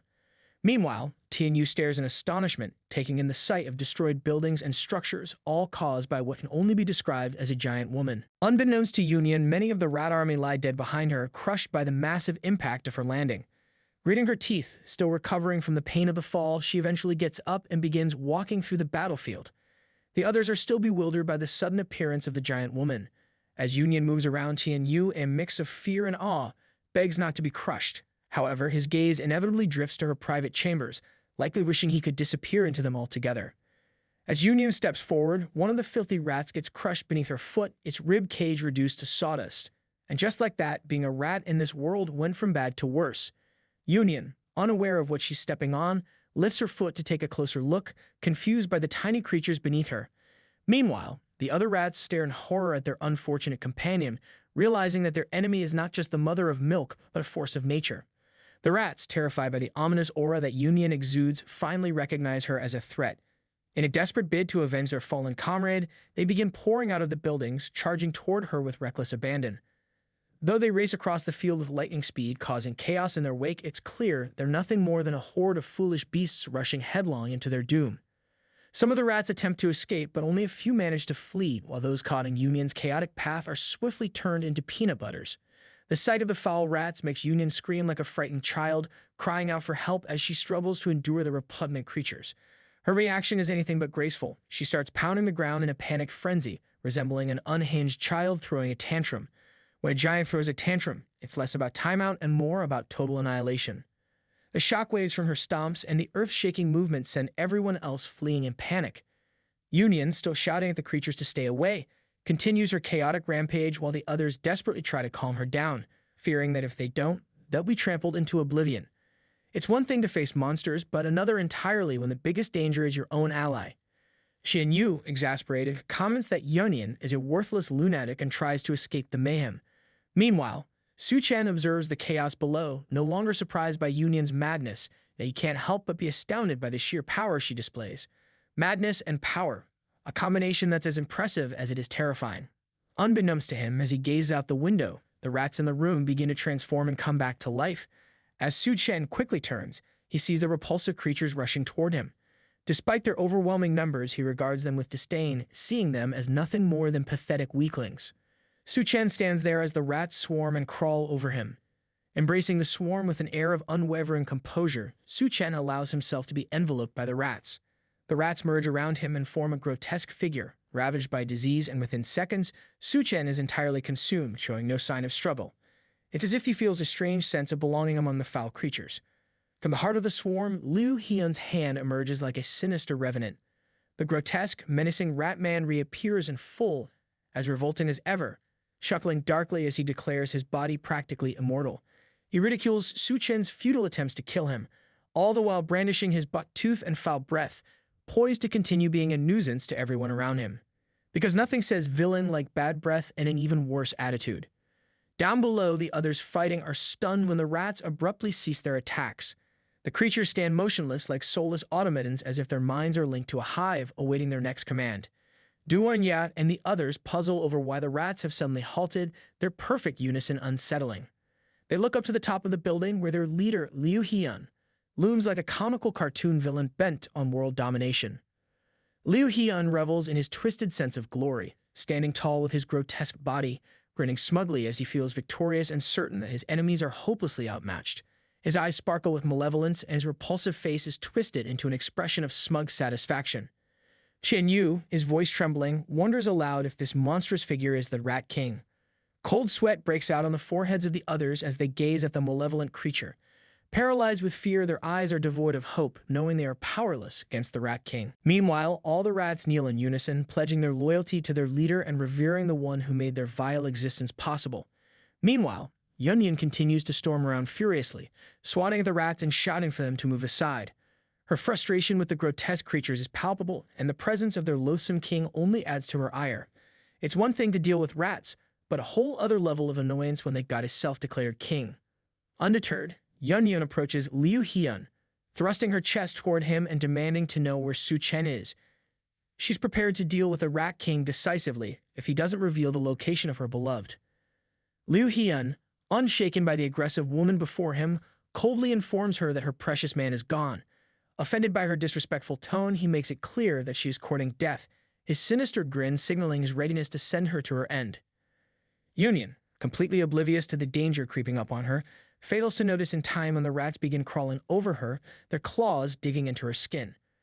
Frustrated, she curses the vile creatures for distracting her from her goal of confronting their king. But it's not just Union who faces the wrath of the demonic rats. Dunya and the others are also struggling to keep up as the rats go berserk, attacking them with a ferocity that's hard to fend off. In no time, Union gets overwhelmed by this swarm of rats, which eagerly seek to claim her. She tries to shield her face with her hands, but this leaves other areas exposed to various forms of assault. Liu Hyun, full of confidence, starts to laugh at his enemies, preparing to boast about how his rat army would bring about their doom, something cliché and villainous, no doubt. But before he can finish, Suchan's voice abruptly cuts through the air. Emerging from the depths of the monstrous rat swarm, Suchan apologizes for the delay, casually mentioning that he was busy locating the crystal core. Liu Hyun is stunned, his expression shifting to one of utter disbelief. He had assumed Suchan was completely devoured, but in his arrogance he had foolishly underestimated the power of plot armor, because when it comes to plot armor, logic and probability take a backseat. Suchan tears open his chest with his bare hands and emerges from the foul abyss, cleaving the Rat King in two with a single decisive strike. As he steps out, his gaze is fierce and glowing red, his body marked with radiant, pulsating symbols. Despite being split in half, Liu Hyun struggles to comprehend what has just happened, his mind refusing to accept the reality before him. Suchan gazes down, feeling like the ultimate being in the universe. In his hands, he holds the Rat King's crystal core, the very essence of his enemy's power. With the Rat King's crystal core gone, the mutated rats become even more vicious and crazed. Barricades barely hold them back as they squeeze their twisted bodies through the smallest of gaps. More of the filthy creatures start appearing from every tight space and corner, eagerly seeking their next target. They pop out of holes in the walls and from the ground, clutching the dead bones of their pathetic victims as they unveil themselves. It's as if the world decided to let every nightmare crawl out from under the bed. Dunya and the others, still caught in the midst of the battle, are both irritated and disgusted by the sight of these repulsive monsters. Shen Yu, in particular, complains loudly about how the rats are squeezing through the tiniest spaces, his voice tinged with panic. He yells at the bald brother of Xiao Mei to watch his step near a ditch. When life gives you giant rats, running becomes a team sport. The bald meathead, however, freezes in his tracks as he sees a rat emerging from the sewers. He grits his teeth and stands still, hoping the monster will pass him by. Unfortunately, the rat, sniffing around for its next meal, locks onto him. Sadly for the big bald brother, playing statue was never a winning strategy. As he tries to move, the rat grabs his leg with a firm grip.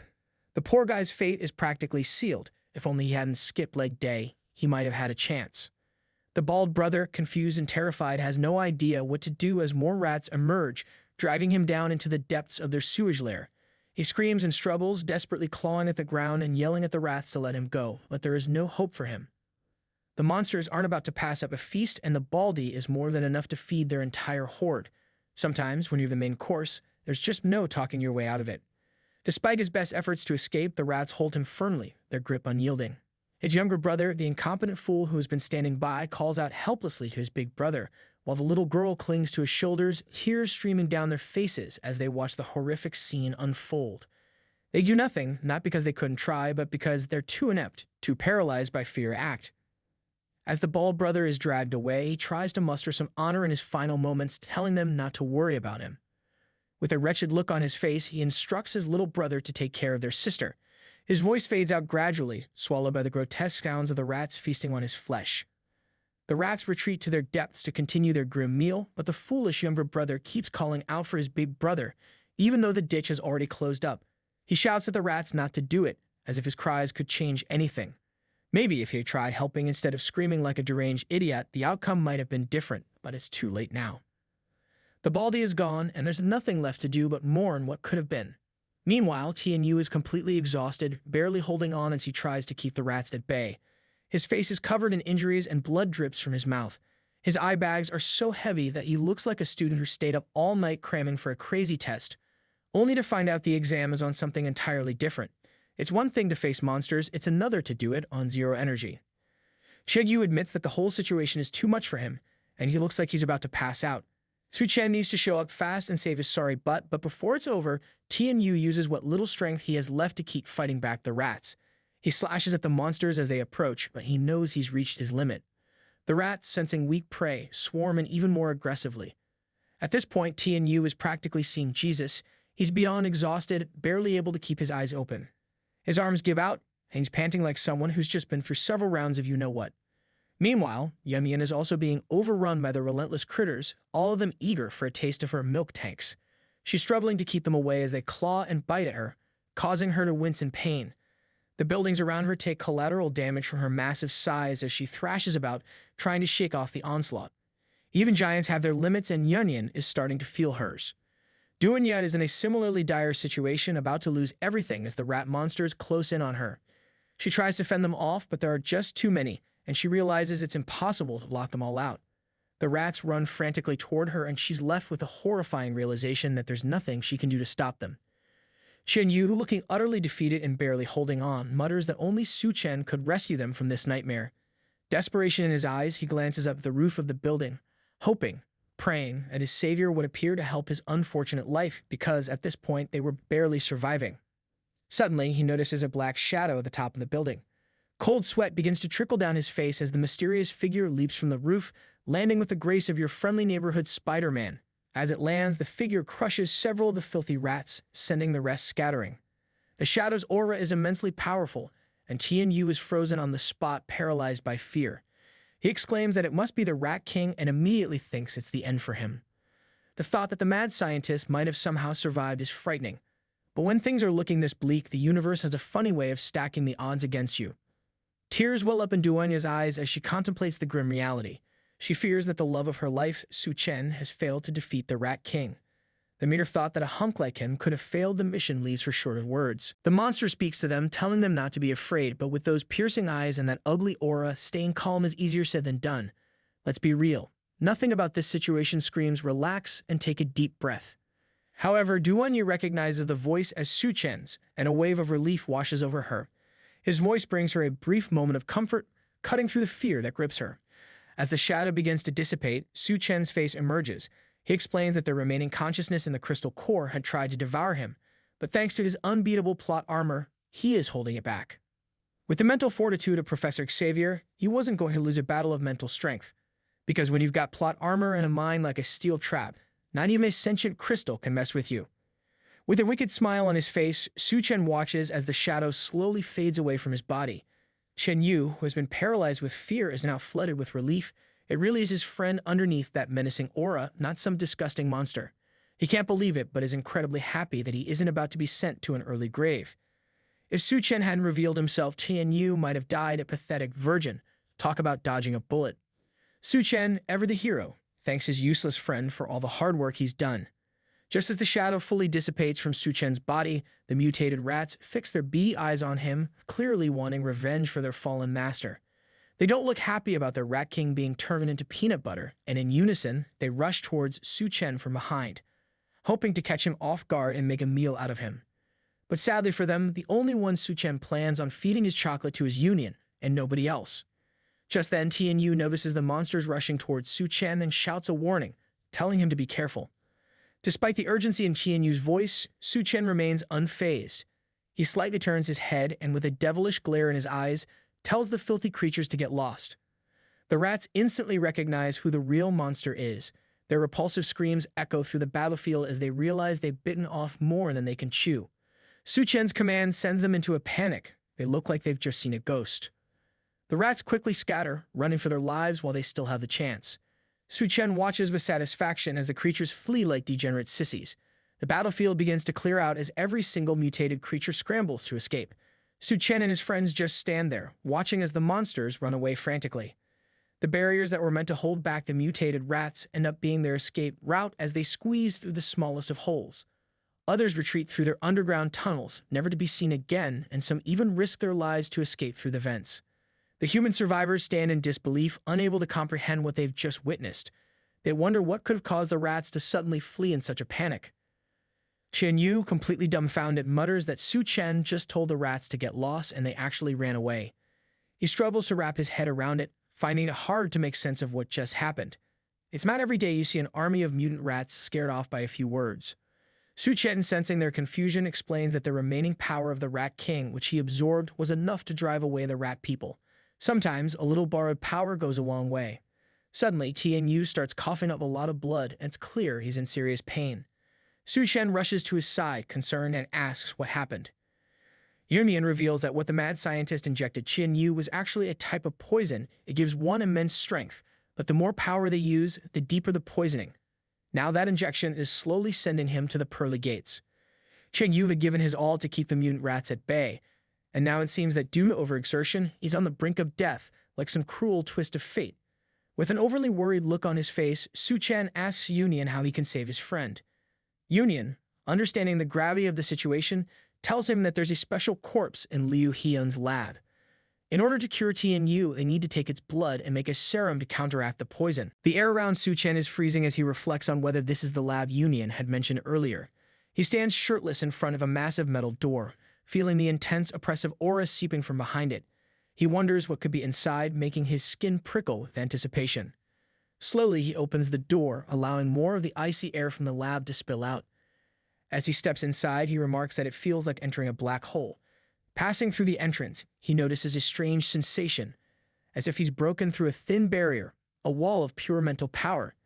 The experience leaves him momentarily disoriented, and he quickly analyzes his body to see if anything has changed. But everything appears the same. As Suchan glances ahead, confusion clouds his mind. According to the intel he received, the lab was supposed to be filled with nothing but corpses. Yet, sitting in front of him is a woman casually working on a computer. She's definitely not part of the horror show he expected. A living, breathing person in a lab of the dead. That's not in the script. He asks her why she's there, expecting a logical explanation. The lady turns to him and, with a calm demeanor, refers to him as her classmate, Liu. Suchan is thrown off by this, puzzled as to why she's calling him by a different name. He asks if she has mistaken him for someone else, his mind racing to understand the situation. As Suchan looks closer at his reflection, he's shocked to see that he looks exactly like Liu Hyun. Panic starts to creep in as he wonders if he's trapped in some kind of illusion. He realizes he needs to find a way to wake up quickly before it's too late. Xiao, with her beautiful emerald eyes, urges him to take a seat, and Suchan quickly obliges, still trying to make sense of what's happening. He begins to suspect that he somehow entered Liu Hyun's memories and that this whole experience might be more dangerous than he initially thought. As Xiao removes her jacket, giving him a better view of her assets, Suchan asks her what she's doing.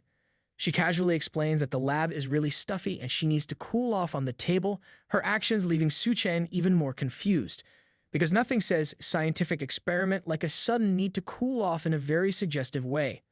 Beside them, a crab is being experimented on. Liu, or rather Suchan in Liu's body, explains to Xiao that a common parasite has been found in these crabs. Xiao confirms this, describing the parasite as a strange creature that uses its host to protect itself while coexisting with it. A fitting metaphor for the bizarre situation Suchan finds himself in. As they examine the crab more closely, Xiao asks if he finds the creature interesting, all while resting her melons on his back and starting to feel his chest. Liu, who is actually Suchan, tries his best to maintain a cool composure, but Xiao isn't making it easy for him, especially with how revealing her clothes are. As she continues to rub his chest, his nerves begin to fray, the situation becoming more intense as she leans in closer, complimenting him on both his knowledge and his impressive physique. Despite the tension, Liu, Suchan, gives a sly smile, deciding to make the best of his current predicament. He turns his seat around and Xiao wastes no time, sitting on his lap and pressing his head against her melons. The situation escalates as he jokingly tells her that she must have dressed like this because she didn't plan to conduct the experiment properly, hinting that her real intention was something far more personal. Xiao, with a playful tone, admits that she'd rather practice with him than focus on the experiment. The chair creaks and squeaks under them as they proceed to have some plot, the tension between them thickening by the moment. As the two get caught up in their heated exchange, Liu mentions that he needs to study hard, though it's clear that studying is the last thing on either of their minds. Xiao, breathing heavily, momentarily glances outside, noticing that the moon looks a little strange. Suddenly, they're surrounded by a blazing hot fire and Xiao screams, begging for the curtains to be closed quickly as the heat becomes unbearable. The intensity of the flames makes them wonder when this nightmare will end. After some time, Xiao tells Liu that they are running low on food, but she intends to take the last remaining stash. There's only a small bag of snacks and junk food, barely enough to sustain one person. Liu, now consumed by anger, furiously calls her a smelly witch for stealing his things. His demeanor changes drastically, as if something dark has possessed him, and a furious rage ignites in his eyes. He demands to know if Shou understands that the supplies are more important than her life. Shou, trembling with fear, apologizes for taking the food, explaining that she was too hungry to think clearly. Her fear escalates when Liu picks up a dagger, coldly telling her to hurry up while there's still time. His eyes are filled with a terrifying resolve as he holds her down, suggesting that maybe the food she ate hasn't been fully digested yet. He plans to cut her open and salvage whatever he can find inside her. With a firm swipe of the dagger, her blood sprays everywhere in the room, painting a gruesome scene of horror. Shou's lifeless body lies on the floor, and Liu, with a twisted sense of satisfaction, is glad to have found some food, even if it was inside her stomach. Later, he observes that the rats from earlier have evolved after consuming her flesh, but their frenzied evolution is far from perfect. Undeterred, Liu continues with his experiments using her blood to create a serum. He discovers that it can detoxify the poison, but what shocks him the most is that her body remains alive and is still undergoing changes. He sees Shou as the perfect research specimen, more valuable than anything he's ever encountered. Examining the data he collects, Liu is amazed by the results, calling them truly incredible. In his mind, it's not an exaggeration to describe this as a doomsday discovery. In a world where morality has long been abandoned, his excitement over this grotesque breakthrough knows no bounds. As Shou's monstrous body continues to hang in chains, Liu, now fully immersed in his madness, asks her if she wouldn't just love to see the surprises that are coming her way. His smile is that of a deranged maniac, knowing full well that she won't die from what he has planned next. With a crazed laugh, he brings out a chainsaw and proceeds to cut her up some more, reveling in the horror he's creating. Shou, now more of a monstrous parasite than a human, asks if he has found it, reminding him of his desire to eat it. As Liu holds a crystal core in his hands, Shou's maniacal laughter echoes through the room. She urges him to stop hesitating and devour the crystal quickly, because who wouldn't want a quick snack in the middle of a mad science experiment? But Liu, with a twisted grin, dismisses the crystal core as nothing more than rotten meat and shatters it between his fingers. Shou, taken aback, wonders how he figured it out. Slowly, Liu's image begins to fade, revealing Suchan's true face. Suchan calmly explains that if he had actually been holding a real crystal core, she would have met her end long ago. It's always a good idea to check the fine print before snacking on cursed crystals. The monstrous parasite, now realizing the deception, angrily questions how Suchan was able to destroy her illusion. She's visibly frustrated, lamenting that a suitable human had finally come along, only for her to fall just one step short of achieving her goal. Suchan, with his insane pecs on full display, slowly reaches for her head, calmly stating his intention to open up her brain. But before he can act, she starts crying out like a wimp, pleading with him to wait. She claims to be just a poor woman who's been hurt and offers to give him her power if he'll let her go. Suchan looks at her with a pitiful expression, noting that once the crab parasite takes over a host's body, it completely erases the host's consciousness. It's a bit late for sympathy when you're dealing with a parasitic monster, but hey, better late than never. Without further hesitation, Suchan grabs her head despite her obvious fear of losing her life. Then with a swift motion, he squashes her head, causing blood to splatter everywhere. He coldly asks if she really thought he would give her a chance. With the crystal core finally in his possession, Suchan feels a wave of relief, glad that nothing went wrong this time. But just as he's about to relax, he notices that Shou's body has turned to ash, and a new worry creeps into his mind. What about the antidote he was searching for? Because nothing ruins a victory like realizing you might have just incinerated your only hope for a cure. He thinks it over and recalls that there must be an antidote in the bottles of medicine scattered around the lab. Meanwhile, as Shou's body continues to fade away, it's revealed that the crab parasite, once it takes hold of its host, forms root-like branches that connect various parts of the host's body. This parasitic relationship allows the crab to control the host's behavior, eventually turning the host into a slave to the parasite. A group of survivors moves through the battered city, chatting nervously about the aftermath of the flood.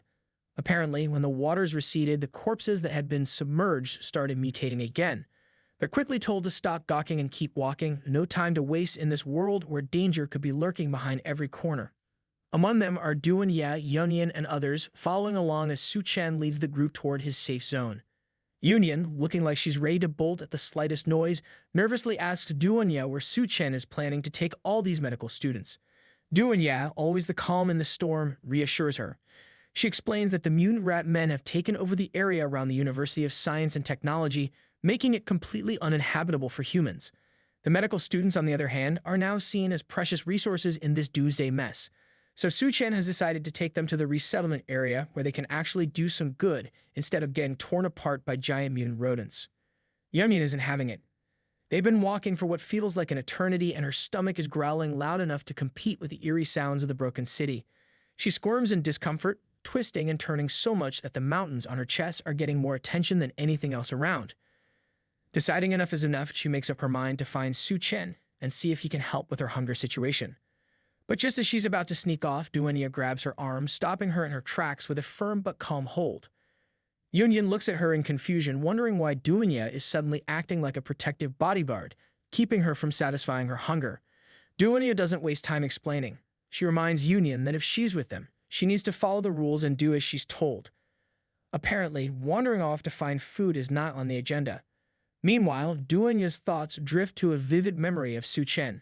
She recalls sitting on the floor, vulnerable and confused, while Suchan looms over her, acting strangely. His eyes burn with an intensity she's never seen before, fiery and wild.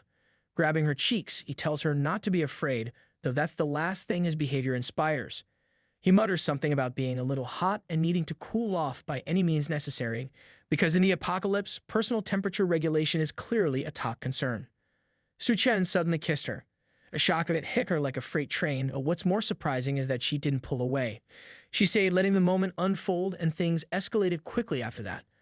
Her body had felt strange, alive in ways she couldn't explain, and what followed was a night of, well, let's just call it a very intense workout session. Back in the present, Duenya finds herself thinking about how wild Suchan has become since that night. He's different now, more intense, more unpredictable. She can't help but wonder if it's a side effect of the crystal core he devoured. It wouldn't be the strangest thing to happen these days. As the group continues trudging through the crumbling city, Suchan has his own thoughts swirling. He reflects on the aftermath of the flood, knowing that bacteria, viruses, and even the plants will soon start undergoing major mutations. It's not just the monsters they need to worry about. Nature itself is gearing up for a complete overhaul. To make matters worse, many of the resettlement areas are on the verge of collapse due to the shortage of doctors. Medical professionals are like gold in this broken world, and Suchan knows that if they can keep hold of their doctors, they could build their own resettlement area from the ground up. Suchan is confident. Even if new factions rise in the future, he believes they'll have the strength to hold their own. On top of that, Union's discovery of a method to create serums and recovery potions has been a game changer. The harvests have been good, and it looks like their people, including Tian and the others, are recovering well. Suchan knows that when the time comes, they'll be ready to stand by him, giving him the support he needs to face whatever's next. Moreover, he has managed to store all the research equipment and materials from the lab within his dimensional space. His mind, however, keeps drifting back to the Rat King's crystal core that he acquired. Not only did it boost his berserker abilities, but it also gave his physical strength a serious upgrade, as if he needed to hit the gym any less. The crystal core has granted him an additional gift, ice powers. Sure, he can only condense a bit of ice for now, but he's determined to figure out how to strengthen that ability. But the Rat King's core isn't the only prize in Suchan's ever-growing arsenal. The crystal core from the half-body female mutant also added to his collection of powers. This one gave him 2 psychic abilities, which should have thrilled him. But Suchan, being Suchan, is a bit miffed. He didn't get the illusion power he had been hoping for. Shin suddenly picks up on a strange noise nearby, and it doesn't take long for the rest of the group to feel the tension. Everyone grows nervous, senses heightened. Suchan, calm as ever in the face of danger, activates his first psychic skill, gained from the half-body female mutant, spiritual perception. This ability seems to be linked to a hunger for blood because the moment it kicks in, his eyes turn a sharp red, and his aura becomes downright terrifying. With his new power, Suchan can detect the heat signatures of living things within 30 meters, turning him into a walking, talking heat-seeking missile. It doesn't take long for him to notice something off. Another clan's about to ambush them. He can see them hiding in the buildings, waiting for just the right moment to strike. Just as he's about to strategize, someone from Suchan's group spots something horrifying. He points upwards, and everyone's gaze follows, locking onto the grim side above, a female figure hanging from a traffic light pole. The air grows thick with confusion and dread as the group wonders who did this and how they could possibly make them pay for such a heinous act, because in the apocalypse, revenge is practically a sport. Suddenly, one of the girls in the group realizes that the woman hanging there is Ru, her roommate. Panic takes over as she urges the others to act quickly, begging them to save Ru before it's too late. The desperation in her voice is palpable. She can't stand to see her friend in such a humiliating and dangerous state, and time is running out. One of the guys, brimming with a sense of heroism, tries to rush forward and save Ru, but Suchan stops him in his tracks with a cold, hard stare. Without missing a beat, Suchan tells him to mind his own business, his voice flat and without any hint of emotion. He turns to the rest of the group and orders them to keep moving, dismissing the situation like it's just another everyday inconvenience. No time for heroic detours in the apocalypse, apparently. The girl, utterly stunned by Suchan's ice-cold response, can't believe what she's hearing. She wonders if Suchan even still human. It makes no sense to her. How could someone just stand by and watch a person die when there's still a chance to save them? Others in the group start murmuring in agreement, calling Suchan heartless and worse, questioning whether he's a man at all. Because nothing brings out group criticism like a moral standoff in the apocalypse. Against Suchan's orders, the girl and 3 men decide to stay behind and help Ru, unwilling to watch someone die right in front of them. The girl gives the command, urging the men to quickly cut Ru down so she can tend to her. 2 of them rush over to the traffic pole and start loosening the ropes, their hands moving as fast as they can in a race against time. But just as they begin the rescue, a volley of arrows comes out of nowhere, slicing through the air with deadly precision. The arrows hit their mark, piercing the would-be rescuers and sending them to their graves before they even have a chance to react. The sudden brutal deaths hit the group like a punch to the gut. The girl's eyes widen with horror, the realization sinking in. They've just lost 2 innocent lives trying to save one. It's only now, as fear ripples through the group, that they grasp the grim truth.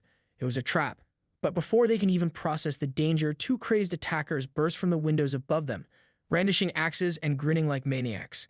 In a flash, they surround the girl and the guy who stayed behind with her, leaving them cornered and utterly defenseless. The 2 men, towering like mountains, stand ready to end the miserable lives of the unfortunate souls trapped beneath their shadow.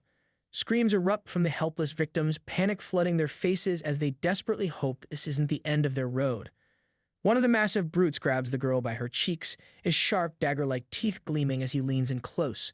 With a twisted grin, and he comments on how kind-hearted she seems because clearly nothing screams nice person like getting attacked by a human mountain. He continues, saying she'll make excellent bait for luring others into their trap. The vile man's hand slides down to her legs, attempting to get a feel of what he believes he is entitled to.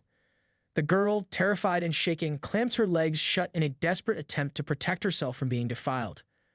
Undeterred, the vile man calls over his subordinate, eager to play with her and satisfy his twisted urges.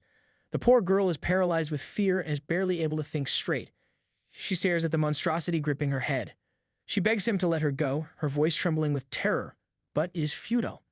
Her friend, trying to muster what courage he has left, demands that the beast release her.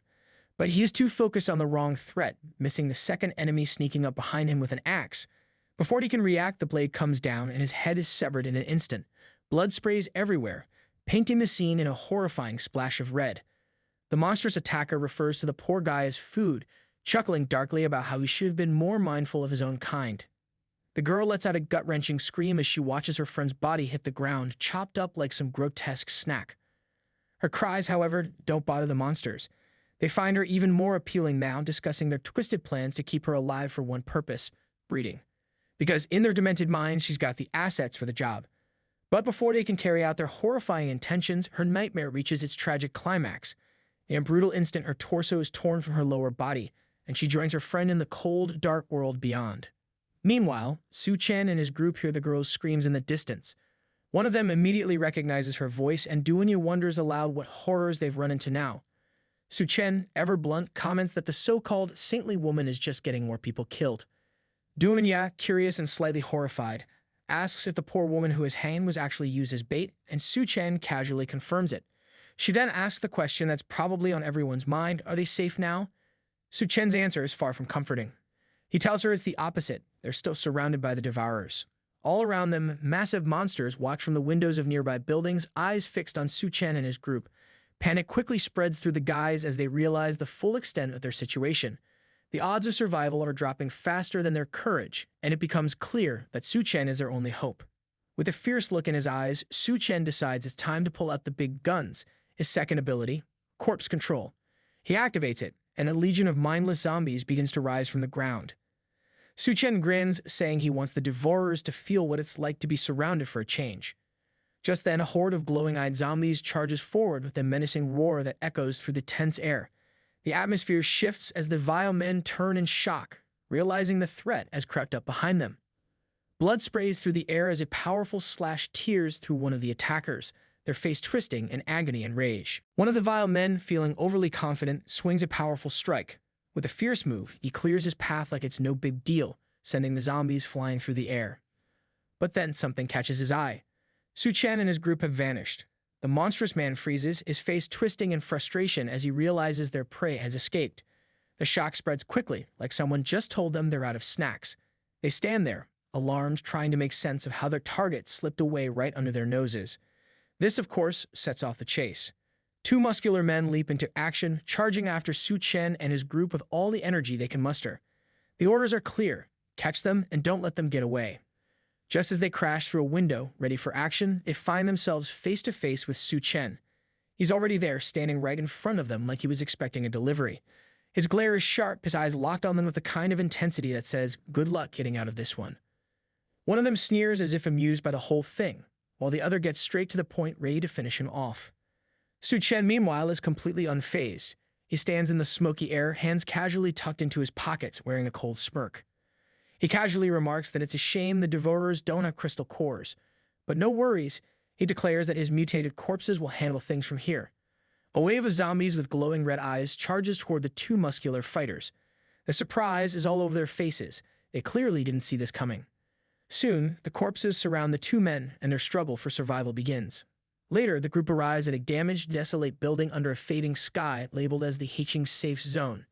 However, with destruction everywhere, safety feels more like a distant hope than a real promise. Duanya and Union step cautiously into the crumbling scene, only to be confronted by a voice accusing them of trespassing.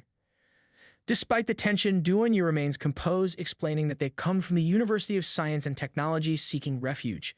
Their eyes widen as they look up to see a powerful figure descending from the sky, armed with a massive axe, like an apocalyptic superhero, but without the cape.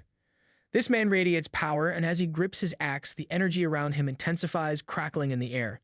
It's clear he's not here for a friendly chat. He fiercely warns them that they don't accept trash here, demanding that they leave immediately. Without hesitation, Duanya, with glowing pink eyes, uses her mind ability and demands to know what gives this man the right to deny them entry into what should be a safe zone. The man with the axe taps his head, suspiciously asking if she's using some kind of shady trick. Then, wielding his axe aggressively, the man lunges at Duanya, calling her useless trash. Shocked and realizing she is likely under attack, Duanya notices that this man is a powerful ability user. Suddenly, a hand appears in front of her, defending her. It's Xiaofeng, who says, "Stop it," to the big man. Xiaofeng addresses the man as Captain's son and emphasizes that these people are only seeking refuge and are not a threat. The tension is palpable, but Xiaofeng's plea is heartfelt. However, Captain Sun remains skeptical of the newcomers, gripping his massive axe tighter. He points out that ordinary people cannot easily make it through areas where the devourers roam and suggests that these individuals might be spies trying to infiltrate their group. Just then, Suchan strolls up from behind, casually suggesting that they take these dozen doctors to another safe zone. Captain Sun's disbelief is immediate. Dozens of doctors? In this world, that's like find me a unicorn. One of his men, equally startled, points out how rare it is for doctors to have survived this long, and another adds, amazed, that Suchan didn't just find one or two. He's got dozens. Xiaofeng stands there, jaw practically hitting the floor upon seeing Suchan alive. He clearly wasn't betting on a happy reunion. It's obvious he had assumed Suchan was long gone, but here he is proving him wrong. And Xiaofeng quickly turns to Captain Sun, passionately defending Suchan and his group, declaring them his friends and even vowing with his life that they aren't spies. He confidently adds that if Suchan says he's got doctors, then you better believe he's got doctors. The rest of the group joins in, trying to persuade their skeptical captain. With Xiaofeng vouching for Suchan and his crew, they plead for the newcomers to be let in, hoping their captain will finally relent. One of the men points out that having doctors could finally put an end to the grim practice of burying patients alive, hinting at the desperate conditions they've been facing. Because nothing says bad day like being mistaken for dead. The captain, clearly not thrilled but seeing the bigger picture, reluctantly agrees to let the newcomers in, but not without a catch. He makes it clear that Xiaofeng will be held accountable if these doctors fail to cure the patients. No pressure, just life or death stakes.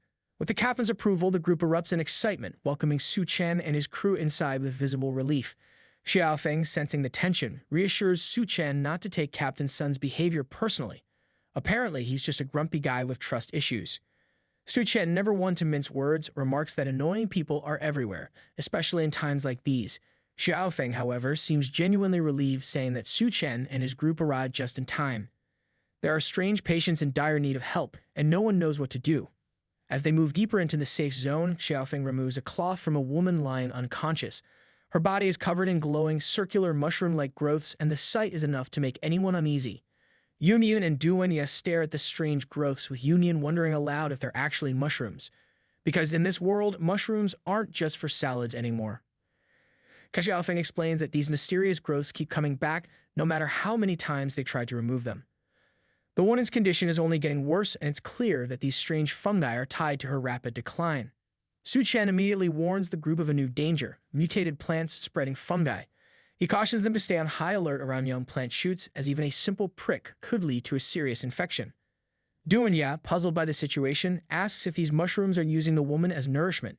Suchan agrees that it's a likely possibility. Meanwhile, Yunyan decides it's time to seek help. She plans to find a way to analyze the mushrooms and hopefully develop a remedy. Suchan quickly grasps the looming danger of the mutated plants. These monstrous creatures, with their sharp teeth and threatening vines, are no small threat. If not handled quickly, they'll grow uncontrollably, spreading across the land and eventually attacking humans. Suchan knows that when this happens, the Devourer's tribes will seize the opportunity, plotting to overrun the remaining safe zones and turning survivors into little more than livestock. Realizing the severity of the threat, Suchan plans to use this base to get ahead of the danger before it's too late. But just as his mind is racing with strategies, chaos erupts. Out of nowhere, a jeep barrels through the crowd with a maniac behind the wheel, yelling at everyone to move aside.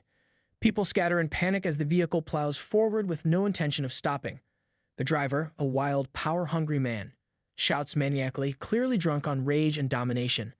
He fires a machine gun randomly, showing no care for the chaos he's creating. Suchan, ever calm but visibly annoyed, stands unfazed by the scene. He turns to Xiaofeng, questioning why no one is dealing with this madness. There's someone firing a gun in the middle of the safe zone, and yet the team seems to be doing nothing. It's almost like the apocalypse came with a new, no-rules policy. Xiaofeng explains that the team was disbanded. Suchan, piecing it all together, asks if it's because they let these refugees into the city as part of some deal. Xiaofeng confirms, adding that this lunatic in the jeep is the son of the city lord. He doesn't see the elderly or children as useful to the safe zone, so he deliberately harms them. Meanwhile, the son of the city lord spots the newcomers, a sinister expression spreading across his face, because clearly there's always room for more trouble. His jeep continues its reckless path, hitting people left and right without a care as the chaos spirals even further out of control. This fool Zhang He leans casually against his jeep, eyeing Union with bad intentions, because apparently the apocalypse isn't complete without creepy guys offering rides. He offers Union a seat in his jeep, promising food to sweeten the deal. Sitting beside an injured person, Union contemplates the situation, concern written on her face. But then an idea sparks. She decides this fool could use a lesson. Putting on her best helpless act, she tells Zhang He that she's so hungry and too weak to walk. Maybe he could carry her. Zhang He, with a sinister grin, eagerly agrees, clearly imagining some not-so-noble intentions as he offers to carry her. He thinks he's in control, but Yunyan's got something much bigger planned. At that moment, Xiaofeng, realizing what's about to happen, sharply warns Zhang He, calling him out by name. But before he can escalate the situation, Suchan calms him down, saying it's fine as long as Zhang He can actually carry her. Zhang He, overjoyed at what he thinks is about to go down, stands tall in his jeep, enthusiastically shouting for Union to hop on, calling himself Big Brother and ready to play the hero, because of course he thinks he's about to win big. Union, her expression now darkened by shadows and her mouth curling into a sly grin, smirks as she looks at him. There's something mysterious and a little unsettling about the way she moves. Then with a mischievous gleam in her eyes, she jumps toward him, yelling excitedly, "Here I come," as she descends toward Zhang He, who's standing there, arms wide, ready to catch her. But midair, everything changes. Union's size begins to increase rapidly, transforming in mere microseconds into a giant woman. Zhang He's enthusiastic grin quickly fades into sheer terror as he realizes his big brother act is about to get crushed, literally. Union, now towering over Zhang He, looks down at the smaller man who reaches out in shock or awe, completely overwhelmed by her sudden transformation. Zhang He, in his moment of panic, is forcefully thrown backward by the giant Union, the look of pain and shock on his face clearly showing he did not see this coming. While he wanted to carry her, now he's paying the price. Zhang He crashes to the ground with a thud, his leg crushed beneath Union's weight. His face twists in agony, the reality of the situation hitting him hard, literally. Union calmly shrinks back to her normal size, standing confidently above him, while Zhang He writhes on the ground, screaming about his cracked leg. His voice is filled with terror and can't stop shouting, clearly in severe pain. Nearby, two men notice the commotion, their faces full of concern.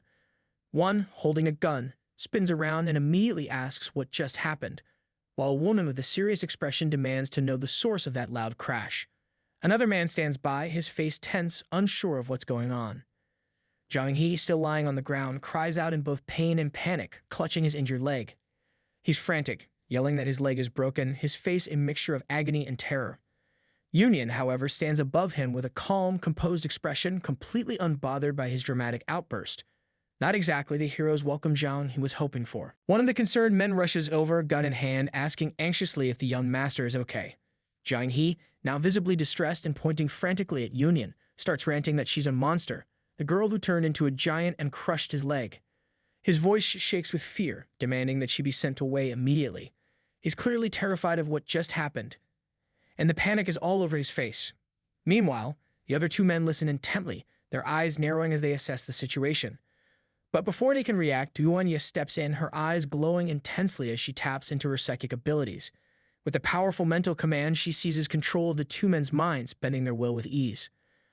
Under Duanya's influence, the two men, now with glowing red eyes, speak in a robotic tone, completely under her mental control.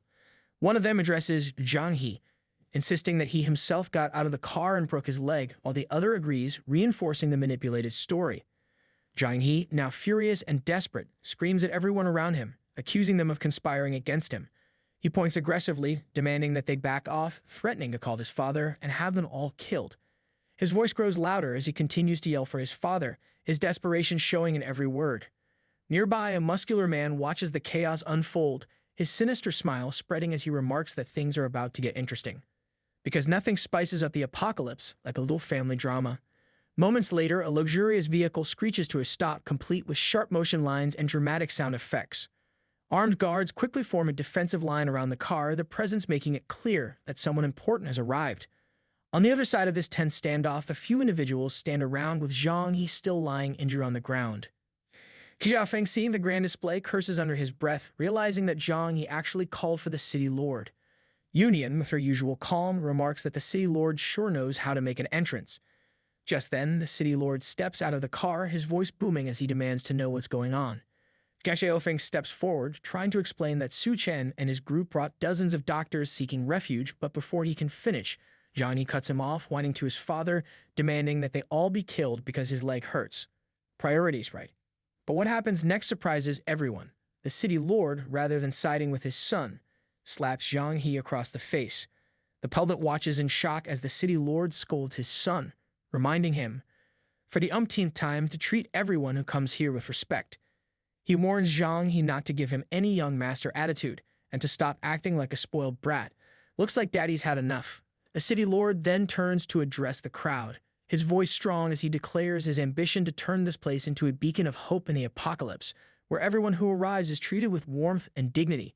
The gathered crowd erupts with comments, impressed by the unexpected display of leadership. One person mutters in awe that even the city lord's own son gets punished when he's wrong, while another marvels that such a noble-hearted person still exists in the apocalypse. A third simply comments, now that's a truly kind soul. The city lord continues, extending a sincere invitation to all those present to stay and help build this dream together. He promises the best food and the most generous living conditions. The crowd erupts into cheers, with the newly arrived people shouting, "Long live the city lord." One of them excitedly declares that this lord is amazing and he's definitely staying. Apparently, a little kindness goes a long way in the apocalypse. Xiaofeng, feeling relieved, turns to Suchan to tell him that everyone can stay now. But as he turns, he realizes Suchan is gone. Confused, he wonders where Suchan disappeared to, because Suchan always manages to vanish when you least expect it. Meanwhile, just outside the safe zone, Suchan, Duanya, and Union sit around a bonfire. Union, always curious, asks Duanya why they aren't staying in the city. Duanya points out the obvious, that after Union crippled the city lord's son, there's no way the city lord wouldn't eventually seek revenge, because no one forgets when you break their kid's leg. Union, suddenly realizing this, admits that it looks like they'll be sleeping in the woods tonight. Then, with a flustered face and a mischievous grin, Union jokingly asks Duanya if she could teach her, since it's her first time. Duan sighs, wondering what on earth Union is thinking before commenting that they might not even get to sleep tonight. Priorities, right?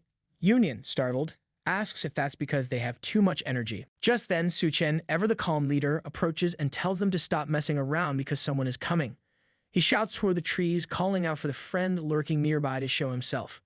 The men hiding, clearly planning an ambush, realize they have been spotted. One of them, a bald brute, mutters in surprise that he didn't expect Suchan to be so vigilant. The group of thugs emerges from the shadows, one of them warning Suchan and the two women that they thought they could cripple the young master and sneak away so easily. Suchan, unfazed, taunts them at the word escape, explaining that he didn't want to go on a killing spree in the city and accidentally harm his friend's team, because mass destruction isn't exactly polite guest behavior. The bald man, laughing mockingly, dismisses Suchan's words, pointing out that he's unarmed and clearly outnumbered. Another thug, getting impatient, suggests they stop wasting time and finish him off.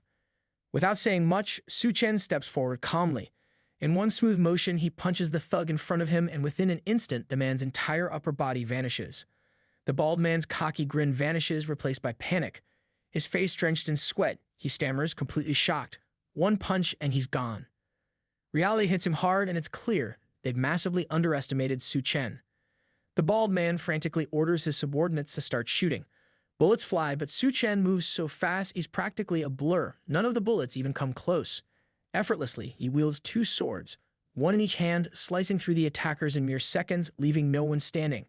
He reaches the bald man, sword pointed right at him. Terrified, the bald man drops to his knees, begging for his life.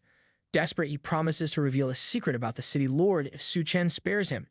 Suchan, unfazed and calm, tells him to continue. Because if you're going to beg, at least make it interesting. In his shaky voice, the bald man confesses that the city lord has been trading with the nearby Devourer's clan every week. Startled, Suchan presses further, asking what kind of trade. The bald man hesitates before revealing the horrific truth. The city lord exchanges refugees with the Devourers in return for food. Union, shocked and furious, can barely hold back her anger. She demands to know what they've been trading living people to the Devourers. The bald man, now tied up with ropes and swaying bullets, insists it's all the city lord's doing, as if that's going to save him. Following the bald man's lead, Suchan and his group are taken to the location where the exchange happens. As they arrive, they witness a monstrous devourer choking a man. The devourer with the chilling voice casually explains that rotten food will be dumped at the gates of the safe zone just before dawn, as if it's the most normal thing in the world. With a menacing expression, the devourer tightens its grip around the man's neck. Without warning, it opens its jaws, bites down on the man's neck, and pulls his head and spine clean out, devouring it in one gruesome motion. Union and Duan stand frozen, shocked by the brutality of what they've just witnessed. Union covers her mouth, her eyes wide with disbelief at the sheer horror of it. The bald man, visibly shaken and sensing his time might be up, pleads with Suchan, reminding him that he's told them everything he knows and asking to be let go. But Suchan, with a confident and slightly sinister smile, responds calmly, "Not so fast." There's still something he needs from the bald man because in Suchan's world, mercy is always a little more complicated. Later, the bald man finds himself in a precarious position, literally. He's hanging from a rope in the middle of a road, shouting desperately for someone to help him. His pleas are heard, but not by the friendly kind. A group of Devourers from the monstrous clan approaches, intrigued by the sight. One of them wonders aloud why there's a person hanging there, while another shrugs, saying they don't care, they'll just beat him up and take him back. Because when you're a Devourer, why question when you can punch? The first Devourer rushes forward, ready to strike the bald man, who frantically tries to plead for mercy. But before he can finish his sentence, the Devourer cuts him off with a cruel grin, completing the phrase, "You're my next meal." Just then, a massive figure emerges from behind the bald man. It's a giant monstrous creature. Well, not quite. It's Union, down on her knees, casually holding the rope tied to the bald man. She looms over the Devourers, clearly in control. One of the Devourers, eyes wide with panic, shouts for the others to watch out, realizing that Union is an ability user. But Union, with her usual mischievousness, simply grins and declares that she'll be taking one of them as her new toy.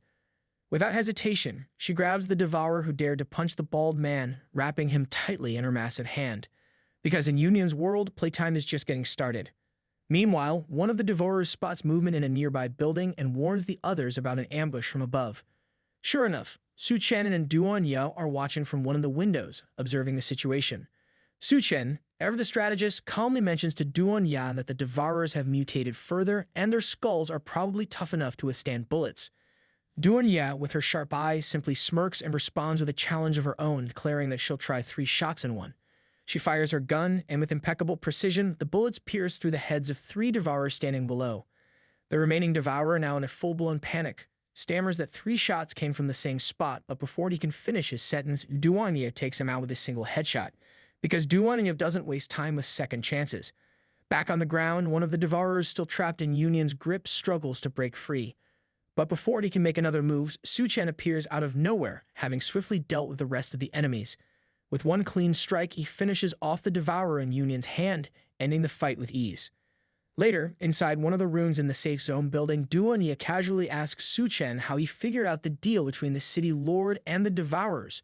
Suchan, leaning back with that ever-calm expression, explains that he had heard rumors about many resettlement bases doing these shady trades.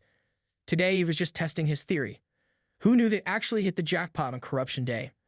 The room itself is far from shabby. There's a luxurious bed, something Suchan pulled from his handy dimensional space, along with some food. Duan is lying on the bed, wearing a rather questionable dress, as if they're not in the middle of a doomsday scenario. Because apparently, even the apocalypse has room for fashion choices. Duan looks at Suchan and suggests that if he wants to establish a resettlement base, he could always find another place without getting tangled up in this mess. Suchan, ever the practical one, points out that building a base from scratch takes too much time and effort. Instead, he needs to find someone reliable and competent to run things, and he believes that person is right here in this safe city. Duan, catching his drift, replies with a simple, "Oh, I see." Before the conversation can go further, Union bursts into the room, dressed in a rather naughty costume. With a mischievous grin, she teases Duan, asking how she could possibly start without her. Duan, ever calm, playfully agrees and tells Union to join in as well. Apparently, teamwork really does make the dream work, even in the apocalypse. Suchan, watching this unfold, raises an eyebrow and asks, what exactly are they up to? Duan, with a sly smile, replies that they want to thank him properly. After all, in this doomsday, being able to live like normal humans is a luxury. So tonight, she promises they'll serve him well. Because what better way to show gratitude than with a little post-apocalyptic pampering? Meanwhile, as dawn breaks, the city lord stumbles upon the bald man who's been severely injured by the Devourers. Jumping to conclusions, the city lord mistakenly believes something went wrong with the deal between the Devourers and himself. In a panic, he immediately rushes off to the Devourers clan to sort out the mess. The leader of the Devourer clan glares at the city lord, his voice heavy with menace. He informs him that his men have been severely injured and that the Devourers lost 3 warriors. For compensation, the city lord must now send twice as many people or there will be no deal. One of the city lord's men, shocked, mutters, "Double." But the city lord quickly silences him, assuring the Devourer leader, no problem.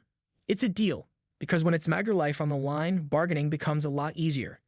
Just then, Suchan appears, stepping into the tense scene.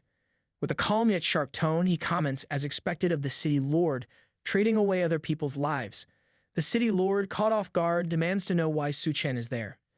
Suchan, never one to miss a chance to stir things up, responds that he had heard rumors about the city lord's close relationship with the Devourers and came to check things out for himself. And let's be real, when Suchan's around, it's never a friendly visit. The leader of the Devourers narrows his eyes, realizing that Suchan must have been the one who killed his men. He sneers, impressed but irritated, saying that Suchan is bold to show up alone in his territory. The leader doesn't know how Suchan managed to kill his warriors, but he's confident Suchan won't be leaving alive. Because, of course, every villain has to throw out some overconfidence before things go sideways. The city lord watches the exchange and smugly comments that Suchan is doomed, but his mind quickly shifts back to the base, thinking there must be something wrong with the people who followed Suchan. He plans to deal with them next. Without wasting any time, the city lord orders his subordinates to wrap things up quickly so they can return to the resettlement area. Back at the base, the city lord gathers the public and spins a tale of betrayal. He accuses the outsiders, Suchan's group, of being traitors who snuck into the base pretending to be doctors, only to kidnap refugees and trade them with the Devourers for food. As the crowd listens, whispers and murmurs rise. One voice questions, trading with Devourers. Another adds, these are beasts. Kill them. Tension builds as the people start to turn, anger bubbling over. But just when things seem ready to spiral out of control, a man steps forward and shouts for everyone to wait. He explains that, as far as he knows, Suchan is a trustworthy and reliable person. Suchan was the one who brought these people to the base, so there shouldn't be any issues with them. The crowd was stunned by the appearance of General Gao, recognizing him as a powerful figure. Whispers spread as people questioned who Suchan must be if even someone like General Gao vouched for him. Eyes turned to the city lord, who sneered, doubting Gao's intentions. He challenged the general, questioning how he could prove that Suchan and his group weren't traitors, demanding evidence to back his claims. High above, Suchan made his presence known from atop a building. The city lord's disbelief was palpable, wondering how Suchan could still be alive after everything. General Gao, also surprised, recognized the young man who had caused such a stir. Standing confidently, Suchan held the leader of the Devourers as captive. He taunted the city lord, suggesting that the Devourer himself reveal the truth. Trembling and defeated, the Devourer leader begged for mercy, but Suchan's command was clear: the truth must be told. With no other choice, the Devourer leader admitted that the city lord had been the one making deals with his clan, exchanging refugees for food. The crowd erupted into a chorus of shock and betrayal. The realization that the man they had trusted had been trading human lives for supplies hit hard. Angry voices filled the air as the people cursed the city lord for deceiving them. The city lord, now desperate, tried to spin the situation, accusing Suchan and the Devourers of conspiring against him. But before his lies could spread further, General Gao stepped forward, fury in his eyes. Without hesitation, Gao punched the city lord, the blow heavy with the weight of betrayal. The city lord's laughter, unhinged and wild, filled the air as he admitted to everything. He justified his actions by claiming that in a world overrun by Devourers, sacrifices had to be made to keep people fed, even if it meant trading a few lives. General Gao, disgusted by the city lord's cowardice, struck him again. For Gao, it was not about survival at all costs, but about standing firm in the face of the apocalypse without becoming a monster like the Devourers themselves. The crowd, watching this exchange, realized the depths of the city lord's corruption. Suchan approached General Gao after the confrontation, proposing a new path forward. Together, they would build a new base, a place that stood for true human civilization. Suchan thinks back to a past life, remembering a time he wandered through ruins and eventually stumbled upon a sanctuary, a utopian base where society seemed to have gotten everything right. There were no class struggles, no one complaining about missing meals, and everyone actually looked relaxed. It was a place where the dream of a peaceful, well-fed existence had come true.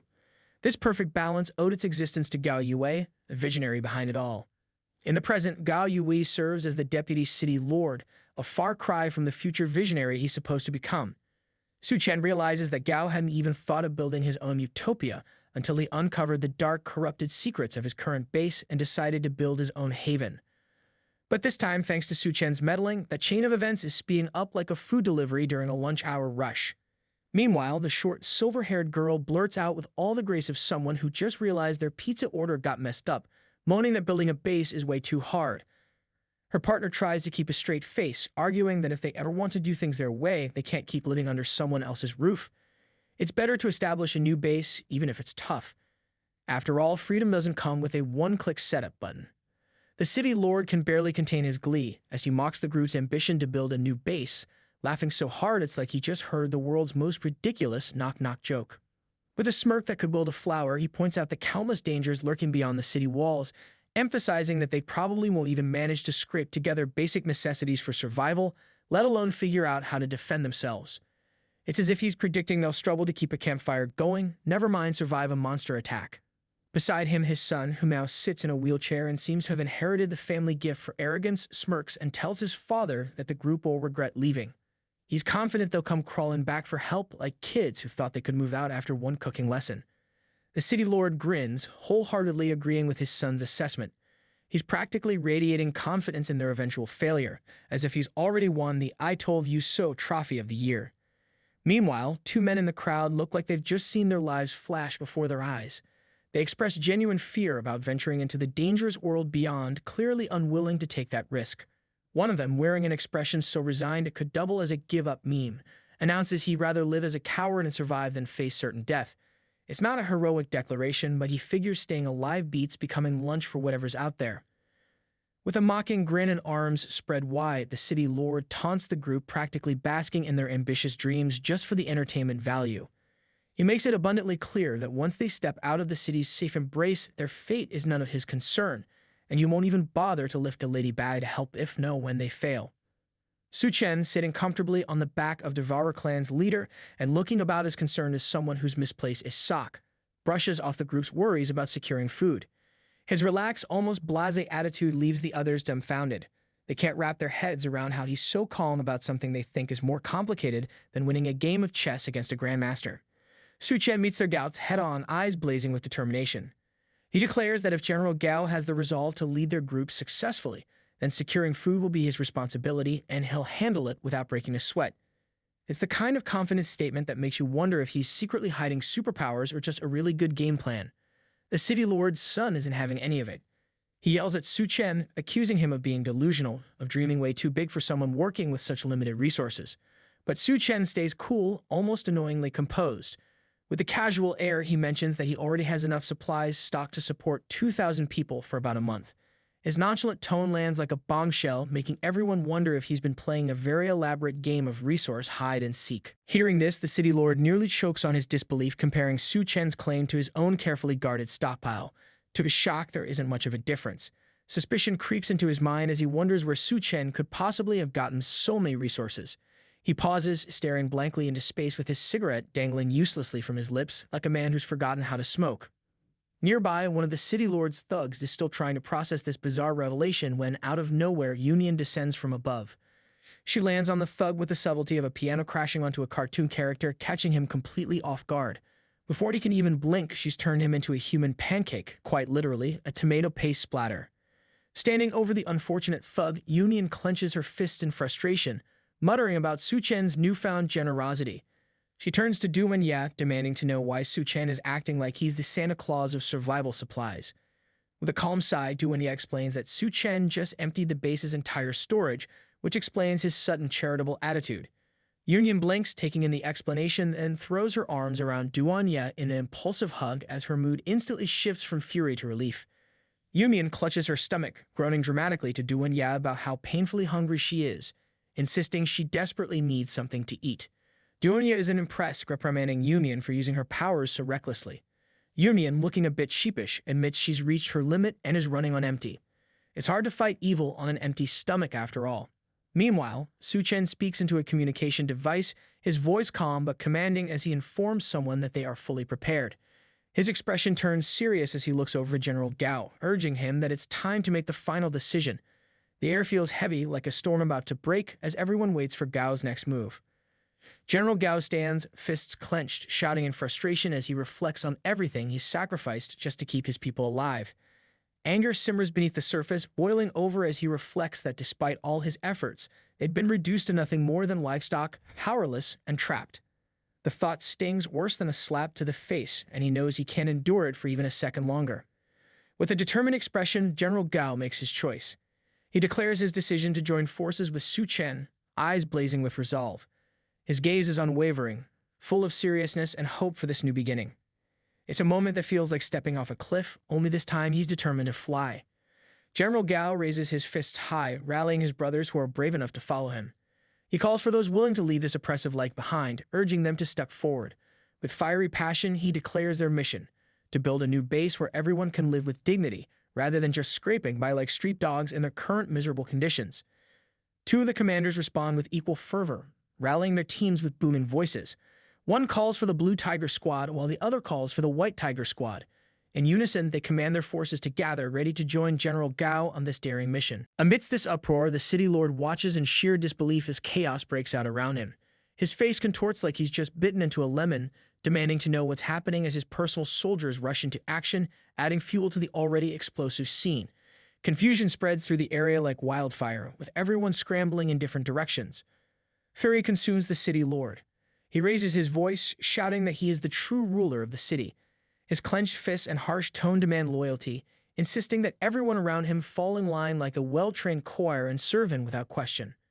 Meanwhile, a soldier approaches General Gao, reporting that all troops ready to join him are gathered. Rows of soldiers stand in formation, waiting for their next orders, their faces set with determination. The City Lord, watching this unfold, erupts in fury.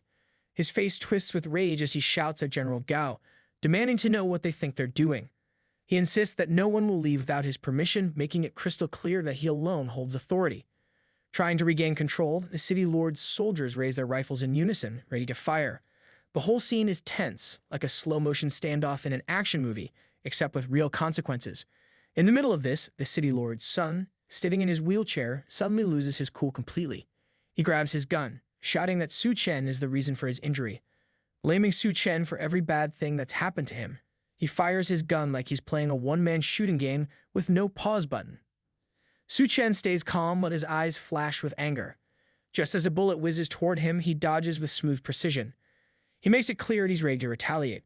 With swift, precise movements, he dodges more bullets, leaping through the air like he's done this 1,000 times. The city lord's son continues firing wildly, desperately trying to hit Suchan. His frustration grows with each missed shot. Suchan skillfully dodges each shot, moving with the ease of someone who's done this 100 times.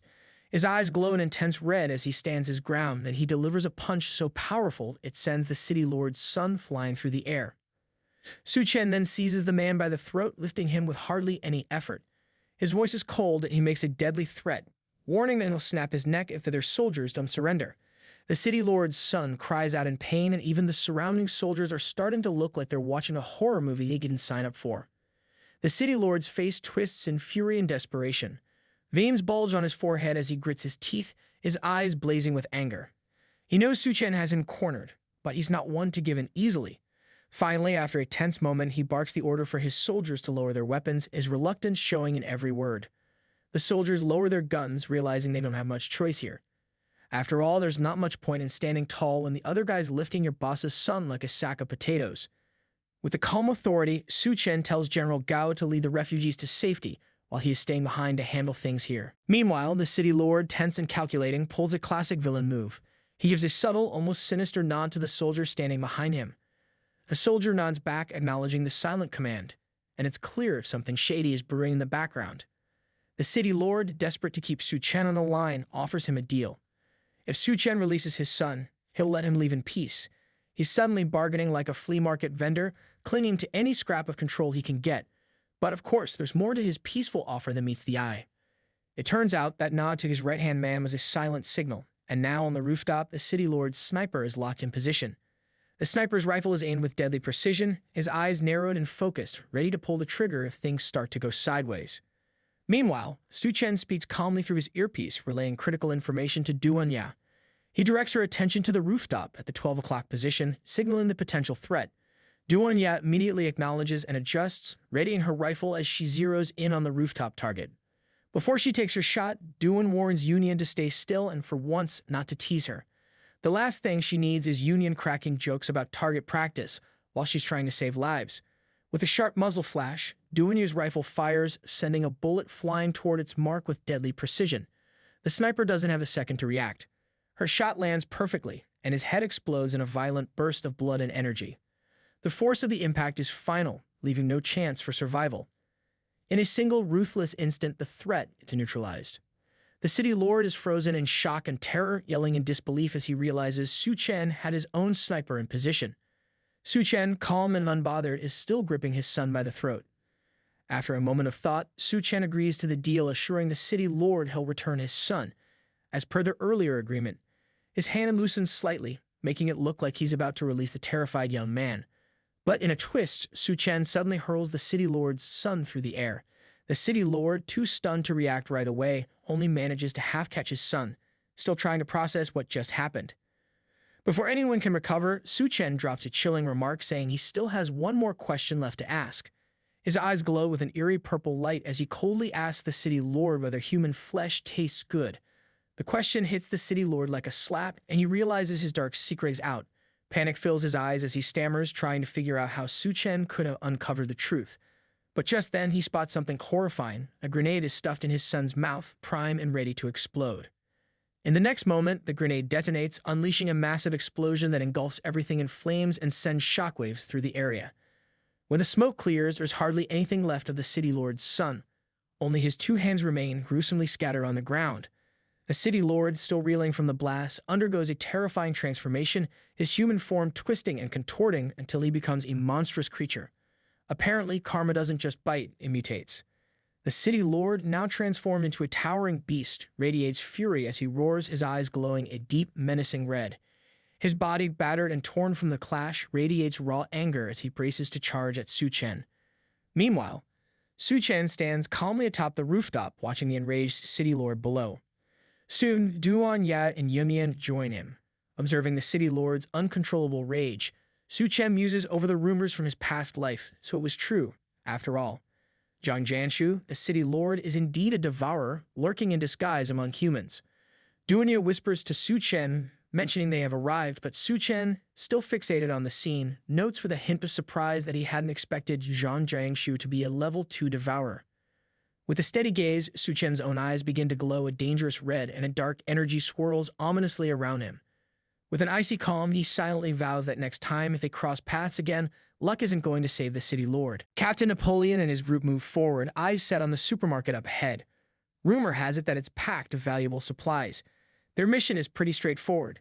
Clear out any enemies, grab everything useful, and haul it all back to their new base. With a fierce look, the captain signals them to charge, and the team races forward, full of adrenaline, only to freeze in surprise. Ahead of them, they see something unexpected. The enemies are already down, lying lifeless on the ground, defeated by someone else.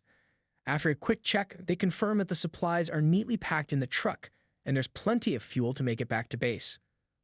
One of the men comments that Suchan wasn't kidding, there's really a whole truckload of supplies here. But Captain Napoleon, with his usual pride, can't bring himself to give any credit to Suchan. After all, sharing the spotlight has never been his strong suit. The captain sighs, disappointed and a bit sulky, as he'd been expecting an intense fight, not a stroll to pick up groceries. He mutters to himself that this whole mission feels like a waste of time. Sensing an opportunity to stir things up, Napoleon's right-hand man leans over, casually mentioning that he'd heard the general gave Suchan a much bigger mission. Important tasks like that used to be Napoleon's specialty, and he clearly wasn't thrilled about the change. Hearing this, Napoleon's face turns sour. He grumbles that Suchan is nothing more than a pretty boy, far too inexperienced to compete for real credit. In the distance, a tall communication tower stands proudly under the vast sky, marking a crucial point of contact, one that no doubt will keep them connected through missions like this, even the unexpectedly easy ones. Union and Duanya wait impatiently at the top of the tower, wondering why the team leader hasn't returned yet. Duanya, calm as ever, leans back and assures Union that the enemies at the supermarket have already been taken care of. She says all that's left is for the team to bring back the supplies. Even brain-rot Mr. Napoleon can handle that. Union, however, can't shake her frustration. She says no one is worried about that, Napoleon. Suchan had asked them to handle the refugees' medical care, and she is more concerned about those people starving to death. Just as she grows more anxious, Duanya spots the approaching truck in the distance. She says that they can finally return now, as once they are close, it will be hard to use power to cloak Union's size. Back at the base, the supplies are unloaded and approval comes through for a job well done. The people around are in disbelief, realizing that Suchan has truly found enough supplies to solve their food shortage. Voices of gratitude ripple through the crowd, and before long they're praising Suchan as their hero. But not everyone shares in the celebration. Captain Napoleon scoffs bitterly, seeing the praise as proof of Suchan's skill at winning people over. Just then, a soldier delivers a report about a nearby hospital occupied by Devourer tribe. It looks like a tribe of a few dozen. With a renewed determination, Napoleon decides he'll prove his own strength, determined to show Suchan who truly has the power to protect the people. Meanwhile, Suchan, Lady Bai, and Xiao Feng are on a mission of their own. Lady Bai raises an eyebrow in surprise when Suchan mentions a plan to raid the armory. Lady Bai points out that there's a military base nearby, but the entrance has been flooded for ages, turning it into what's likely a death trap filled with mutated corpses. Xiao Feng chimes in, voicing another concern. Even if they manage to get inside, he wonders how much they could realistically carry out with just the three of them. Suchan, unbothered and confident, waves off their concerns, telling them not to worry about the details and insisting they just get him to the military warehouse. He mentions, almost too casually, that finding a vehicle won't be a problem. Lady Bai and Xiao Feng share a glance, both rolling their eyes, wondering if he's planning to pull a miracle out of thin air. Suddenly, right before their eyes, a vehicle appears out of nowhere, leaving Lady Bai and Xiao Feng stunned. They exchange glances, caught between awe and confusion, wondering if what they just witnessed was magic or some kind of special ability Suchan has been keeping under wraps. Suchan, now settled in the driver's seat, urges Lady Bai and Xiao Feng to stop chatting and jump in so they can get moving. Without waiting for another word, the yellow vehicle roars to life, speeding through the city streets, leaving a faint trail of energy in its wake. Meanwhile, frustration boils over among another group led by a man whose patience has clearly run out. He's had enough of the obstacles, especially the lurking water ghouls, and decides to use a ruthless tactic to clear the path to the military base.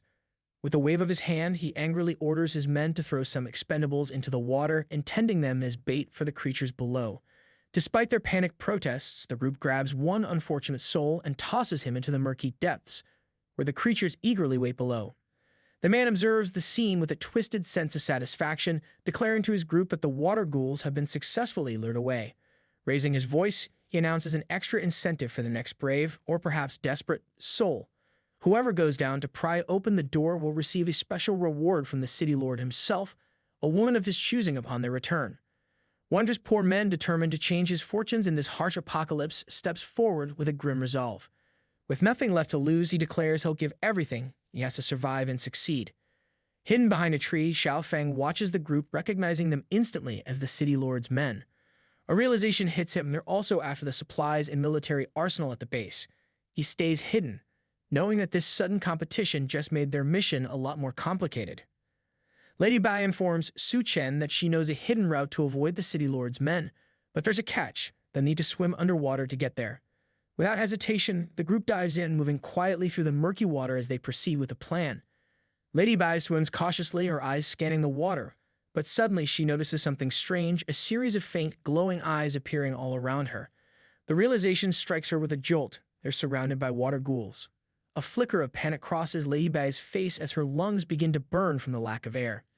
Just then, Suchan reaches out to her. She can't believe it when he actually speaks to her underwater. Her mind races, half in awe, wondering how he's managing that. Suchan draws her close and then touches her lips with his, and it hits her. He's sharing his air, keeping her alive in this dire situation. Lady Bai's eyes widen as she fully grasps just how dangerous their situation has become. They're completely surrounded by an overwhelming number of water ghouls, their eerie eyes watching, waiting. Panic surges and Lady Bai instinctively tries to pull away, but the water ghouls begin reaching out, clawing at her, their hands just inches away. In a swift move, Suchan pulls her into a protective embrace, shielding her as the danger encircles them, the water growing colder with every passing second. Lady Bai notices that Suchan has become completely still, and a strange quietness settles around them. The once threatening water ghouls have also halted, suspended in an eerie silence that sends a chill through the water. Lady Bai, now on high alert, studies the sudden stillness, wondering what could have caused it. Then she spots it, Suchan's eyes beginning to glow faintly with a strange energy. A thought crosses her mind, almost too wild to believe. Could Suchan actually be controlling the ghouls surrounding them? Holding her close, Suchan gives her a look that seems to say it all. It's time to turn the tables. He tells her to get ready to hunt. From the depths, more monstrous creatures with glowing red eyes and razor-sharp teeth emerge, closing in fast. The water ripples with an almost unbearable tension as they swarm together, ready to attack. Suchan stands his ground, completely unfazed by the incoming threat. The ghouls approach, but Suchan remains calm, his sharp gaze fixed on them, calculating every move. With swift, effortless precision, he strikes down one of the ghouls, barely breaking a sweat. He quickly signals to Lady Bai and Xiao Feng to get to safety, taking on the entire swarm himself. His attacks are powerful and exact, each strike pushing back the relentless wave of monsters surrounding him. It's as if he's orchestrating a dangerous dance with the ghouls, meeting each of their attacks with a flawless counter. Meanwhile, Lady Bai and Xiao Feng swim with urgency, making their way through the water as fast as they can. Despite the chaos, Lady Bai stays focused, her eyes darting around to spot any lurking threat. When they finally burst out of the water, they gasp for breath, pulling themselves to safety. The urgency hangs thick in the air as both scramble to escape whatever might still be hiding below. They can't shake the strange feeling that Suchan might somehow be controlling the water and the ghouls within it. Moments later, Suchan emerges from the water, standing tall and composed. He is holding a glowing white crystal core in his hand, its light casting an eerie glow on his face. He complains that he only got one crystal core from all these stupid ghouls. Lady Bai and Xiao Feng, still on edge, keep their eyes fixed on the crystal core, clearly unsettled by the mysterious energy it seems to hold. Lady Bai can't help but express surprise at how quickly he has obtained the white crystal core, still finding it hard to believe. She tells Suchan why he is still complaining. Xiao Feng, meanwhile, remarks on the possible power contained within, noting that while it may not grant supernatural abilities, it can strengthen one.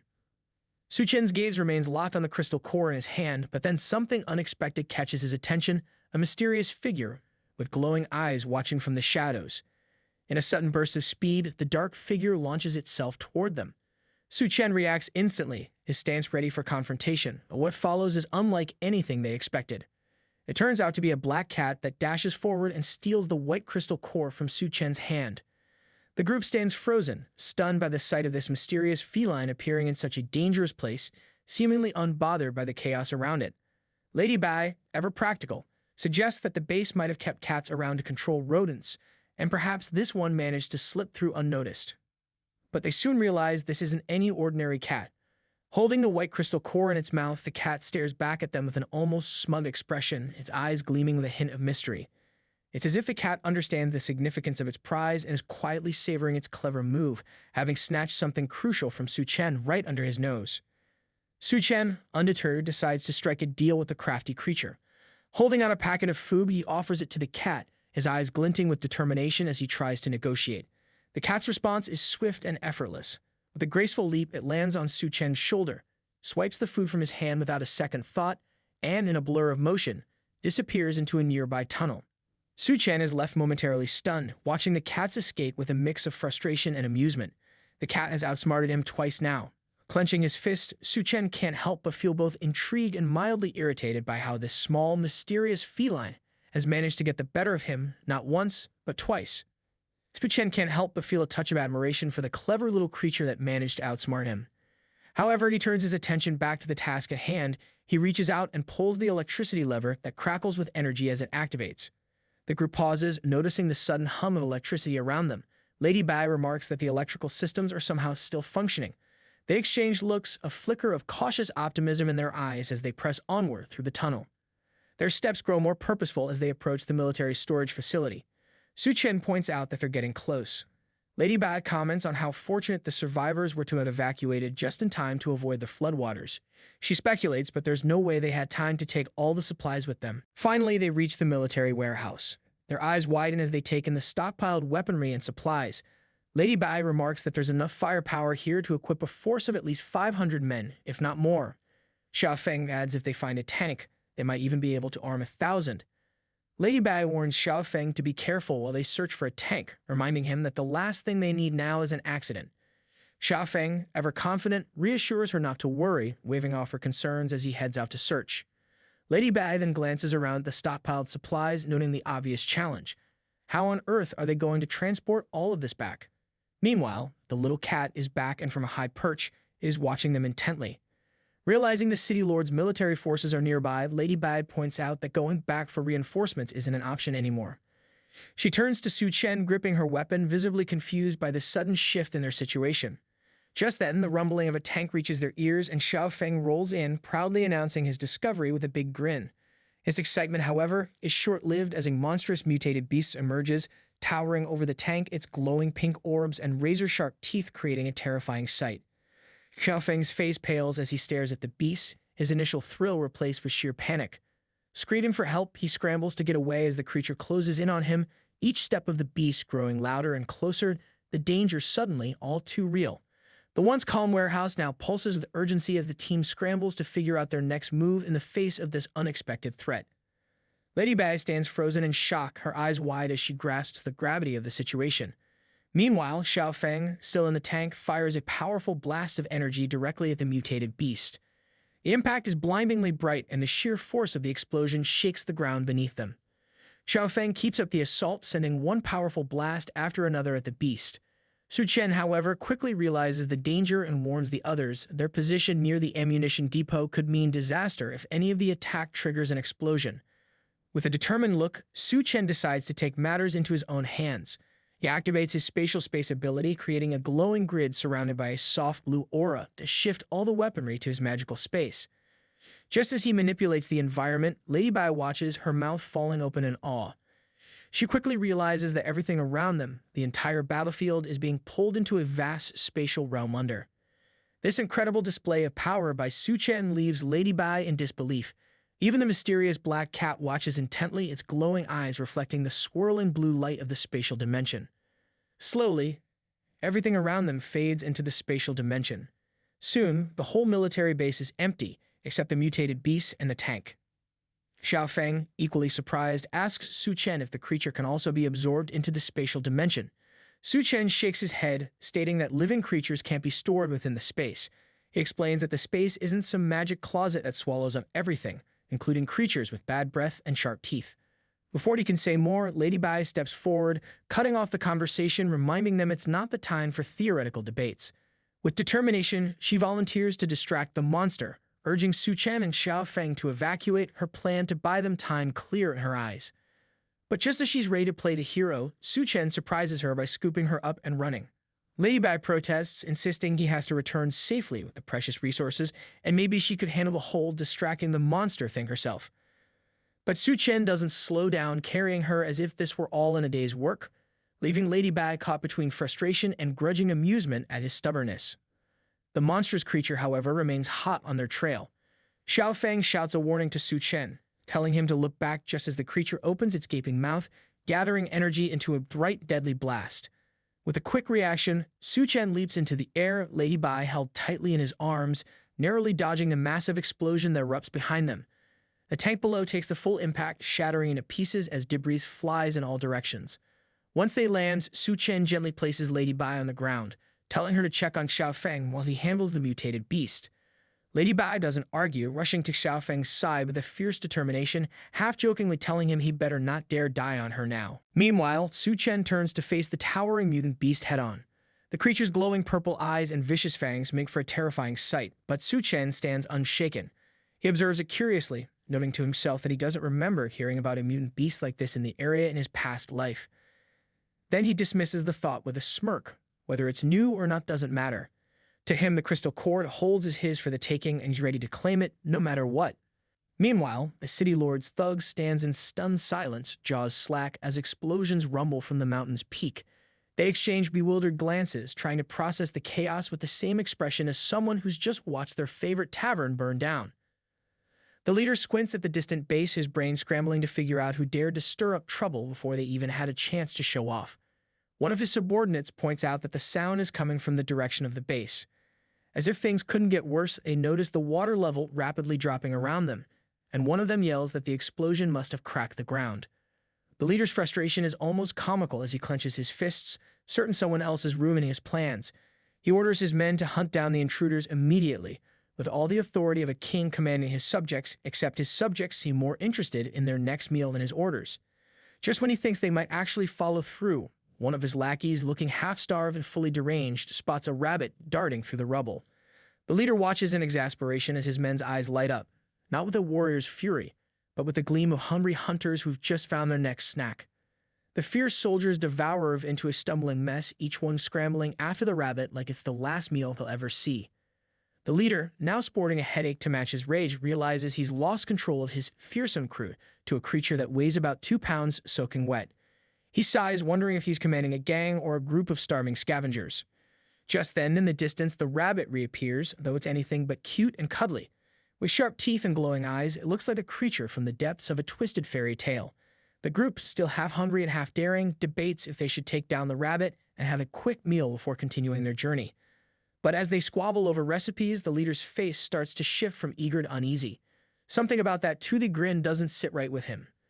As he watches, the rabbit's eyes begin to glow an even deeper, more sinister red, and its mouth stretches into an unhinged, terrifying grin. The creature transforms before their very eyes, going from a potential dinner to the stuff of nightmares. Suddenly, it's not just a rabbit, it's a looming, menacing figure, far larger than they expected, with an expression that practically spells regret for anyone foolish enough to cross its path. The group's bravado melts away as they stare up in horror, realizing they've underestimated their prey.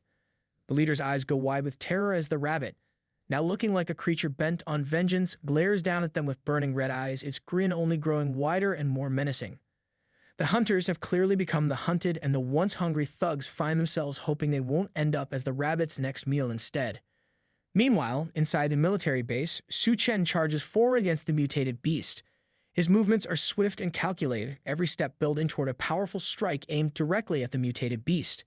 As his punch connects with incredible force, shockwaves ripple through the air, signaling that this fight has just reached a whole new level of intensity. The beast roars in pain, stumbling back from the blow. Its massive jaws open to reveal rows of terrifying, razor-sharp teeth. The beast strikes back, but Suchan, with a quick, fluid move, dodges its attack and lands gracefully on the ground.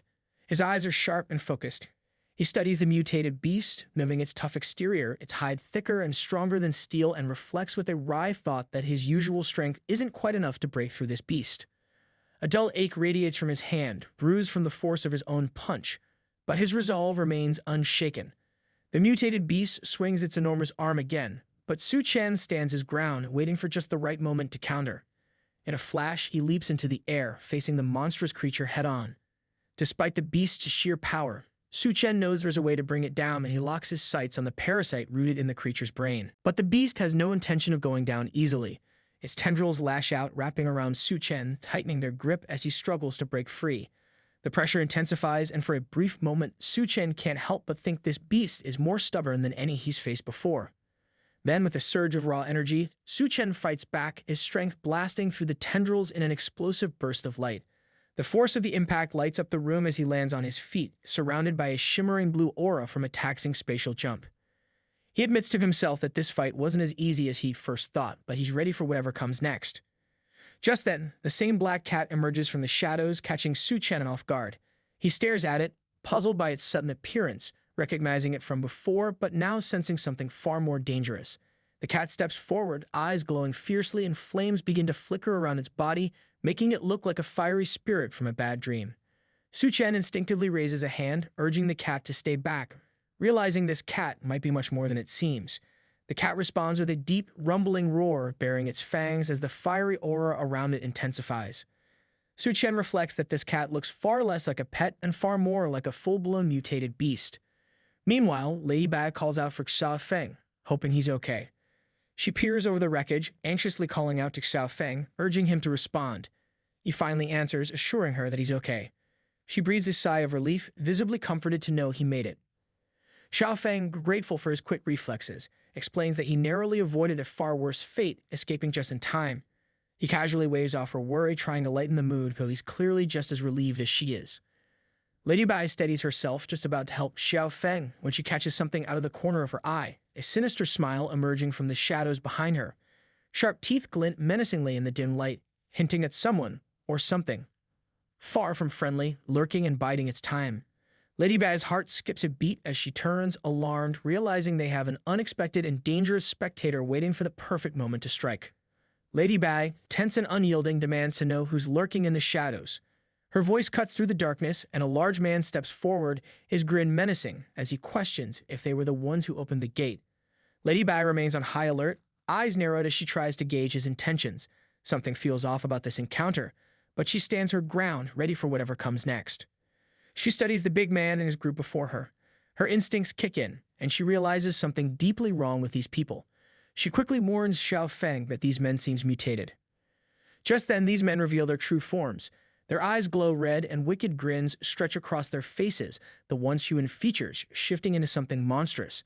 Their leader's face twists, transforming with sharp teeth and a disturbingly wide smile that sends a chill through the air. Back in the thick of the fight, Suchan can't help but notice the black cat growing larger and larger beside him, like some magical balloon with an attitude. It's clear the cat is ready to take on the mutated beast, and Suchan can't resist a wry thought that, after all, this cat and the mutated beast really seem like mortal enemies, probably fighting over turf rights. As the cat towers beside him, Suchan puts two and two together. This clever feline had grabbed the crystal core on purpose, luring them all here. Now that the cat's seen what Suchan is capable of, it seems to have decided he's a worthy teammate. Without missing a beat, he hops onto the cat's back, feeling like he's in some sort of heroic fantasy. The cat's orange aura flares up, and it lets out a low rumble that sounds suspiciously like it's ready to teach the beast a lesson. Suchan, perched atop his fiery, slightly egotistical partner, readies himself for the clash, fully aware that this might just be one of the most unusual alliances of his life. Suchan gives the black cat a friendly pat on its side, suggesting they take on the mutated beast together. The cat responds with a mildly annoyed meow, as if to say, "Fine, but don't expect me to like it." Before the cat can put up any further protest, the mutated beast charges toward them, only making the cat angrier. With a fierce swipe of its sharp claws, the cat strikes, but the beast barely flinches, its thick hide almost laughing off the attack. Assessing the situation, Suchan quickly comes up with a plan. He gestures to the cat to circle around and keep the beast's vines occupied while he handles the main strike. The cat gives a reluctant meow, which Suchan interprets as a grumpy fine before dashing to the side. The beast swings wildly, but the cat moves with such agility that it dodges easily, causing the beast to slam into the wall instead. The impact cracks the wall and water starts trickling in through the damage, a new complication neither Suchan nor the cat had planned on. The beast lashes out again, sending more vines toward them, but the cat charges forward bravely, swiping with its claws and tearing through the vines, clearing a path with surprising determination. Finding the opening, Suchan leaps from the cat's back, aiming a powerful punch at the mutated beast. The impact creates a shockwave, forcing the creature to stumble back.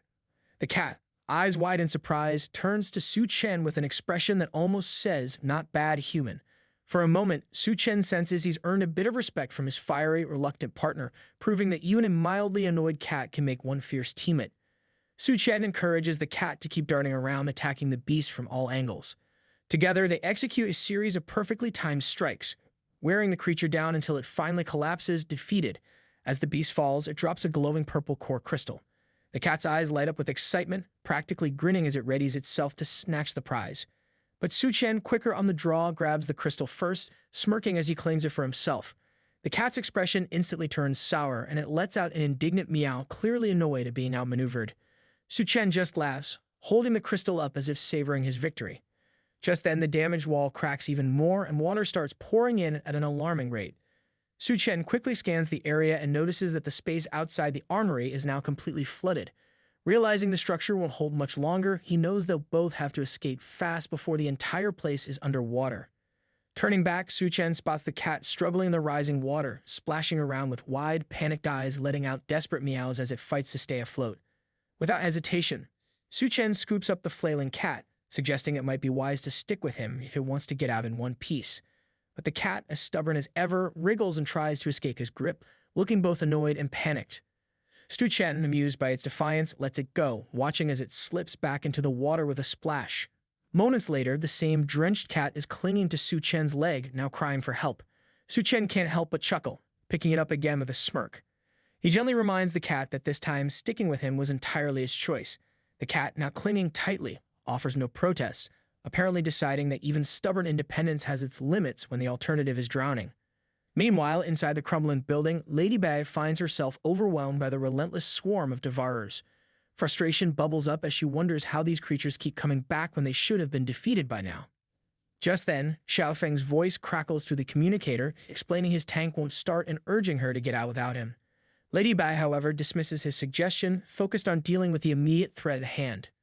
Amid the chaos, her attention is drawn to a twisted, rabbit-like creature with a sinister grin seemingly feeding off the energy of the fallen devourers around it. To her shock, the creature grows larger with each gulp of energy. Suddenly, dark vines shoot out from behind this monstrous rabbit. Xiaofeng spots the writhing vines creeping along the ground and tries to warn Lady Bai, but the vines are too quick. Within seconds, they've wrapped around her arms and legs, holding her like ropes, leaving her immobilized as the monstrous rabbit prepares to strike. The mutated rabbit looms over Lady Bai, its massive jaws wide open, ready to devour her. Just as it lunges, Xiaofeng charges forward with his tank, ramming into the rabbit with the force of a metal battering ram. The impact slams the rabbit sideways, leaving it no time to react. With a fierce determination, Xiaofeng positions the tank's main cannon, tracking the rabbit's every twitch.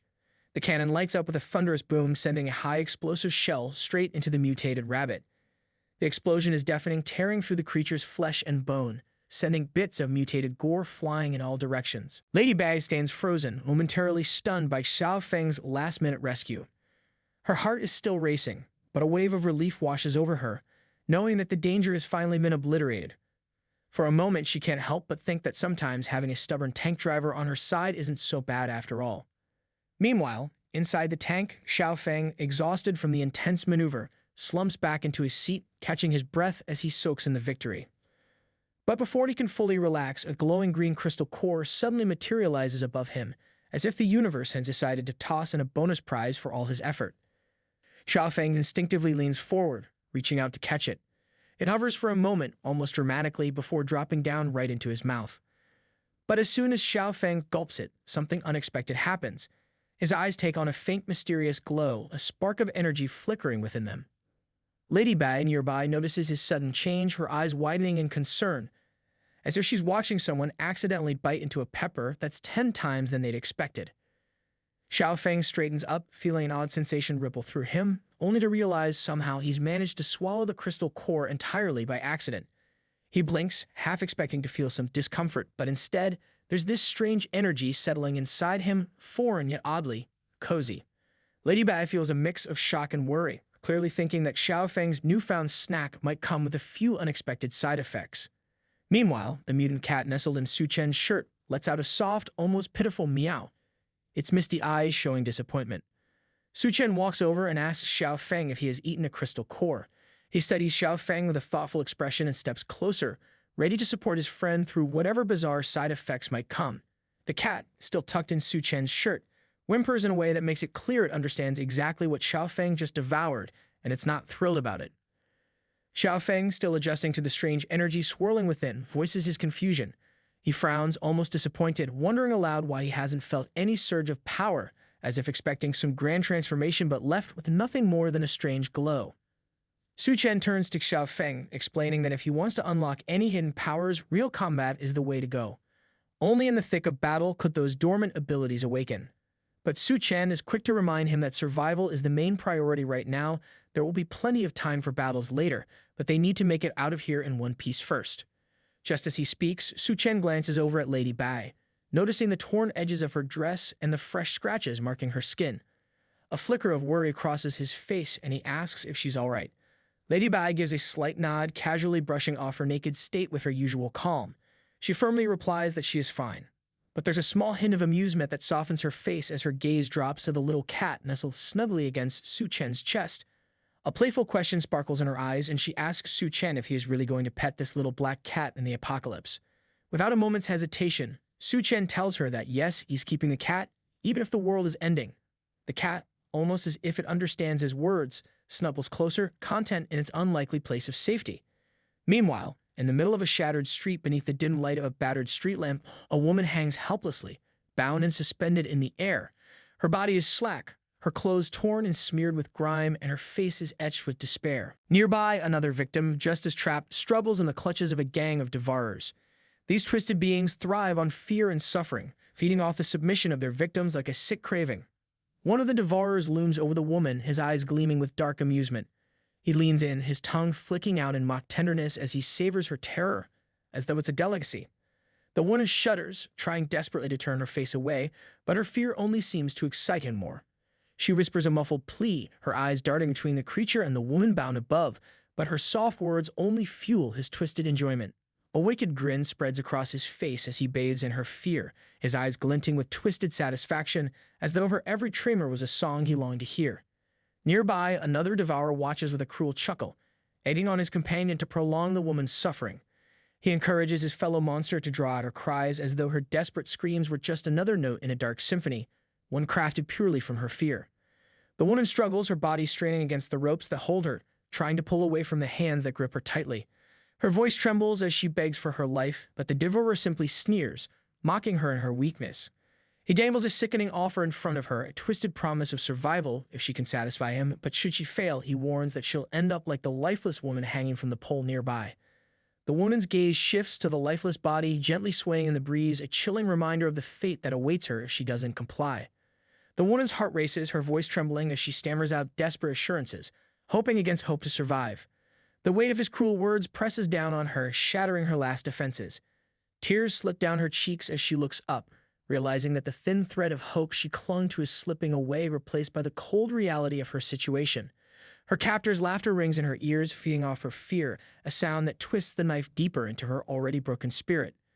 But suddenly, the low roar of a car engine pierces the oppressive silence, its headlights cutting through the darkness and flooding the street. One of the devourers, startled by the noise, pauses, sensing a disturbance. He turns to face the approaching vehicle, his eyes narrowing as he nudges his companion. They exchange a quick, hungry glance, their eyes lighting up with excitement, the thrill of a fresh hunt. One of them mutters about dealing with this unexpected intruder first, eager to eliminate any interference before returning to their sick, twisted game. The car's engine rumbles to a stop, and Xiao Feng steps out, his expression hard, his posture tense as he sizes up the group of devourer. One of them scoffs, sizing him up with a mocking sneer, dismissing him as just a foolish child interrupting their game. His companion, however, watches Xiao Feng with a sharper, hungrier gaze, licking his lips as he imagines the young intruder as their next victim. Behind them, the woman lies curled up on the ground, her eyes wide with terror. Her body is frozen, too paralyzed by fear to move or cry out, trapped in a nightmare where even the smallest hope seems out of reach. Lady Bai, watching from the side, glances over at Suchan, who remains unfazed, casually playing with a little cat in his arms. Concerned, Lady Bai asks Suchan that just moments ago, Xiao Feng had barely recovered from swallowing the crystal core, yet now, here he is, unarmed and standing alone facing 3 menacing devourers. Will he be okay? Playing with his cat, Suchan tells her to relax, mentioning that it is okay, and he is right here to watch out. His thoughts, however, are far from idle. He reflects that if Xiao Feng is the Fengshen from his past life, who was known as the human nuke, he should manage. Suchan knew the only way to unlock that strength was through real combat. He'd seen this before, the moment when a person's true potential emerges under pressure. Just as he looks back at Xiao Feng standing in the middle of the battlefield with a calm, unyielding expression, Suchan sees no fear or hesitation, only a steady stillness, as though Xiao Feng is simply waiting for the right moment to unleash everything he's capable of. The devourers, not wasting any time, charge at Xiao Feng, their cruel grins widening as they close in on him. Fists raised, they're eager to strike him down, each one more than ready to relish the moment. One of them taunts Xiao Feng, mocking his silence, while another sneers, vowing that today will be his last. But Xiao Feng stands motionless, his expression cold, offering nothing. There's no fear in his eyes, no trace of uncertainty, just an intense calm, like a predator preparing to strike. The first devourer approaches, launching a furious series of punches, each one crashing down with the force of a sledgehammer. But Xiao Feng remains unfazed, his body shifting slightly as he absorbs the blows with ease.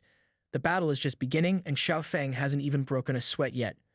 The other devourers join in, their strikes coming down relentlessly, each blow designed to break Xiao Feng. Watching from a distance, Lady Bai's worry grows with every hit. Her eyes stay fixed on Xiao Feng, her expression a mix of concern and disbelief. The devourers unleash a brutal assault, and for a moment, it looks like Xiao Feng is struggling under the barrage, his body taking hit after hit. Lady Bai's face tightens with worry. Could it be that Xiao Feng was really being overwhelmed? But Suchan remains calm, watching the scene with an unwavering gaze, a glint of pride in his eyes. He's still casually playing with the little cat, as though everything happening before him is simply part of the plan. With a quiet tone, he reassures Lady Bai, telling her that Xiao Feng isn't struggling at all. In fact, Suchan believes that Xiao Feng is beginning to understand the true depth of his power, his strength starting to grow with each strike. As the assault continues, the devourers' expressions begin to shift. Their initial excitement fades into confusion, and frustration builds as their fists land again and again, only to find Xiao Feng still standing, seemingly untouched. His gaze remains piercing, unwavering, his body absorbing each blow like it's nothing more than a passing breeze.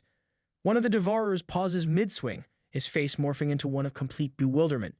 He mutters in disbelief, unable to comprehend how Xiao Feng could take so many hits without a single injury. Their attacks should have shattered him, yet there he stands, unscathed.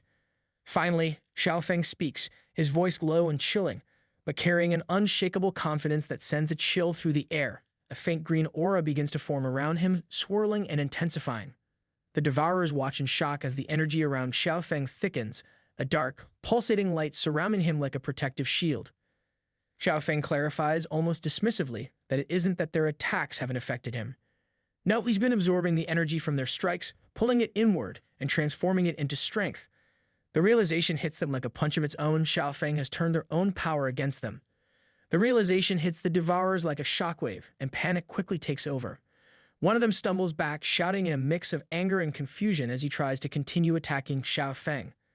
But the green energy only grows denser, expanding outward in tendrils that stretch toward the devourers, latching onto them like invisible chains. The energy begins to drain their strength, each devourer feeling their own power slipping away as Xiao Feng's ability takes full hold. They grow weaker with every passing second, their bodies responding to the strange pull like a predator feeding off its prey. One of the devourers gasps, his breath coming shallow as he feels his strength drain away. Another's voice rises in desperation, pleading for release, for the grip of Xiao Feng's power to loosen. But Xiao Feng's aura only tightens, feeding off their energy, growing stronger with each stolen breath. From a distance, Suchan watches with a sharp, intent gaze, his thoughts racing as he assesses Xiao Feng's true potential. This wasn't just an ordinary ability. Xiao Feng is like a black hole, drawing in every bit of energy around him, consuming it with a hunger that seems limitless. His power isn't just defensive, it's offensive, making him an unstoppable force. Suchan's mind reels with the implications of this newfound strength, realizing that Xiaofeng is no longer just the young man he once knew. He is something far more formidable. Then, without warning, a powerful arc of movement cuts through the air fast and precise. A double-bit axe, gleaming in the dim light, swings in a sweeping curve. In one swift motion, the axe cleanly severs the heads of all three devourers. The movement is so fast, so shockingly sudden, that Xiaofeng freezes, his eyes widening in astonishment as he struggles to process what just happened. The axe swings back gracefully, coming to rest in the hand of its wielder, a tall, imposing figure who steps out from the shadows, Captain Napoleon. Captain Napoleon's gaze is intense, his presence commanding. Behind him stands a small band of followers, their expressions unreadable as they silently observe the scene, waiting to see how it unfolds. Captain Napoleon takes a few measured steps forward, his voice calm but sharp as he addresses Suchan and his group. He notes that if he hadn't intervened in time, they would all be devoured. He demands that as repayment, they need to hand over their food. Xiaofeng blinks in surprise, still trying to process his behavior. His mind is a whirl of confusion, unsure how to make sense of this unexpected rescue. Suchan, noticing Xiaofeng's bewilderment, places a reassuring hand on his shoulder, guiding him gently but firmly toward the car. He tells Xiaofeng to wait inside while he takes care of something. Suchan takes out a carton of food from his car and then approaches Captain Napoleon, holding out that sparse ration. Captain Napoleon glances down at the offering, his expression quickly darkening as he realizes it's nothing but dog food. Offense flashes in his eyes, but before he can voice his displeasure, Suchan has already turned away, heading back to join Xiaofeng and the others. Without missing a beat, Suchan gets into the car and drives off. Captain Napoleon stands there, fuming, watching the vehicle disappear into the distance. His jaw clenches in frustration. One of his trusted subordinates, standing close by, notices his anger. He steps forward, sensing an opportunity to speak, and suggests with a hint of irritation that Captain Napoleon had let a prime opportunity slip by. Why hadn't he finished off Xiaofeng while he had the chance? Napoleon's gaze turns even darker as he admits with a tone thick with frustration that he had indeed planned to eliminate Xiaofeng. But at the critical moment, the axe had swerved just slightly off course, missing its intended target. Trying to carry his captain's testis, this low-life thug speaks again, this time with a low and careful voice. He points out something unsettling, that the general seems to trust these new outsiders, Xiaofeng and Suchan, more than those who have already proven their loyalty time and time again. Napoleon's eyes narrow, the weight of the words sinking in. Doubt begins to creep in like a slow poison as he thinks about the unsettling trust the general has placed in these newcomers. A small but growing sense of unease settles in his chest, and for the first time he starts questioning the strength of his own position. Now that Xiaofeng wields a unique power, it's clear that he and Suchan are steadily gaining influence, inching ever closer to the heart of the base's authority. Captain Napoleon's expression hardens as resentment simmers just beneath the surface. If the general has lost faith in him, perhaps it's time to take matters into his own hands. His eyes narrow as his thoughts drift toward his ambitions, a cold determination settling in. The base, he muses, needs a new leader, someone who can command respect and maintain a firm grip on its future. He begins to envision the changes he would bring once he's in full control, his mind calculating every move, plotting the steps needed to seize the authority that in his mind should rightfully be his. Meanwhile, in the cars, Suchan glances over at Xiaofeng, his expression thoughtful, curiosity evident in his eyes. He finally asks Xiaofeng about Napoleon's intentions. Xiaofeng shrugs, barely looking up, and responds with casual indifference. He explains that Napoleon is simply like that, intense, watchful, always scheming. He advises Suchan not to overthink things, it's just the captain's nature after all. While Xiaofeng seems unworried, there's a slight edge to his words, something that suggests he's not entirely as unaffected as he appears. Suchan's mind lingers on the recent events. He realizes that if he hadn't intervened by throwing a stone to alter the trajectory of the axe, Xiaofeng would have been dead by now. His thoughts shift as his eyes flick to the rearview mirror, where Captain Napoleon stands a distance away, his piercing gaze fixated on their vehicle with unsettling intensity. Suchan's instincts prick at the sight. This isn't just a petty rivalry or a grudge, there's something deeper at play. If Captain Napoleon is watching them with such ferocity, there has to be more to it. Suchan senses a hidden agenda, a careful consolidation of power, as though Captain Napoleon is forming a faction within the base, planning to shift control in his favor. If Captain Napoleon is indeed plotting something as significant as a power takeover, Suchan knows it's only a matter of time before he must confront this growing threat head-on. His grip on the steering wheel tightens slightly, his mind already working on what steps he'll need to take to protect their position in the face of this new danger. Meanwhile, at the construction site, workers move about swiftly, the clanging of tools and overlapping voices filling the air as they work on the towering wall. The structure steadily rises under the relentless efforts of the crew. Amidst all the motion, one figure stands out, Union. With practiced ease, she lifts and places heavy blocks, her movements smooth and efficient, as though the massive blocks were nothing more than a trivial burden. Watching her, the workers exchange glances of admiration and disbelief, murmuring among themselves as they take in her immense strength. One worker looks up at her with a grin of genuine gratitude and calls out across the site, thanking her for making their work so much easier. He jokes that with her around, they'd be able to finish the wall in half the time. The others nod in agreement, cheering her on and voicing their thanks. Their morale visibly boosts with her presence, and the energy at the site shifts, the weight of the task suddenly feeling more manageable. Union looks down at the workers, her expression humble yet slightly sheepish. She gives a small nod in acknowledgement. With a lighthearted tone, she admits that her strength comes at a price. She consumes a considerable amount of food to keep herself going at this pace. She chuckles softly, adding that she hopes the base can keep up with her appetite. Her words draw a few laughs from the crew, but some exchange amused glances, well aware that Union's small meals are anything but small. One worker, tears welling up in his eyes, quickly reassures her, his voice wavering with emotion. To him and the others, building this wall, their lifeline and shield against the dangers beyond, is worth any sacrifice, even if it means feeding Union's bottomless hunger. Just then, Union pauses, her expression shifting as something in the distance catches her attention. She squints slightly and recognition dawns as she spots the familiar shape of a car steadily making its way toward the site. A faint, warm smile touches her lips as she realizes it's Suchan's car, making its way through the dusty road toward her. A yellow vehicle barrels through, startling nearby bystanders who scramble to get out of its path. The car skids to a halt with a sharp screech, its tires kicking up a cloud of dust as it comes to a stop. Suchan steps out, followed closely by his cat, which leaps down with a bold and curious expression, eager to explore its surroundings.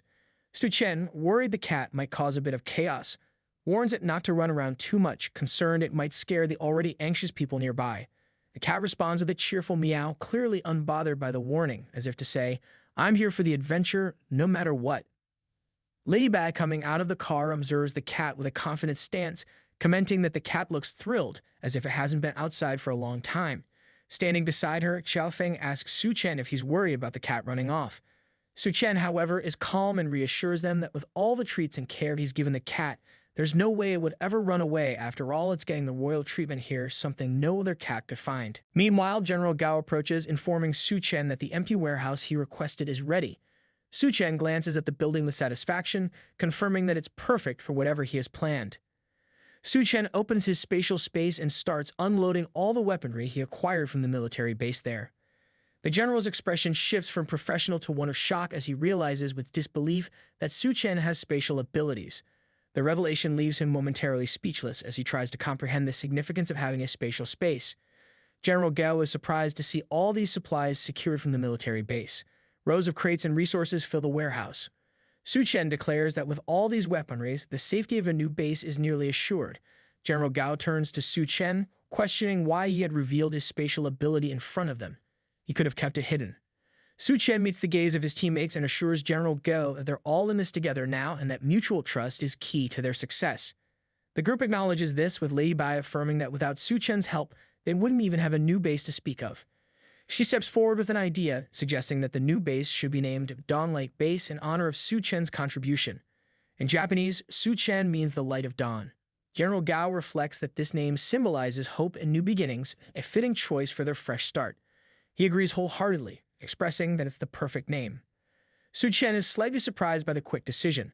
He reflects on the name and a somber expression crosses his face. He recalls that in his previous life, a base established by Gao had served as the last safe haven during the apocalypse. Now with this base named after him, Suchan feels a deep sense of honor and connection to that past. Nearby, Suchan's cat peers out from under a tarp, his curious eyes watching a group of doctors performing surgery with quiet intensity. One of the members praises Senior Duan for her incredible surgical skills, marveling at how effortlessly she handled removing the mutant plant threat from the patient. The atmosphere in the sterile, dimly lit operating room is tense but focused. Duan, with her striking pink hair and sexy costume, carefully holds a glowing, mysterious plant with surgical tools. Her colleagues watch her intently, some quietly expressing gratitude, acknowledging that this procedure wouldn't have been possible without her expertise. Duanya gives a faint smile, but her eyes reveal a hint of wariness. She admits that while her skills are up to the task, the harsh conditions make it difficult to treat severe cases. The limited resources weigh heavily on her, and it's clear that the challenges of their current environment are taking a toll. Holding the scalpel with a determined grip, she expresses hope that clearing out the dangerous devourers from the nearby hospital could provide them with much-needed medical supplies. Meanwhile, the cat watches her intently, its gaze darkening as the sight of the scalpel triggers unsettling memories buried deep within it. The sharp glint of the blade stirs something ancient, a hint of past trauma lingering in its intense stare. As the cat's memories resurface, a haunting vision plays out in its mind. It recalls a disturbing scene from its past, where a masked figure looms over a restrained cat, wielding a surgical blade with a sinister grin. Suddenly, the cat snaps out of its flashback, letting out a loud, distressed meow that echoes through the area. The sound catches the attention of Duanya, who turns in surprise. She notices the cat's unusual reaction and senses that something deeply unsettled it. Her gaze softens as she looks down at the fiery-eyed cat, and a warm smile spreads across her face. Gently, she suggests the cat to come with her. The cat's eyes meet hers, and it seems comforted by her voice. Duanya decides to wait for Suchan's return before making any decisions to adopt the cat. She plans to ask if they can keep the cat as part of their team. With a sense of purpose, she cradles the cat in her arms and heads back to her apartment. The cat settles against her, and they both look forward to what lies ahead. She pauses for a moment, cradling the cat gently, glancing around the desolate surroundings.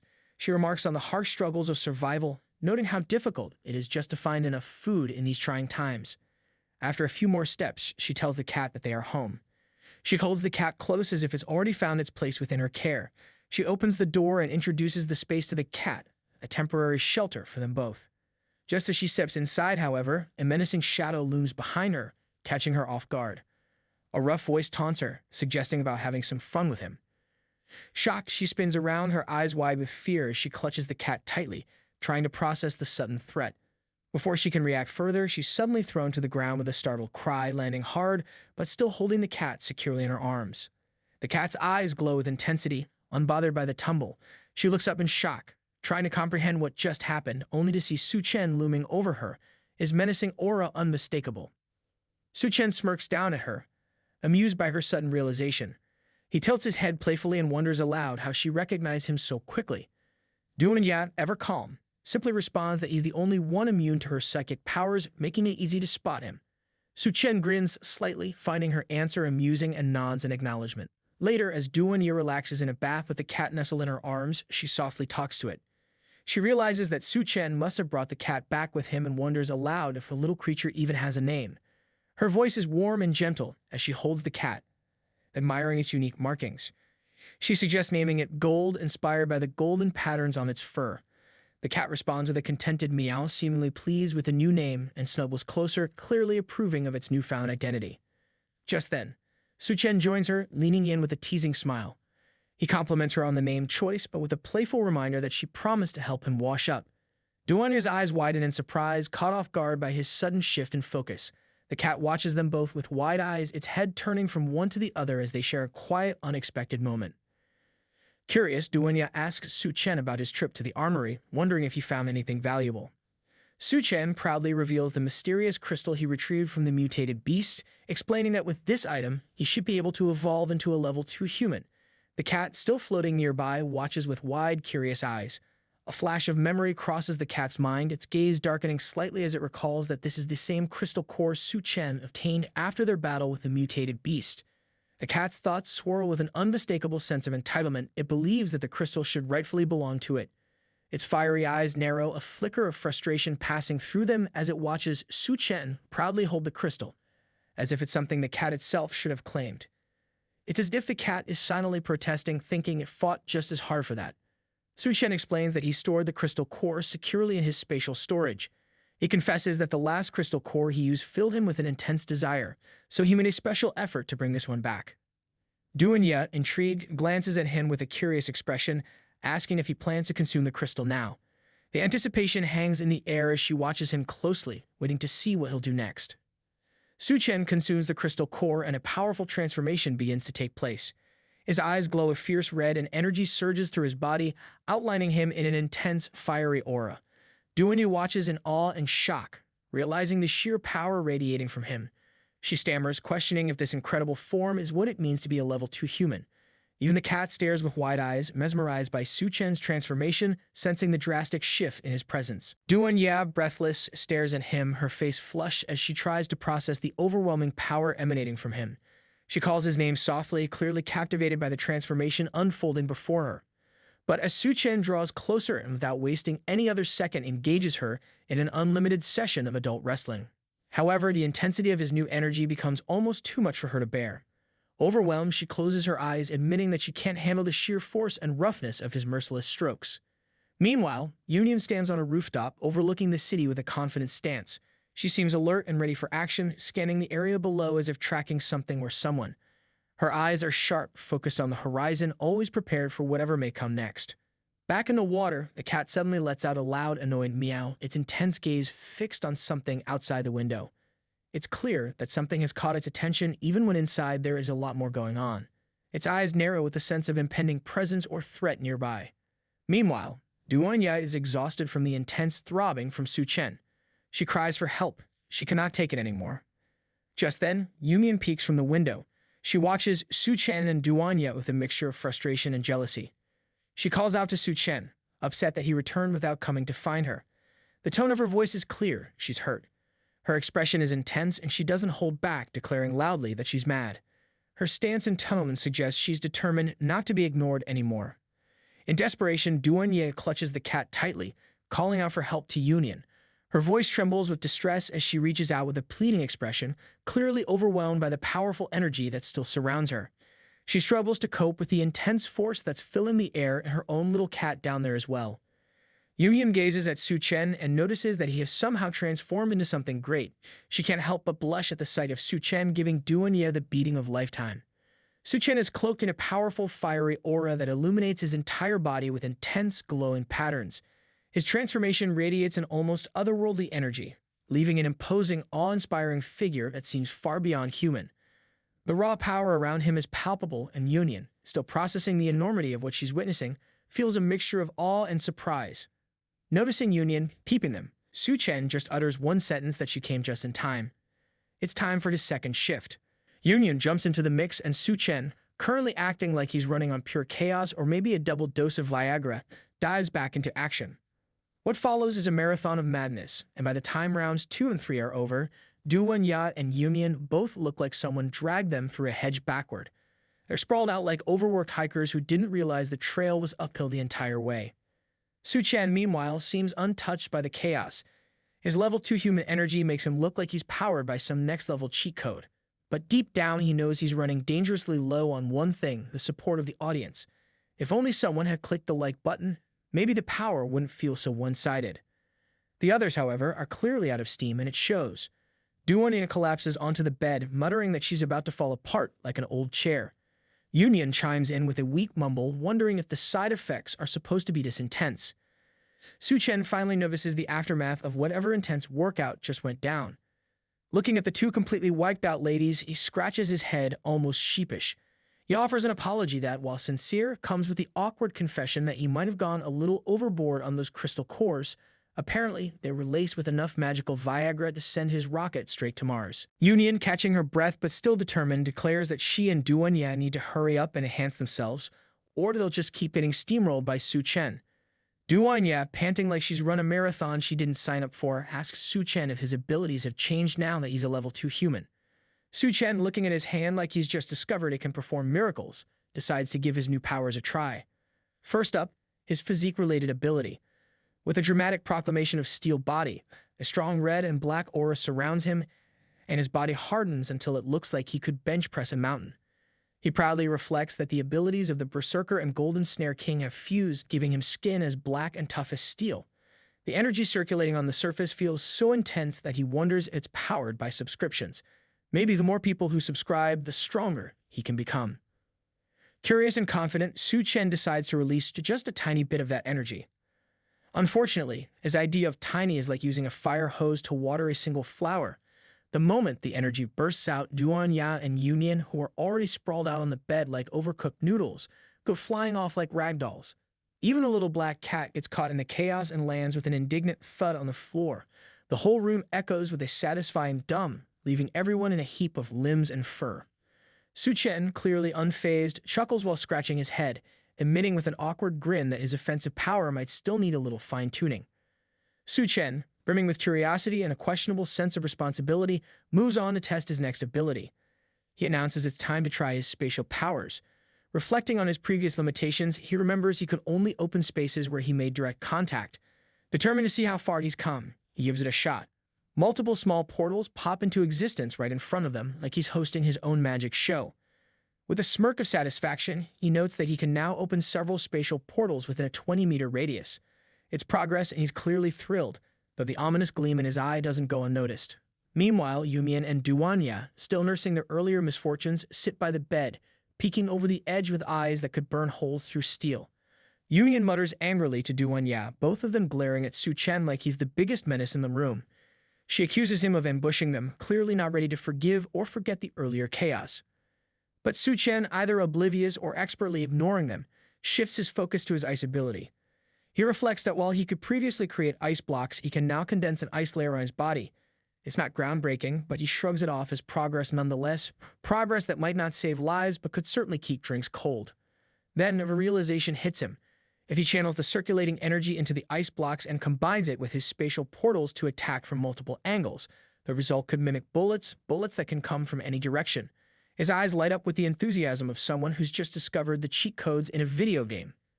Eager to test this theory, Suchan sets his sights on a nearby vase. With calculated precision, he releases an ice block through a spatial portal. The block shoots out with incredible speed and shatters the vase into a million pieces. But it doesn't stop there. The force is so intense it punches a hole straight through the wall behind it. Suchan pauses, scratching his head as he surveys the damage. Somewhere in the background, Union and Duanya exchange exhausted, exasperated looks, probably wondering if they'll ever get their security deposit back. Even the little black cat, who's seen more than its fair share of weirdness, looks thoroughly baffled, tilting its head in astonishment. Union, half-dazed, wonders if abilities are even supposed to work like this, or if Suchan's just making up his own rules as he goes. Duanya blurts out that if he evolves a few more times, she might as well sign up to be his personal rocket launcher. Ignoring the peanut gallery, Suchan moves on to test his final ability, mental perception. His eyes glow red like he's auditioning for a sci-fi villain role. As he reflects on the ability, he notices the range hasn't expanded much, but something new is happening. He can now sense every single cell in his body, almost like having inner vision straight out of those cultivation novels. The realization makes him feel both impressed and slightly ridiculous at the same time. Meanwhile, Union and Duanya watch him like he's just sprouted his second head, their expressions a mix of awe and what now. His body radiates a strange aura that feels too intense to comprehend, like he's about to ascend to another dimension or just accidentally set the room on fire. Then Suchan senses something off. His instincts kick in, and before he can figure it out, he's suddenly teleported to a strange, empty space. It takes him a moment to realize, wait a second, it's his brain. And let's just say it's looking a bit sparse.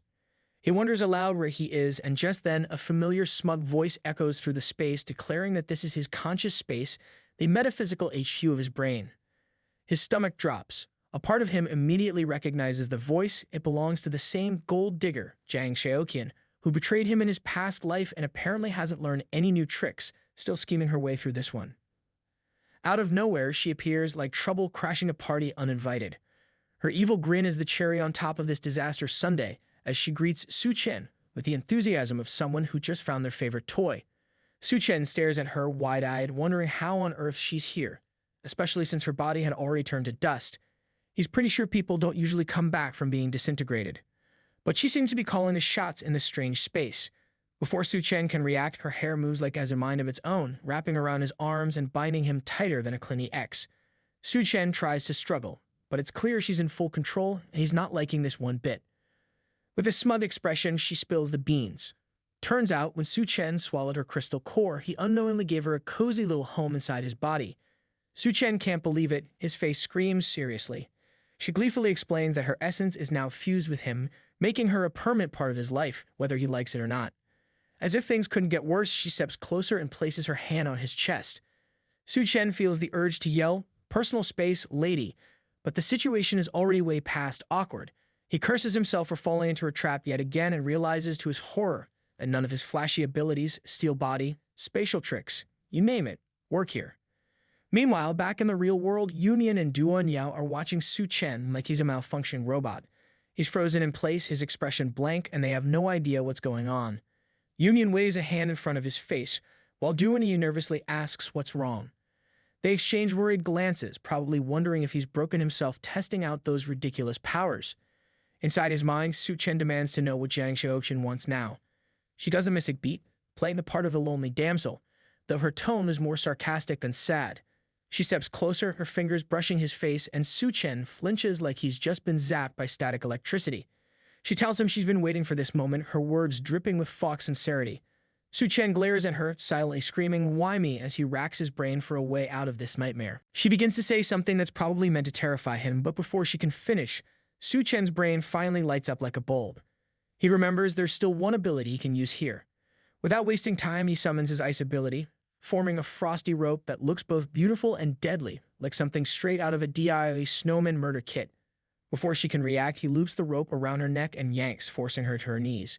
With all the flair of someone who's done this before, spoiler, he hasn't, Suchan positions himself behind her and pulls the rope tighter, accusing her of trying to hijack his body.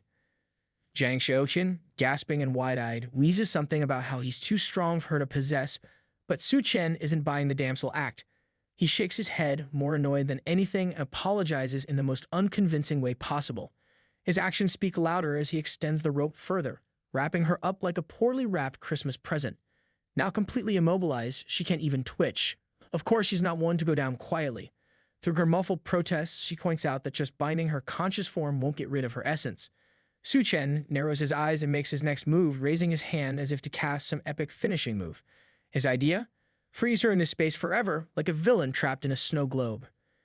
Jiang Xiaoqian isn't done, though. Digging deep, she fights back, her voice laced with a mix of anger and desperation. She calls out that the conscious space level's the playing field, where she might actually have a chance. Suchan groans internally. Just when he thought he had her cornered, her hair, because of course it's the hair, comes to life like some overenthusiastic octopus.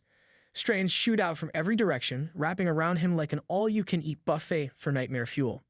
Despite his struggles, the hair bundles tighten their grip, weaving around him until he's trapped in what can only be described as the worst sleeping bag in history. Encased in this hairy cocoon, Suchan is left immobilized, and Jiang Xiaoqian, with her confidence restored, declares neither of them are leaving this place anytime soon. I hope that you liked today's video, and if you did, hit that like button as today's like goal is 1,500 likes. Comment next part down below to see what happens next. Also, consider subscribing with the notification bell on to get notified as soon as a new video drops onto the channel. You can also join the channel to support me financially and watch videos before public release. I'll meet you in the next video. Until then, thanks for watching.